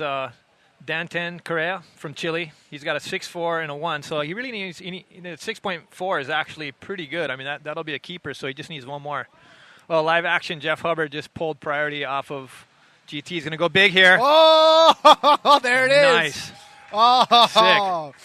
Everybody could see that one coming. Yeah, people were talking about, are we going to see the big air reverses? I think you'll start to see those. Those are going to start to be coming out, and that was a pretty sick one Jeff just did. Unreal. Boosting it. Oh, here GT. He's a pretty good position here. He's a little deep, but he should get a pretty good barrel. Oh, no. Oh, I don't know if he can get through that. If he can, it'll be pretty amazing. Oh, everybody's just holding their breath and no go for Guillermo Tamega. Just really, really tough to get through that. Okay, here's Omri. Nice. Omri's just been on fire. I think he tried to spin right there. I think he tried to spin in that barrel, and he just didn't make it, which is super tricky. I've been contemplating those for a while, and it's like, it's pretty tricky if you're going to do those because you get caught, and that's the end of your ride, basically. So it's a pretty high-risk move for potentially something the judges might not even be able to see. So, yeah, with that boost, Jeff moves to first. with an 8 and a 6.5. Oh, I'm sorry. Yeah, 8 and a 6.6 is his second scoring wave. So wow, good heat. You know, here it is. Big speed. Projected turn. Boosting. Oh, nice. Comes all the way around. Yeah. You don't see Jeff do that quite often. No. Here we go. Here's another one. He's back up and riding. It's another sick one. Parking it in the barrel. Should come out with something here. A little spin. That was good. Kind of, you know, some of the waves that unload all the energy right on that little shelf in the inside there, and it just dissipates quick. Let's take another look at Jeff Hubbard's wave he just got. So there you go. He slides under the lip and gets as much tube time as he can on that wave, and ends it with a spin. He's got a really interesting way of stalling. Like he'll adjust his board in different positions to kind of get the stall. You know, versus, you know, either sticking the board in or dragging your leg. So maybe it allows him to get more speed when he comes out. I don't know. It seems like it's pretty functional though. The first time I've seen somebody do that consistently to stall in the barrel was Chad Barba back in the day. He was always twisting and turning his board. Bob Forbes used to do that too. So, I mean, it's nothing new, but it's something that, you know, it's there, and people do choose to do that type of stalling. So here's a look at what is happening out in the water. So Omri needs 7.18, which is totally within his scope. I mean, Omri's just been on fire this whole event. Probably in rhythm more than anyone that I've seen, actually. I mean, he's surfing so good. GT needs an 8.5. So, and you know, all these guys are capable of 10, so it should be very interesting. Here we go, GT. Oh, long. Oh no, he might have lost priority there with that paddle. So now in this situation, again, this is round number 4, heat number 2. This is a non-elimination round. It is a 30-minute heat. Top 2 riders will bypass round number 5 and go straight into round number 6. Third and fourth will battle in round number 5, and that is an elimination round. So either we're going to see these guys again, but who's going to go into this round 6 and who's going to have another chance in round number 5 is what it comes down to. Yeah, so you're fighting for skipping around and the possibility of getting knocked.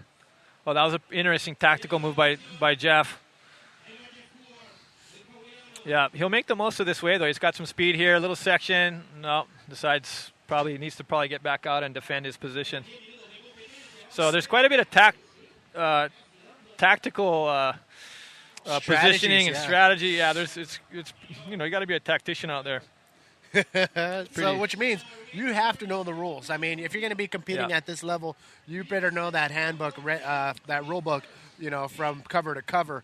And to be in a situation like this with guys at this level, they're going to be running circles around you if you don't know what you're doing out there. Yeah, it gets pretty sophisticated at this level, which is it's pretty cool though. It adds another element to the whole contest thing. I mean, wave riding is part of it, 90% of it, technical wave riding, but man, you got to be smart too in the heat, and you can't make small mistakes. You know, small mistakes will cost you the heat. You know, in that last heat I had with Mark and Jake, it's like Mark had priority. I looked at the wave, he looked at the wave. I didn't think it was that good. He didn't think it was that good, and Jake got an 8 on it. So it's like, man, something like that can just happen, you know, in an instant, and it's crazy. So you have to have your wave selection, and you got to understand the priority system out here if you're going to want to play with the big ballers. Okay, here's a Chilean. Oh, here we go. Nice wave. Jeff on the right, too. Oh, deep barrel. Let's see if he's going to come out of this. I don't know. He was sitting on the foam ball. It looks like he might have got a little bit too deep there. Trying to get more shack, get deeper. Fine line to take, you know, if you try to get too deep. I've seen it happen to a few guys where they just try to get too shacked and they just can't make it. Let's see here. Like, you can tell right here he's not fully driving. He's just casually, that shock wave kind of hitting him. He's behind it right there, you can see, and he just can't get past that one part there. And that's it. That's the ride. You know, once you get too far behind it without the momentum, you just won't make it. Here's a 6 set for Omri.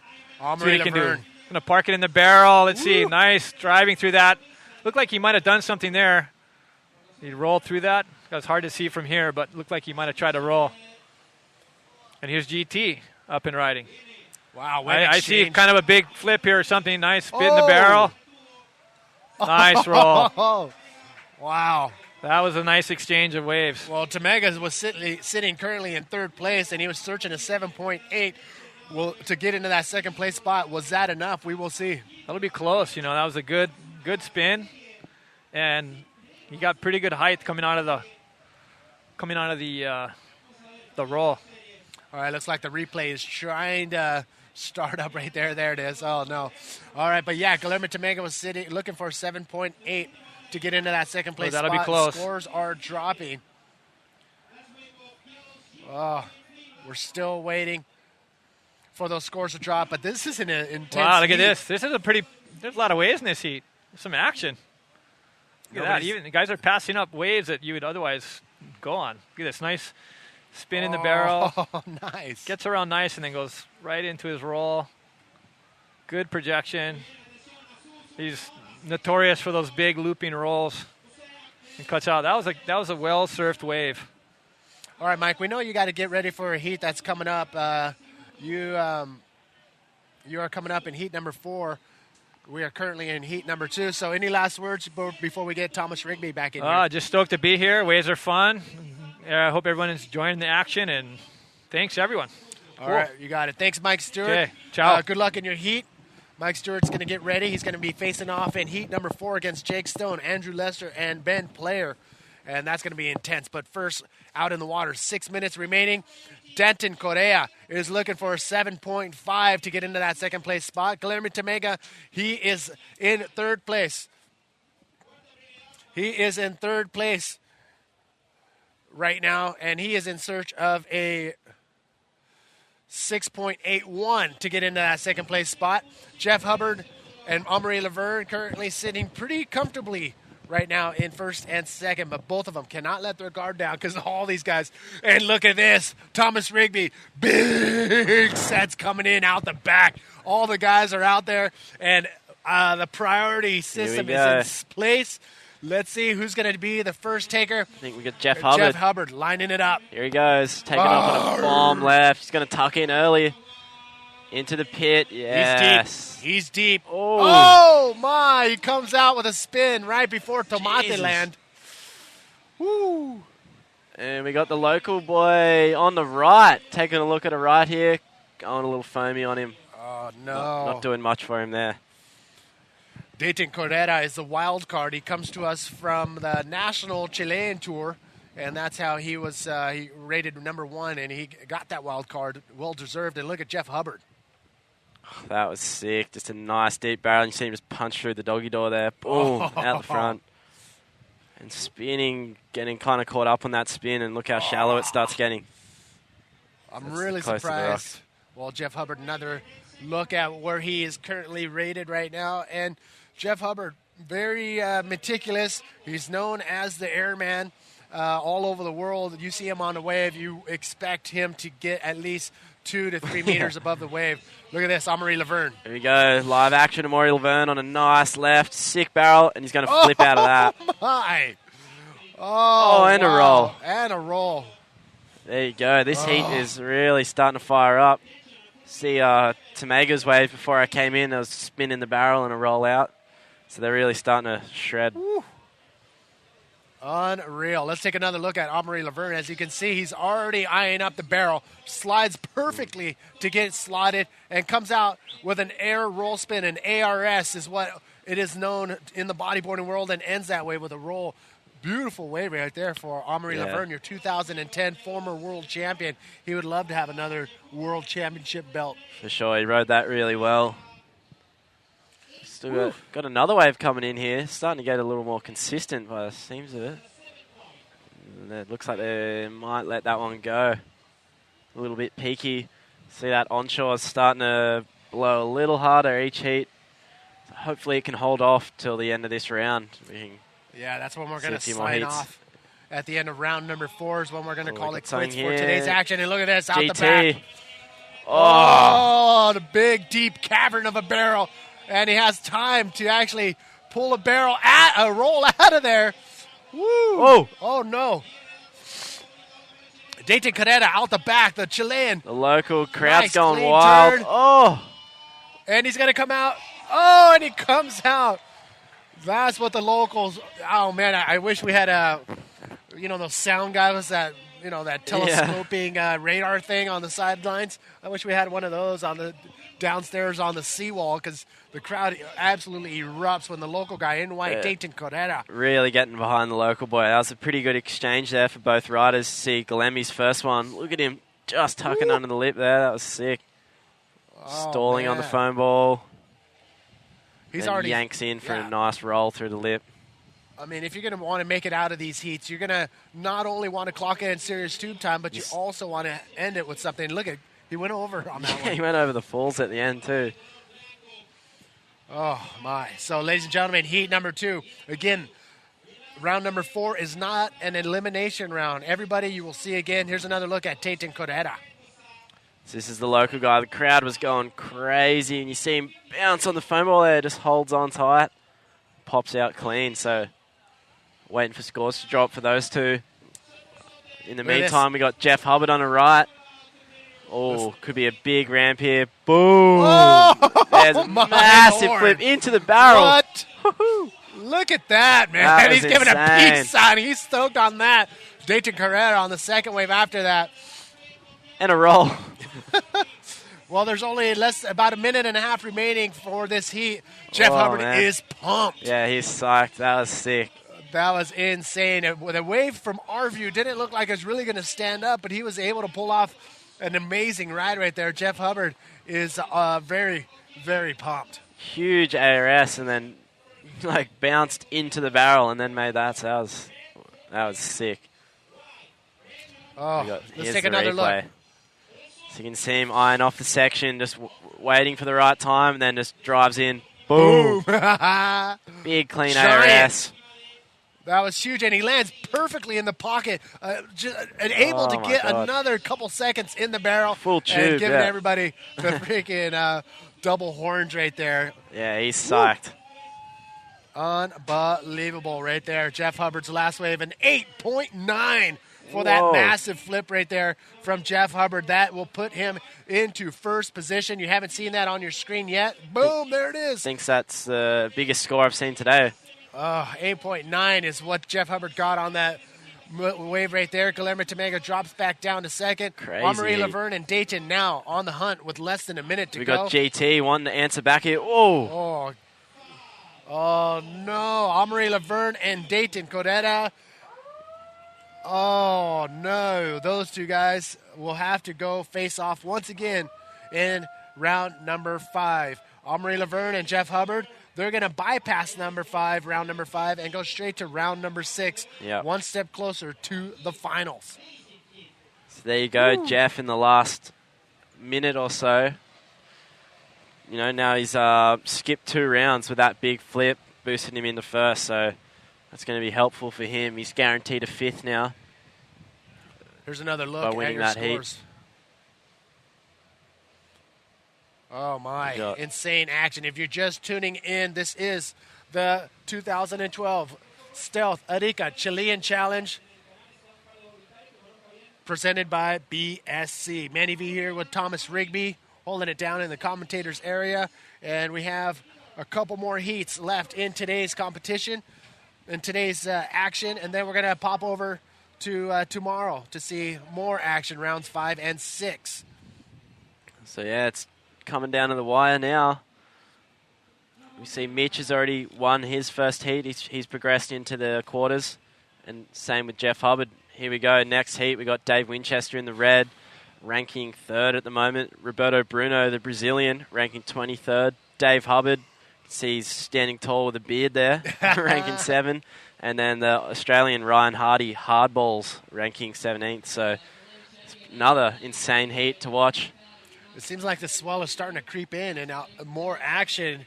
Oh, yeah, that last heat seemed pretty consistent from when I was commentating. Anyway, there was a fair few waves, so hopefully it keeps doing that. So yeah, that's all from me today, guys. I'm gonna hand it on to Eric Roy, and yeah, thanks a lot. Thanks for having me, Manny. No worries. Always a pleasure to have Thomas Rigby joining in the commentators area. Next, we got Eric Roy standing by, so he's going to come in right now. If you heard the horn, that is the start of heat number 3, round number 4. Dave Winchester, Roberto Bruno, Dave Hubbard, and Ryan Hardy. Thanks again, Thomas Rigby. Thanks, Manny. Oh, this heat is stacked, ladies and gentlemen. Once again, coming to you from Isla Alacran, right here on the outskirts of Arica. This is the Stealth Arica Chilean Challenge presented by BSC. And a shout out to the supporting sponsors, Movistar, La Fuerza del Sol, that's the municipality of Arica, Lawn Airlines, and Tomate Surf Shop, YouTube, Riptide, Senko. Oh, man, I have a huge list here. Let me just say everybody is doing their part to make sure this is one of those events that you cannot miss. Again, we will have heats on demand on YouTube as well. So if you miss any of the action, you can always find it on our YouTube channel, youtube.com/IBA World Tour. So Eric Roy back in the hot seat with Manny V here. Yes, it's getting crazy now. It is, yeah. This heat is absolutely crazy. Every time we get further and closer to the final, it's unfortunate that we're going to see some names dropping. But round number 4 is a cool heat because this is a non-elimination round. Top 2 will bypass round number 5 and go straight into round number 6. 3rd and 4th, you're going to see them again in round number 5. That's good. For another chance to keep on plugging away. So cool. This is it. We are in round number 4, heat number 3. Dave Winchester, Roberto Bruno, Dave Hubbard, and Ryan Hardy coming up next. So Eric Roy, have you been watching the heats? Yeah, I have. Yeah, I've just been sitting in the competitor area and just keeping on. It's been absolutely mental. What's it like in the competitors area? Is it tense? It is, yeah.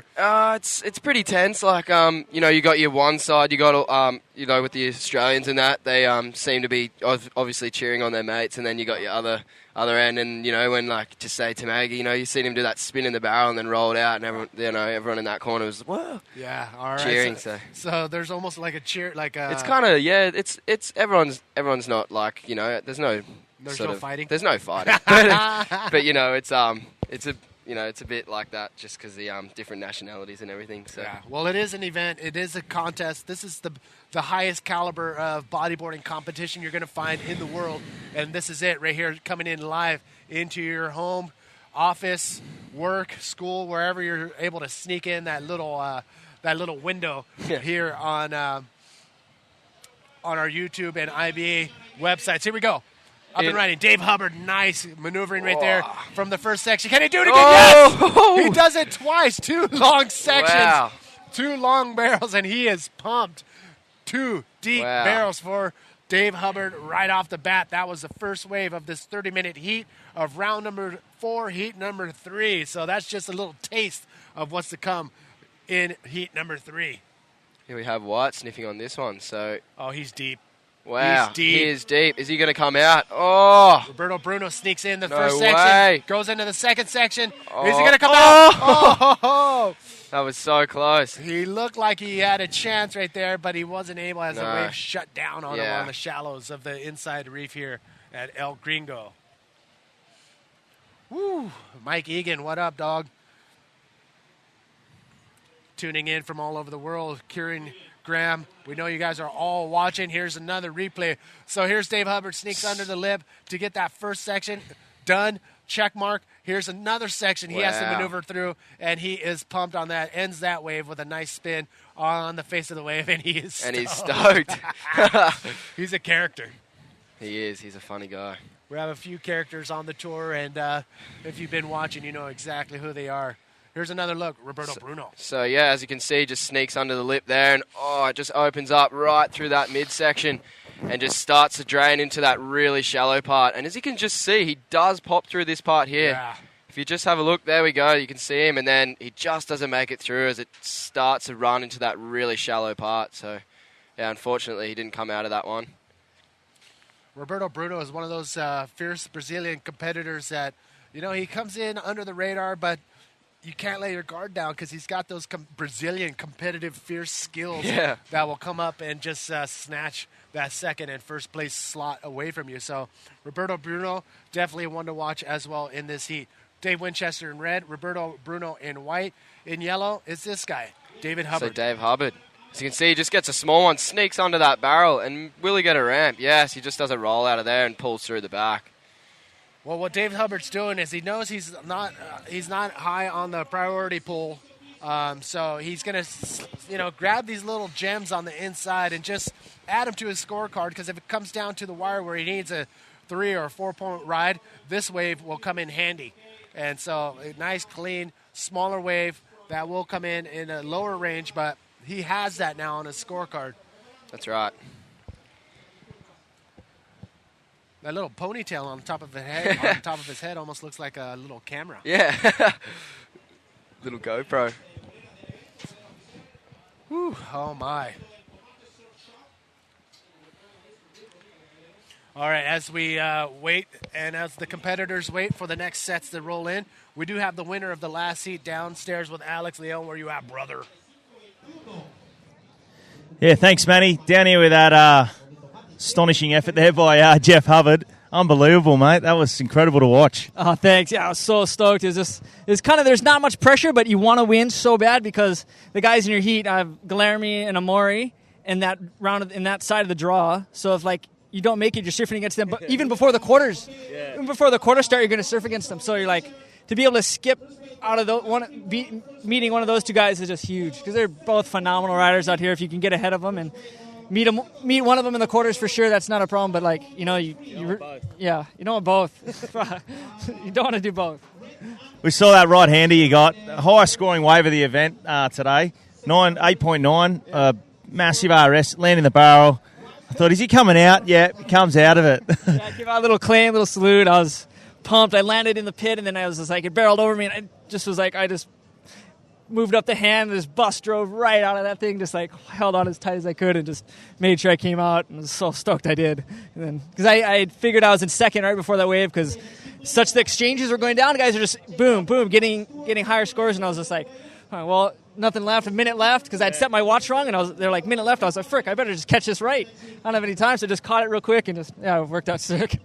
Oh, that was insane. It was so good to watch, Jeff, and all the other boys in the heat too. Yeah. Guys are just backflipping, pulling in the pits. It looks pumping out there. I want to get out there. Yeah, it's insane. It's pumping. It's as good as it gets for 3 to 5 foot, gringo, flopos.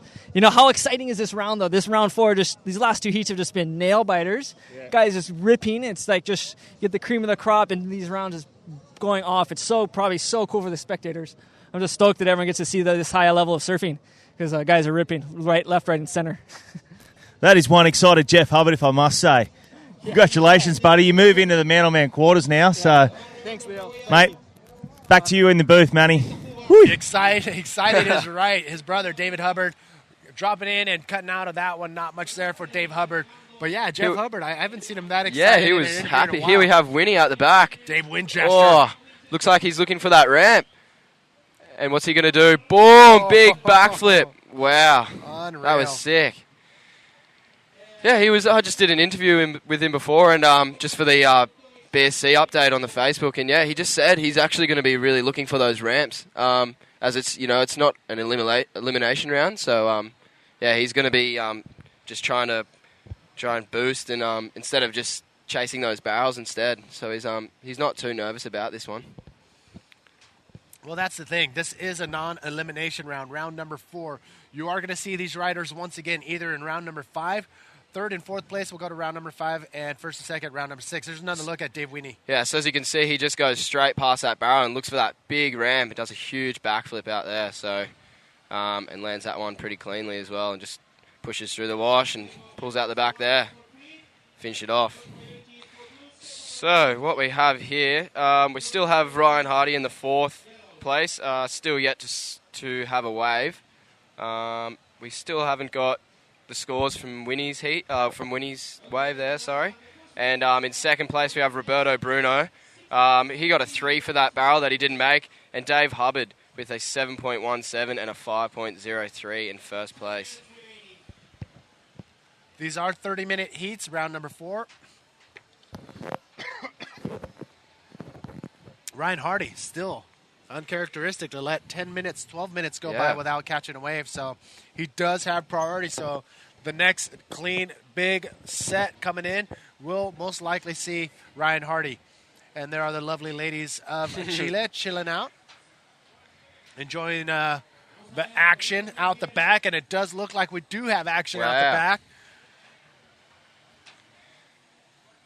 Here we see Winnie sniffing on that right there. So as he get, and he decides to go it. Here we go. Looks like he's drawing that high line, looking for that air ball, and just decides to pull through the back there. So we have Ryan Hardy sniffing on this one, and here he goes. He's going this left. There he is, Ryan Hardy. And driving down the end of the line there, and just decides to get that barrel and rolls out of that there. Yes. Whoa, where's he going? Getting back in. Okay, he bypassed that keyhole. Wow. And he turned to try to get back into the shallows. Unreal, Ryan Hardy. Woo. So Maximiliano tuning in from Valparaiso, Chile. Thank you for tuning in. This is the Stealth Arica Chilean Challenge. And another look at Ryan Hardy's first wave. So you just see him getting past that first section and going through that middle part with that sick barrel, almost getting sucked up the lip there. And then comes out of that one with a big roll. Lands that one nice and clean and uses his tactics to get out of there. Oh, I would never head dive there. Hardy, a wild man. Luckily, he didn't dive head first into the reef. Yeah. That's kind of scary. I get nervous when these guys are doing these big moves on the inside because the end of the line is dry reef. It is. And they're all my friends, and I really don't want to see anybody getting hurt out there. So, yeah, that's right. Yeah. Hardy, don't do that again. Thanks. Ben Player getting a little coaching right there from the lawn models. That was a paparazzi angle, too, from behind the rafters. Yeah. Oh, Ben's going to love that one. All right, ladies and gentlemen, 16 minutes, 30 seconds remaining. And from the bottom up, this is where we're at. So we have Roberto Bruno in the 4th place in the white. He's still only just got that one wave score of a 3 from that barrel he didn't make. Ryan Hardy with that one there, he got a 7.2, so that's pushed him into 3rd place. He needs a 0.5 just to be in 2nd, so that's pretty easy if he just sort of waits for anything there. But if he wants to get into 1st, he's going to need a 5. 2nd place, we have Dave Winchester, 6.53 and a 1.17 for both of his waves, and Dave Hubbard with a 7.17 and a 5.3 in 1st place there. Yes, unreal riding from the fellas. But you know what? There's a handful of female bodyboarders in the world that can tackle this wave just as well. I'm gonna throw it out there. Why don't we have an invitational? Pick these 6 top ladies that are able to tackle this wave and invite them next year and show them, show the world what they can do out in this wave. Yeah. Just an idea. Here we have Winnie on this right. Looks like he's just drawn that high line and gone down to the bottom and, just throws his board there off that section. Mistimed that whole section right went there. Went a bit foamy. Was a bit of an insider, so, yeah. All right, round number 4, heat number 3, currently out in the water with 15 seconds remaining. Ryan Hardy's score coming in at a 7.2. So he's got a solid first wave. He's only looking for another solid second wave. A 5 to first and a 0.5 for second. So he's looking good right now. He just needs to get that wave. Jake Stone making his way down to the water for the last heat of the day.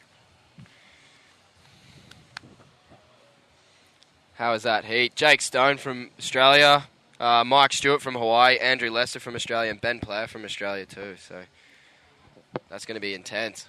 So all this young fans down here, obviously ditching school, which I highly don't recommend, but it is a once-in-a-year event here. Something you don't want to miss, yeah. In 2012, the Stealth Arica Chilean Challenge.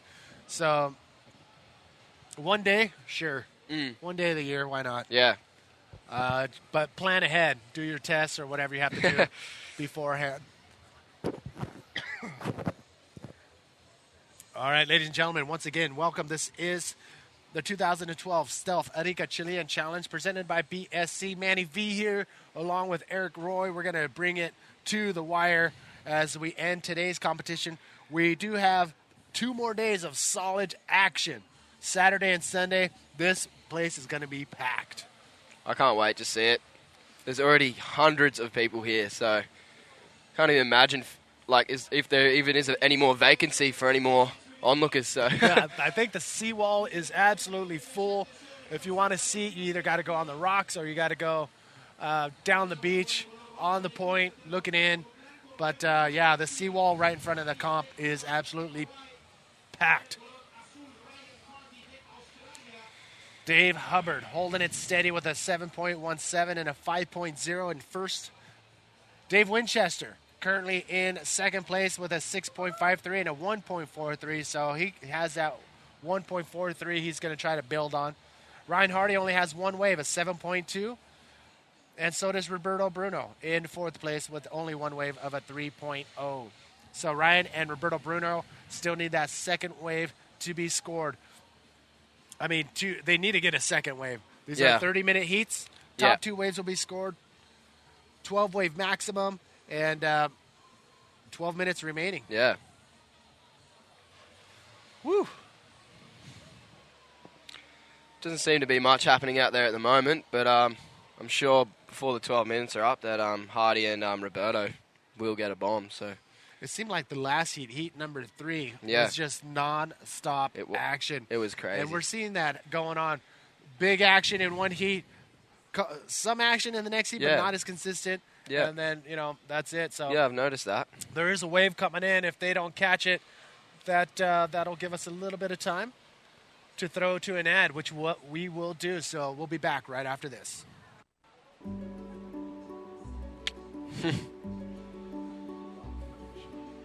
Wow. Oh, so there's still another heat after this. Are we going to...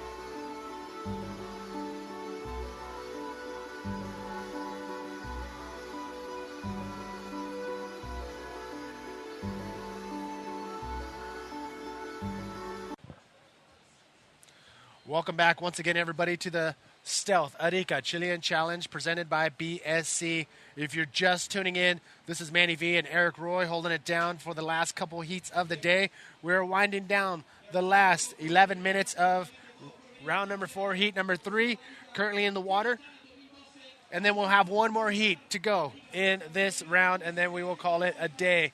But this heat right now is stacked with Dave Hubbard on top.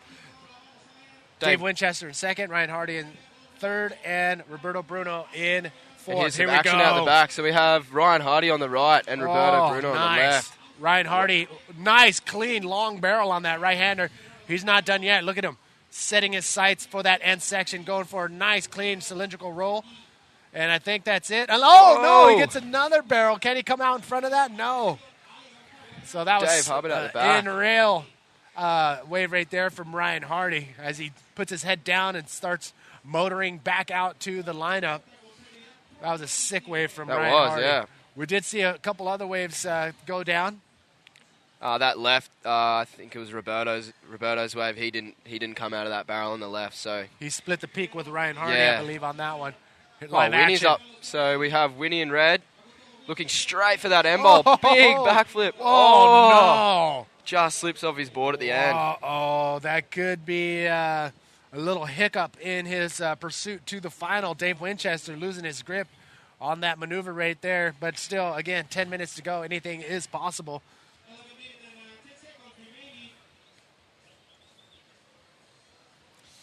All right. Just got word that the two riders on the left, as Ryan Hardy was going right, not much happening there. Not really high-scoring waves, as you can see in the channel. Igor Sanchez from the Canary Islands and Paulo Barcelos taking the photos. There is your next heat right there. Andrew Lester's getting out there to get a first eye front view from the channel. Yeah. And then... Yeah, so we have Jake Stone on the rocks there in the red, Mike Stewart in the white, and we can't currently see Ben Player at the moment, but I'm sure he's down there stretching. Or get mobbed by the tons of bodyboarding fans down here. So Mike Stewart and Jake Stone, which one's who? I can't tell with their heads. Stoney's on the right, and Stewart's on the left, so... funny that age difference is probably, Stuart's probably double Jake's age, and you just dropped that call. Oh, no. Well, at least we know who can be each other's stunt double if ever need one. All right, so here we go. Wow, Ryan Hardy with his second wave of a 6.43 jumps straight up into first place. And now Ryan Hardy is in first. Dave Hubbard is now in second. Dave Winchester has been knocked down to third, and Roberto Bruno is now in fourth place. What does Dave need, and what does Roberto need for that second place position? So Roberto, he's going to need a 9.2 to get up into second place there, so that one's going to be tough. He's only got 2 wave scores of a 3 and a 1.83, so they're pretty much incomplete waves, the both of them. We've got Winnie. His best wave scores are a 6.53 and a 2.6, so he needs a 5.68 to be able to step up into second. So if he just waits it out, he's still got 7.5 minutes remaining. So if he waits it out, he should be able to get a bomb and should be able to do it. Yeah, plenty of time. I mean, the sets have been coming in pretty consistent in this heat as well. And again, thank you all for tuning in from all over the world. We do have a replay of Ryan Hardy's deep, long barrel. Wow. And he's able to stall right there. And then he picks up the speed, drawing a high line, comes to the bottom, goes straight off the bottom for a nice roll right there.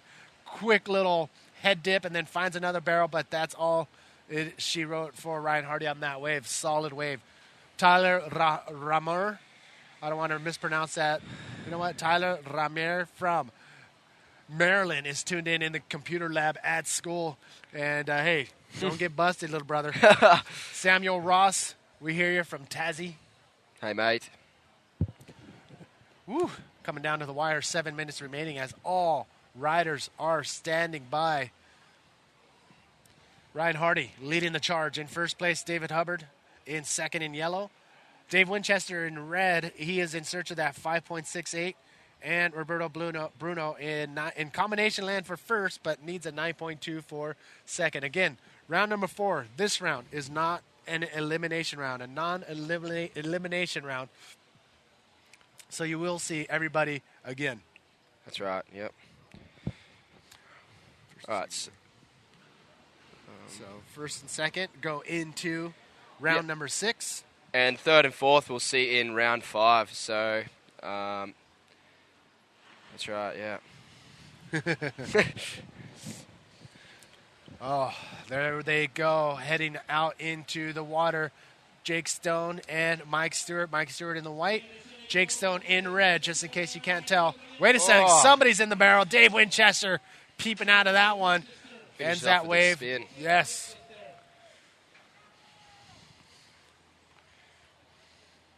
So, out in the water, still looking for a solid wave. Roberto Bruno and Dave Winchester. Dave looking for a 5.68. And Roberto Bruno, you're going to need a 9. Let's take another look. Look how deep he is on this one. Wow, you can't even see him. You can just see him sliding out of that one there. And just decides to stall there and finish that one off with a spin. That was a good wave. We have action out the back in yellow. Dave Hubbard scoops into a deep one. Oh, does a big roll out of that barrel. Gets sucked over. Wow. Everything went haywire at the very end of that wave. Unreal. So, solid wave right there for Dave Hubbard, who, I don't know what happened there, but the judges are going to have to deal with that one on their own. So, we have Roberto Bruno getting a barrel there and coming out. Does a big roll out of that section. And another one. Like I said, this guy will strike at the end of the heat, as he's always has been doing. Ryan Hardy out the back. So here we have, he just decides to pull through underneath that barrel there. Should be able to get out for second priority anyway. So, he's still got time. He's still got 4.5 minutes remaining on the clock to, he's in first place anyway, just to back up his second wave score of a 6.43. Look at this. Getting out there as quickly as possible. That is Ryan Hardy, because he knows something. He feels something in his bones that something is coming in out the back. It's getting a little clogged up in the channel there on the left, but look at that right, just peeling on the inside reef. So now, Dave Winchester with priority. Ryan Hardy with second priority. In yellow, Dave Hubbard with third priority. And Roberto Bruno will have fourth priority, which means any wave Dave Winchester wants is all his. But if he makes an attempt to go for the wave, he will lose that priority to Ryan Hardy, and Dave Winchester will drop to fourth priority. So there is a lot of strategies and tactics that could be used in your favor or against you with the priority system. So there are a couple more. Actually, those are friends and just friends. They love bodyboarding, I believe.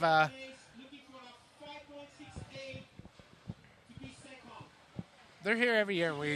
I mean, they're always cool to hang around with. And here we have a replay of Dave Hubbard's wave. So he just gets deep in that barrel and decides to come out. That's what happened. And just did a roll and ends up getting sucked over in that section there. So that's pretty shallow in there. You wouldn't really want that to be happening. No. As you said before, they're all your mates, so you don't. It's scary to see him get sucked over into that dry part there. We have a replay of Roberto Bruno's wave here. So here you see him just dropping into that barrel, gets a nice long pit there, and rolls out of that first section, gets heaps of air, and lands that one clean and gets another one. Look at that! You can see just the water gurgling and churning on the end of that, at the end of all of these waves, because they're coming up onto dry reef. Roberto Bruno taking a look. Here we just see him. Yeah, he just pulls off at that one there. Oh my, yes. So if you're tuning in from Australia, or I believe wherever you are, we know it's bright and early in the morning or late at night. For Samuel Ross, it's 1:30 a.m. and he's still watching, glued to the monitor. South Africa's Michael Veltman is also watching. And in England, we have Drew Erickson and Sam Jones tuning in. And yes, Mick, what up? Yeah, Winnie. Whew. We do have one more heat coming up. That is heat number 4. Only less than 2 minutes remaining in this heat out in the water. The next heat is going to be intense as well, so don't go anywhere. Look at this, taking a look down the line. Roberto Bruno. Oh, no, Dave Hubbard. There we go. Draws his line for that end ball, and boom, tries another one of those big inverts. A nice little claim there. David Hubbard claiming that air Dave attack. Winchester Yes. stalling into that one. Wow. Gets a really deep barrel and comes out of it clean. Holy mackerel. mackerel. Wow, does it roll. The crowd went wild. I mean, again, we're looking into the barrel on these waves. What the crowd is seeing is that he's in there forever. I mean, the camera angle is not really giving it justice how long he was in that barrel. But that was amazing. Woo! Incredible. He was definitely in there for at least 3 to 4 seconds. Yeah. But first, let's take another look at Dave Hubbard's last wave. So here we go. You see him just dropping into this one. Looks like he's trying to skip around that barrel and just looking straight for that end ball. Bang, does a huge invert out of there. Nice. Not as high as the one he did earlier today, but still clean. And he loves to entertain the crowd on the beach right here. And why not? There's hundreds of people on the beach. Here we have Roberto Bruno sniffing on this left. There we go. He stalls into this one. He's nice and deep. Oh, nice cave. Spits him out of that one and just fits a spin in at the end. And tries to roll off that foamy section there and just gets sucked over there. All right, we're going to bring you up to speed with 1 minute and 30 seconds remaining in this heat. Still, those scores are dropping for Dave Winchester, Roberto Bruno. Here's another look at Winnie's wave. Wow, he's just slides into that one, stalls, and wow, he's easily got to be in that for like 5 seconds, if not more, and then just pops out there and stalls again, looking for that bowl. Just does a roll out of that one. Unreal, lands perfectly. Dave Winchester with a 5-second barrel ride right there, just trimming across the reef, and just comes out with a nice roll. Dave Winchester, probably one of the best waves of the day. Look at this, Roberto Bruno. And here we go, just stalling into this one. That one's a heavy one, just breaking on that midsection of the reef, and as he comes out, just decides to throw a spin in here, and just as it goes into the foamy section, tries to throw a bit of a roll, just to get his score up there a bit, but just doesn't land it. Oh, my Lord. Look at that score dropping for Dave Winchester's 5-second, 6-second barrel ride, a 9.27 for Dave Winchester, knocking him straight into first position, knocking Dave Hubbard back down to second. Ryan Hardy is now sitting in hot water. He needs a 7.41, and Roberto Bruno needing an 8.17. Again, these riders will not be knocked out of the competition. In fact, first and second will move on and bypass round number 5 and go straight into round number 6. And third and fourth, Ryan Hardy and Roberto Bruno, it looks like, will go into round number 5. So it's not the end of the game yet for those two guys. But Dave Winchester and David Hubbard get to bypass round number 5. Oh, Winnie throwing some DK action in Ryan Hardy. Wow. The crowd is loving it down there. Both of those guys drop kneers. Whew. I'd love to sit in that channel right now and take a first hand look at what's going on out there. But take a look. This is your official results for the last heat. So we have Dave Winchester taking that one out. Dave Hubbard coming second, Ryan Hardy in third, and Roberto Bruno in fourth. But fortunately, Ryan Hardy and Roberto Bruno, we'll see them in round 5 anyway. So, Dave Winchester and Dave Hubbard will be seated into round 6.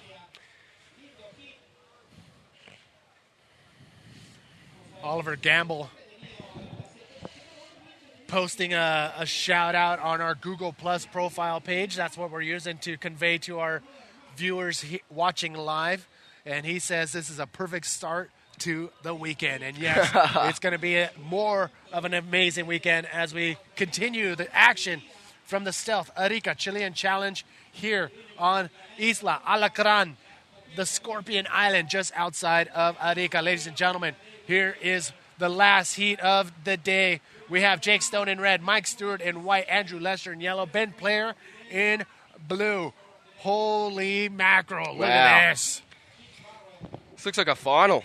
This is easily a final. 3 Aussies and the lone soldier, the Hawaiian, Mike Stewart, out there facing off in heat number 4 in this non-elimination round. Woo!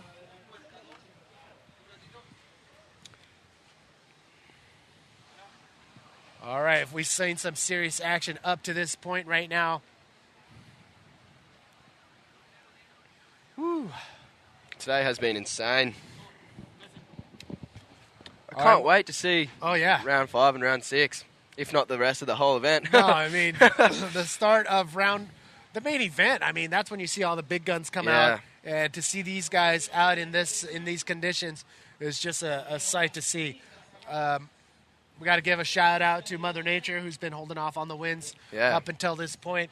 And it still looks unreal out there. Perfect pumping conditions. El Gringo, also known as Flopos to the locals, in honor of one of their own who unfortunately passed away in a car accident about 10 years ago, have named El Gringo in his honor as Flopos. So if you want the inside scoops, if you come here as a bodyboarder, you show up in Arica, and if you say, where's Flopos, they will probably take you in their car straight here because you know and respect this wave proper. Ladies and gentlemen, once again, this is the Stealth Arica Chilean Challenge presented by BSC Manny V and Eric Roy, holding it down for the last heat. 30-minute heat out in the water. Mike Stewart will be in the white jersey. Look at these sets out the back. Oh, my. Wow. You turn your head for a second, you blink for a second, and all of a sudden, the biggest sets of the day are coming in. Holy moly. It is massive out there. That wave just rolling in, just pretty much closing out the entire reef here. Nobody was in position for that one. Yeah, broke a little too wide for that one, Everybody was just out of position for that one. Unreal. And this is what we talked about. The fans here in Arica are amazing.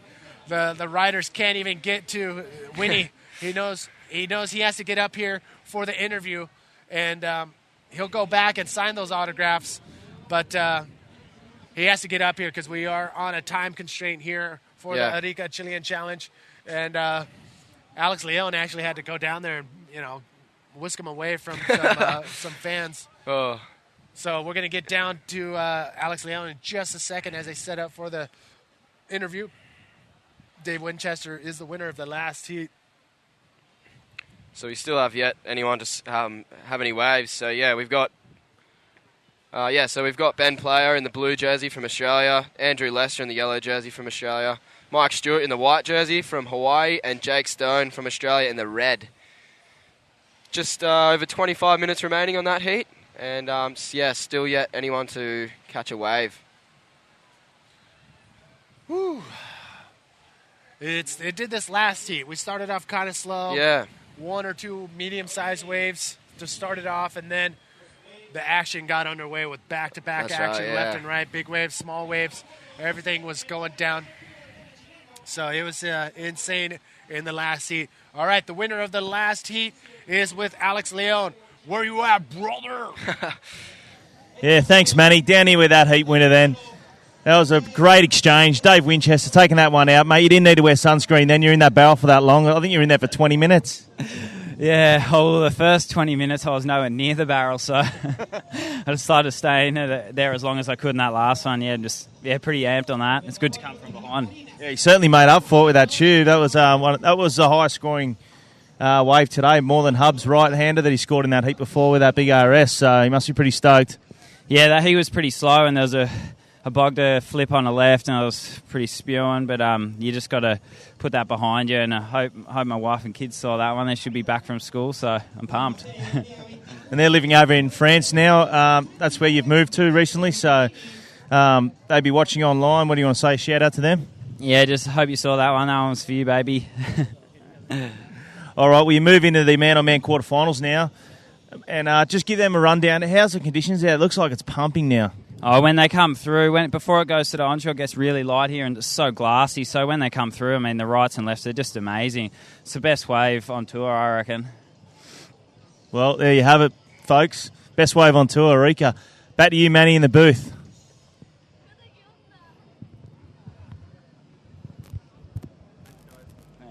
He is, yeah. So out in the water now, there's not much action happening at the moment, but still without anyone to even get a wave. So we've just got Jake Stone in the red, Mike Stewart in the white, Andrew Lester in the yellow, and Ben Player in the blue.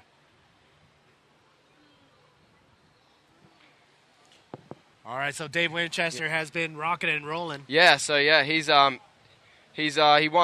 his previous heat as well. So he's just here we go, Ben Player out the back on this right.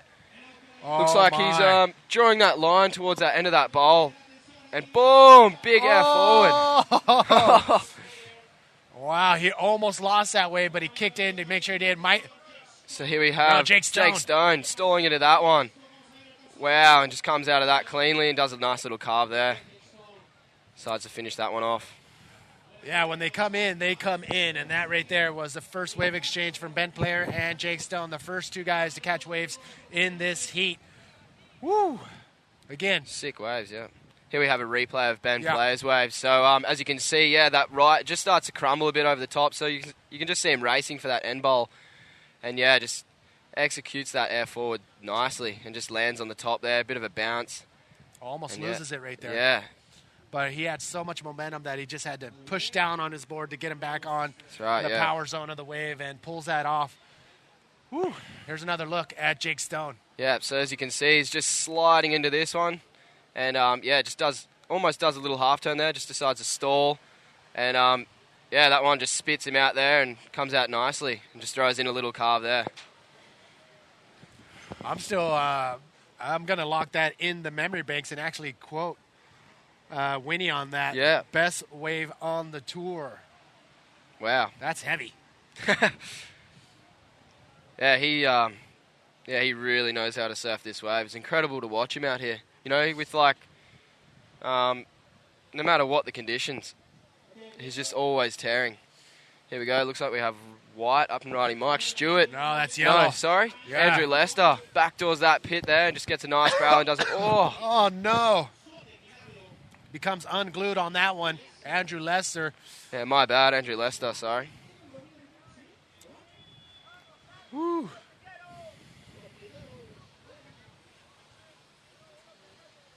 Oh, nice Nice little stretch right there. Ladies and gentlemen, once again, welcome to the Stealth Arica Chilean Challenge. Manny V here with Eric Roy holding it down. This is the last heat of the day. It is a 30-minute heat. It is a non-elimination round, which means you will see these riders again. Here's another look at Andrew Lester. Andrew Lester backdooring through that section there, just getting a nice barrel, and decides to come out with a backflip there. Just doesn't stick it, though. So I'm thinking Winnie, when he says the best wave on tour, Yeah. I think it's all the elements. You got to peak left and right. That's right. You got great conditions all morning long. Yep. And it's consistent where you can run, you can bypass a day where it's 2 to 3 feet, even though it's perfect, because the next day is going to be, 4 to 6. Like yesterday, for example, yeah. Exactly. Because it was still good. It was still pumping. It was pumping. Yeah. But I think that's where Winnie is getting everything to say this is the best wave on the tour. Yeah, he's definitely got a point there. He always seems to do so well out here too. So, Wow, Jake Stone's wave coming in at a 6.17. Ben Player also with the same scoring first wave, 6.17. Andrew Lester, 4.33. Mike Stewart still waiting for that first wave. Just over 19 minutes left on the clock too. Lucky for us, the winds are still holding back for this last wave here on the Isla Alacran, Scorpion Island. Such a cool name. Yeah, I like it. Look at that. Still glassy, still pumping. And we go back to 2004 with Ryan Hardy taking the first Arica Chilean Challenge. And he was face-to-face with Hubbard in that final in some massive 15-foot waves where only the right was being handled by these riders. And it was Ryan Hardy. Then in 2005 and 2006, it was back-to-back wins for Jeff Hubbard. In 2007, Ben Player came out charging against Hugo Piñero. In 2008, it was Guillermo Tamega winning here at the Arica Chilean Challenge.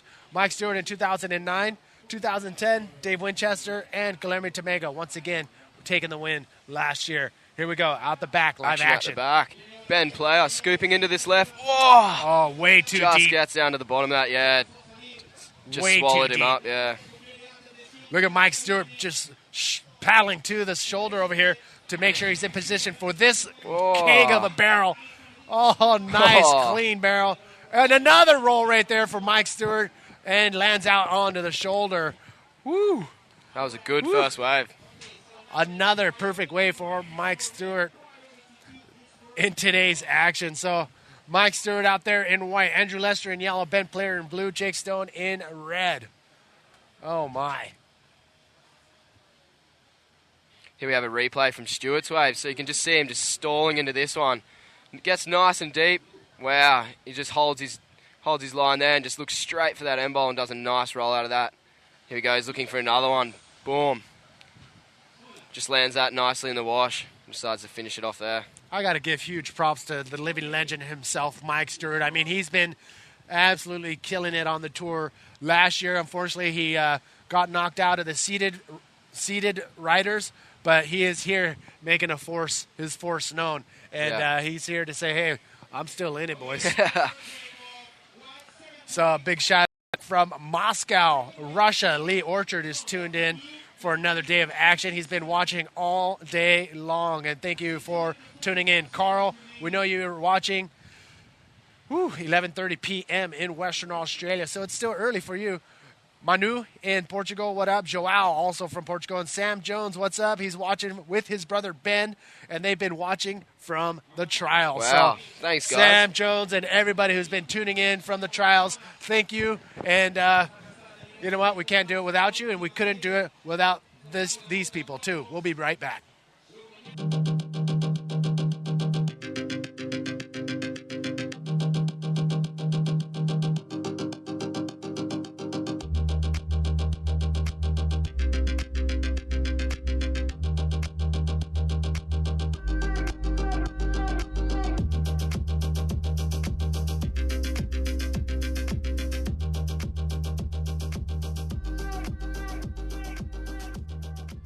Here we are, ladies and gentlemen, for the Stealth Arica Chilean Challenge presented by BSC. Ladies and gentlemen, this is the fourth and final heat of round number 4, the non-elimination round. You will see these riders again in either round 5 or round 6. First and second will bypass round number 5 and go to round 6. And third and fourth, you will face off again in round number 5. So here we are currently with 15 minutes remaining. Leading the charge, Ben Player with a 6.17 and a 1.67. Very slow start, very slow heat this is, because all the riders pretty much only have one real solid wave. Mike Stewart clocked in a 7-point ride. Jake Stone, 6.17. Andrew Lesser, 4.33. I can look over the railing over here and see all the free surfers ready with their bodyboards to get out there as the last heat ends and trying to get a couple more solid waves before the winds kick in. But what an action-packed day it has been. Wow. So far, yep, easily the best day so far of the whole event. So I think if we added all the time, all the riders have clocked in the barrel. Hours. Hours for sure. Unreal. Doesn't seem to be much happening out the back at the moment, but what are you talking about? Look at that thing way out the back. I don't know where you were looking, but look at that monster coming in. The word has gotten out. The riders are paddling over this wave, trying to get in position for one of the bigger waves to come in through the heat. It looks like there could be one, maybe two. They just seem to come out of nowhere. They do. They come out of the deep water, and here they are. Mike Stewart looking at that right, and he just doesn't decide to go. Probably a good decision. It just crumbled off the start there, and doesn't look like too much is happening down the line anyway. So here we have Ben Player in the blue, going this left. Oh, slides underneath that. Wow. And he's deep. And will he come out? No, he just doesn't make it through that foamy section there. The bigger waves tend to have a tendency to pinch and close out at the very end because they're coming into the deeper part of the channel, and the wave doesn't really like to stay open right there. And that's when, if you're not out by that time, then you're not going to make it out, as and you just saw with Ben Player. You find it does that more on the bigger ones rather than the smaller ones, although the smaller ones do end up breaking onto the rocks. So exactly. It's it's pretty hard to judge. Here we have a replay from Ben Player's wave here. So here we go. He's just scooping into this one. Just starts driving through that section there. He's nice and deep. And by the time now, he just definitely wants to come out of that, but he's just not going to make it. Just his head gets sucked over in that bit there. So, yeah. And this reef here at El Gringo is there's no mercy. You hit that thing, either you're going to get a big old bruise, or you're going to get cut up, or you're going to get both. So, messing with danger out here. Here we have Jake Stone taking off on this left. Looks like he's trying to just gets a nice go out that second section. Does a spin there at the end of that one and just pulls through the back. Unreal. Jake Stone with a nice, as you can see, he knew he was way behind the section, so he let go of the brakes, got into that speed position. Let's take another look. So here we have he sees the section way up ahead, and right there he's just going full speed, trimming as hard as he can, as high as he can inside the barrel to make sure he comes out, and he ends that wave with a spin, but it was all about knowing what was ahead and making sure he had the speed to get through that barrel. Live action. Oh, Mike Stewart. Whoa! Gets spat out of that one. And boom, just Watch doesn't out! roll. Oh. Get out of there! No way. No. You got to really watch out when you're hitting that end section there. He's on the reef. Wow. Just getting sucked into that into the channel there, into the keyhole. Oh, just in time. I think he came out of that one unharmed. Oh, man. He was crazy to go for that last roll in that section. Here's a replay from that one. So, as you can see, he's just sliding into that one. Starts driving through that part. And, you can't even see him. It looked like he may have been too low, and the shockwave was just going to knock him out, but it's Mike Stewart. That's right, and then just comes through this really foamy section here and just does a roll out of there. Crazy. Right onto the rocks. He does not want to land that. Unreal. Let's see what the scores are dropping. Wow, Mike Stewart's last wave coming in at a 7.5. Wow. Jake Stone's last wave, 6.17. Ben Blair's last wave, 2.33. And Andrew Lester's only one wave. So Mike Stewart now currently in first place comfortably with two big scores of sevens is Mike Stewart. Jake Stone, he's looking pretty good too at with 2 6s right there. So Ben Blair and Andrew Lester, what are they going to do? Yeah.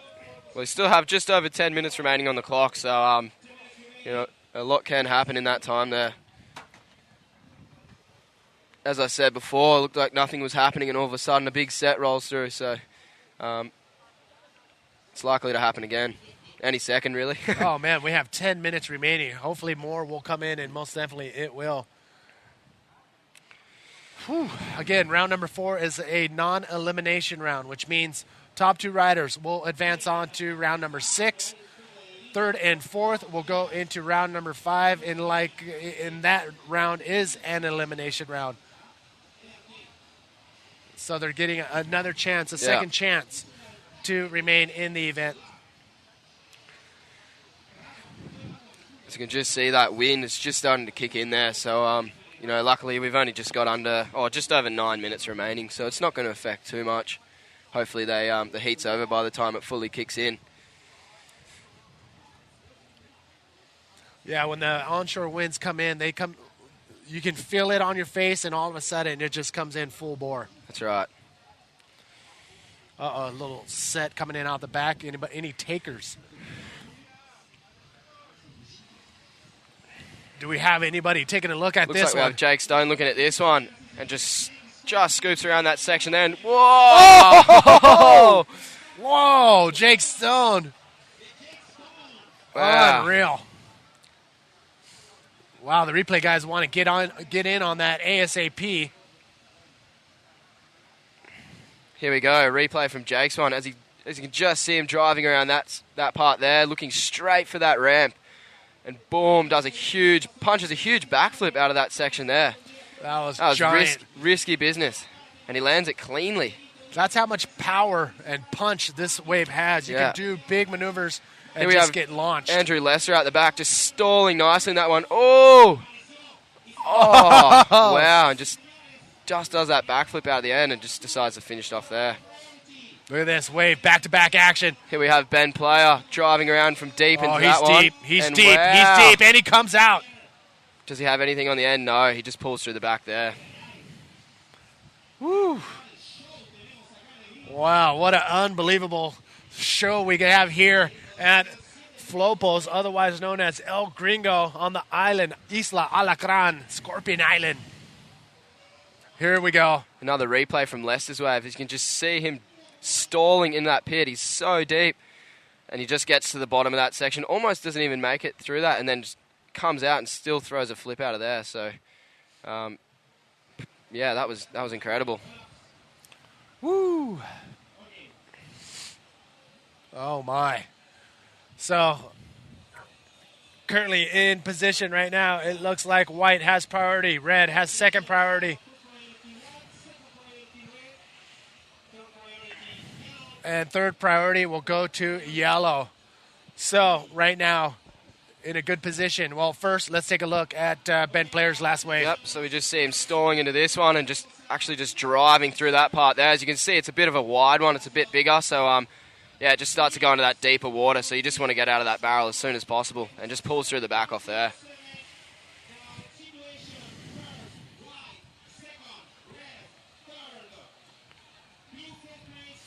Look at this, taking a look at this one out the back in white. It was Mike Stewart taking a look down that left. Now, with the winds coming in, it may change the ball game. Barrels are not going to be as plentiful or as clean. It will probably go to the big maneuvers now, but who knows? That wave may come in and give Andrew Lester a 7.17 is what he needs for that second place position. Ben Blair is in search of a 6.82 for that second place position. Again, top 2 riders going straight to round number 6. Third and 4 will go into round number 5 for a do-or-die battle. Wow, Jake Stone scoring a 7.07 for that huge backflip before. Oh, man. tons of action today. Tons of action will go down tomorrow. Can't wait. The final action here from the Stealth Arica Chilean Challenge presented by BSC will go down on Sunday. And here we have Andrew Lester looking for that one. Just a bit too deep on that one, yeah. Bit of a smaller one. It's hard to just sort of get your line through that section on when it just starts to break onto that first heavy part. Oh, my Lord. Another day here in beautiful Arica in Chile. Manny V and Eric Roy winding down today's action in the commentator's booth for the 2012 Stealth Arica Chilean Challenge presented by BSC.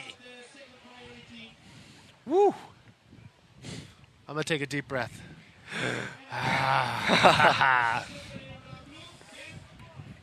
Thank you all for tuning in.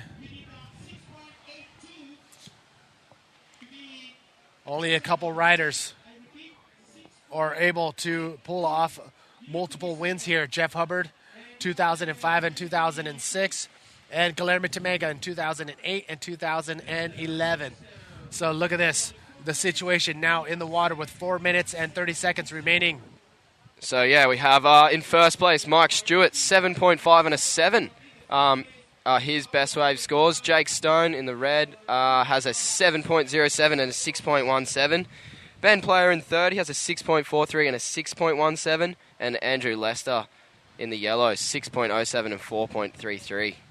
So he's needing a 7.17 to push into second place. And Ben Player, 6.82 to be in second.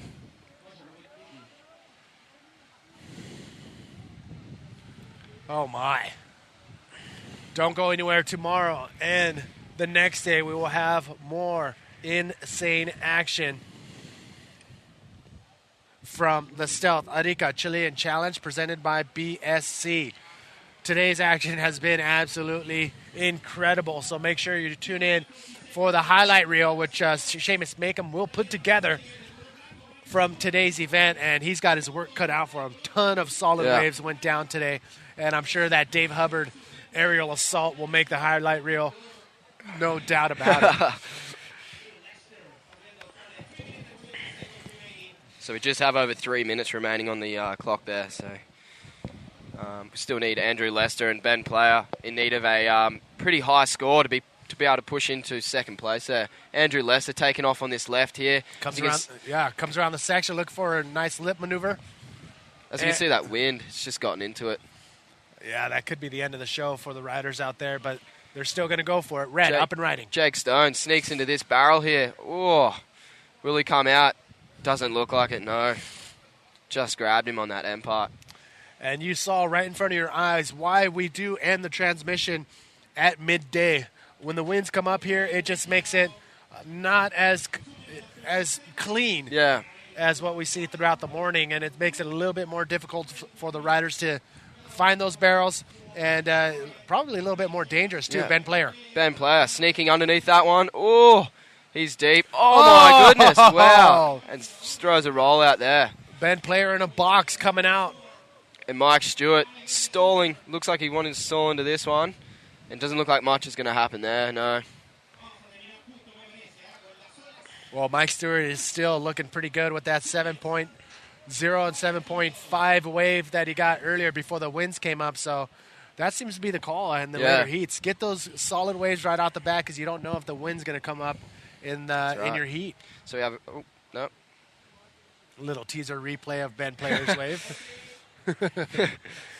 So we are going to wind today's event down with this last heat number 4 of round number 4, the non-elimination round. Here's another look at Ben Player's wave. All right, so here we go. Sneaks under that lip there. He's really deep in that one. Looks like he's definitely not going to come out of that. I thought he was gone. Yeah, and there you see him just sneaking through that foam ball there. Does a nice roll off that end section. Decides to finish it off there. Mike Stewart out the back.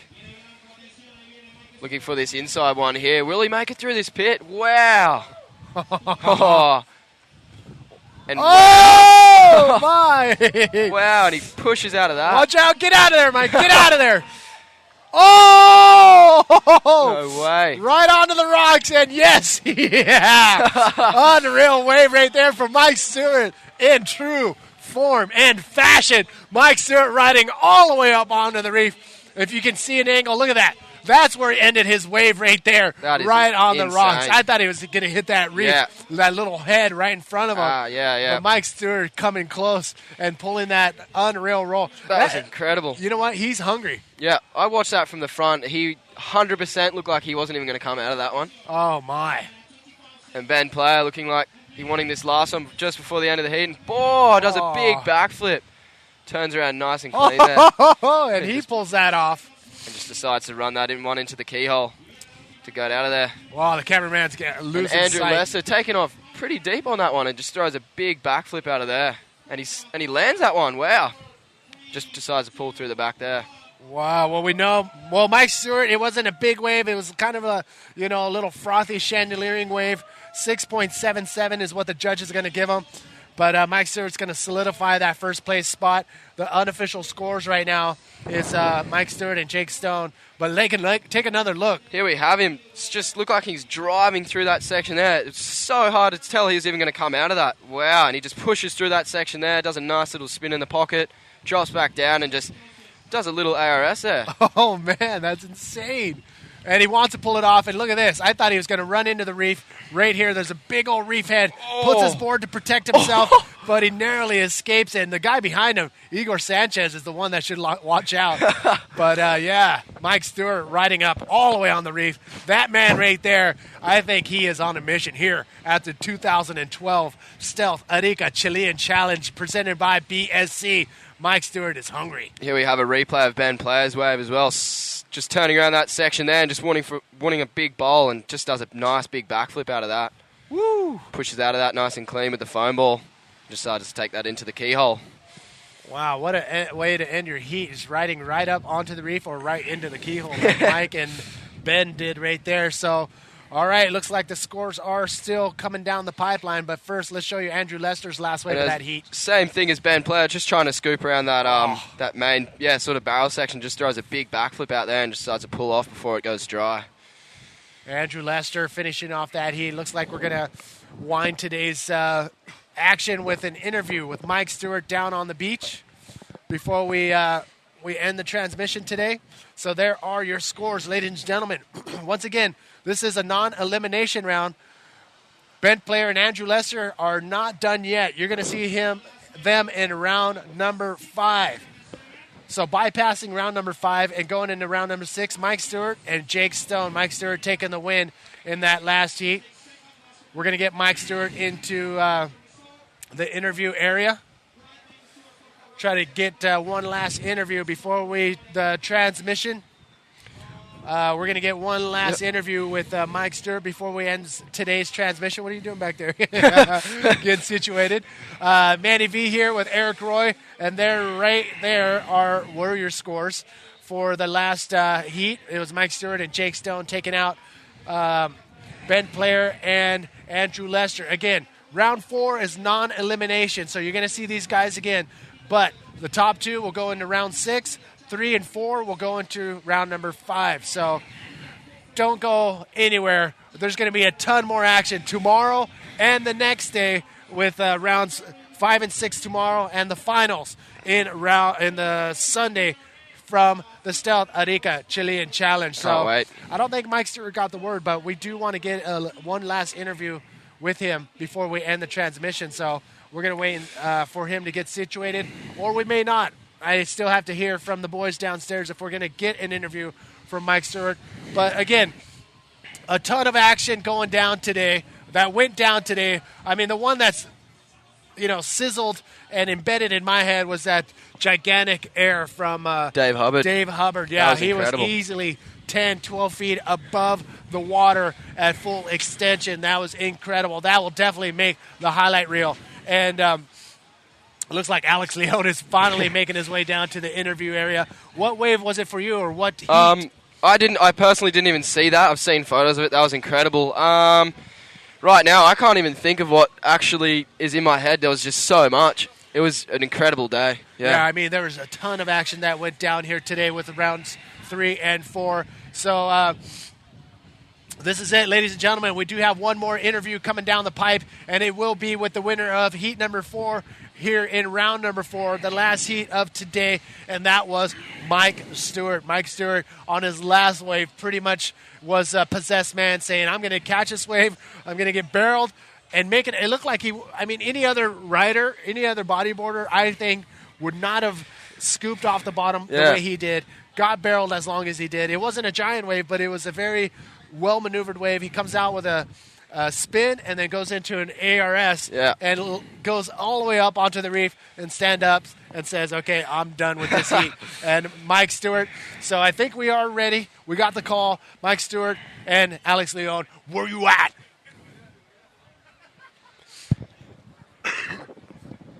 Yeah, thanks, boys. Down here with that last heat of the day winner.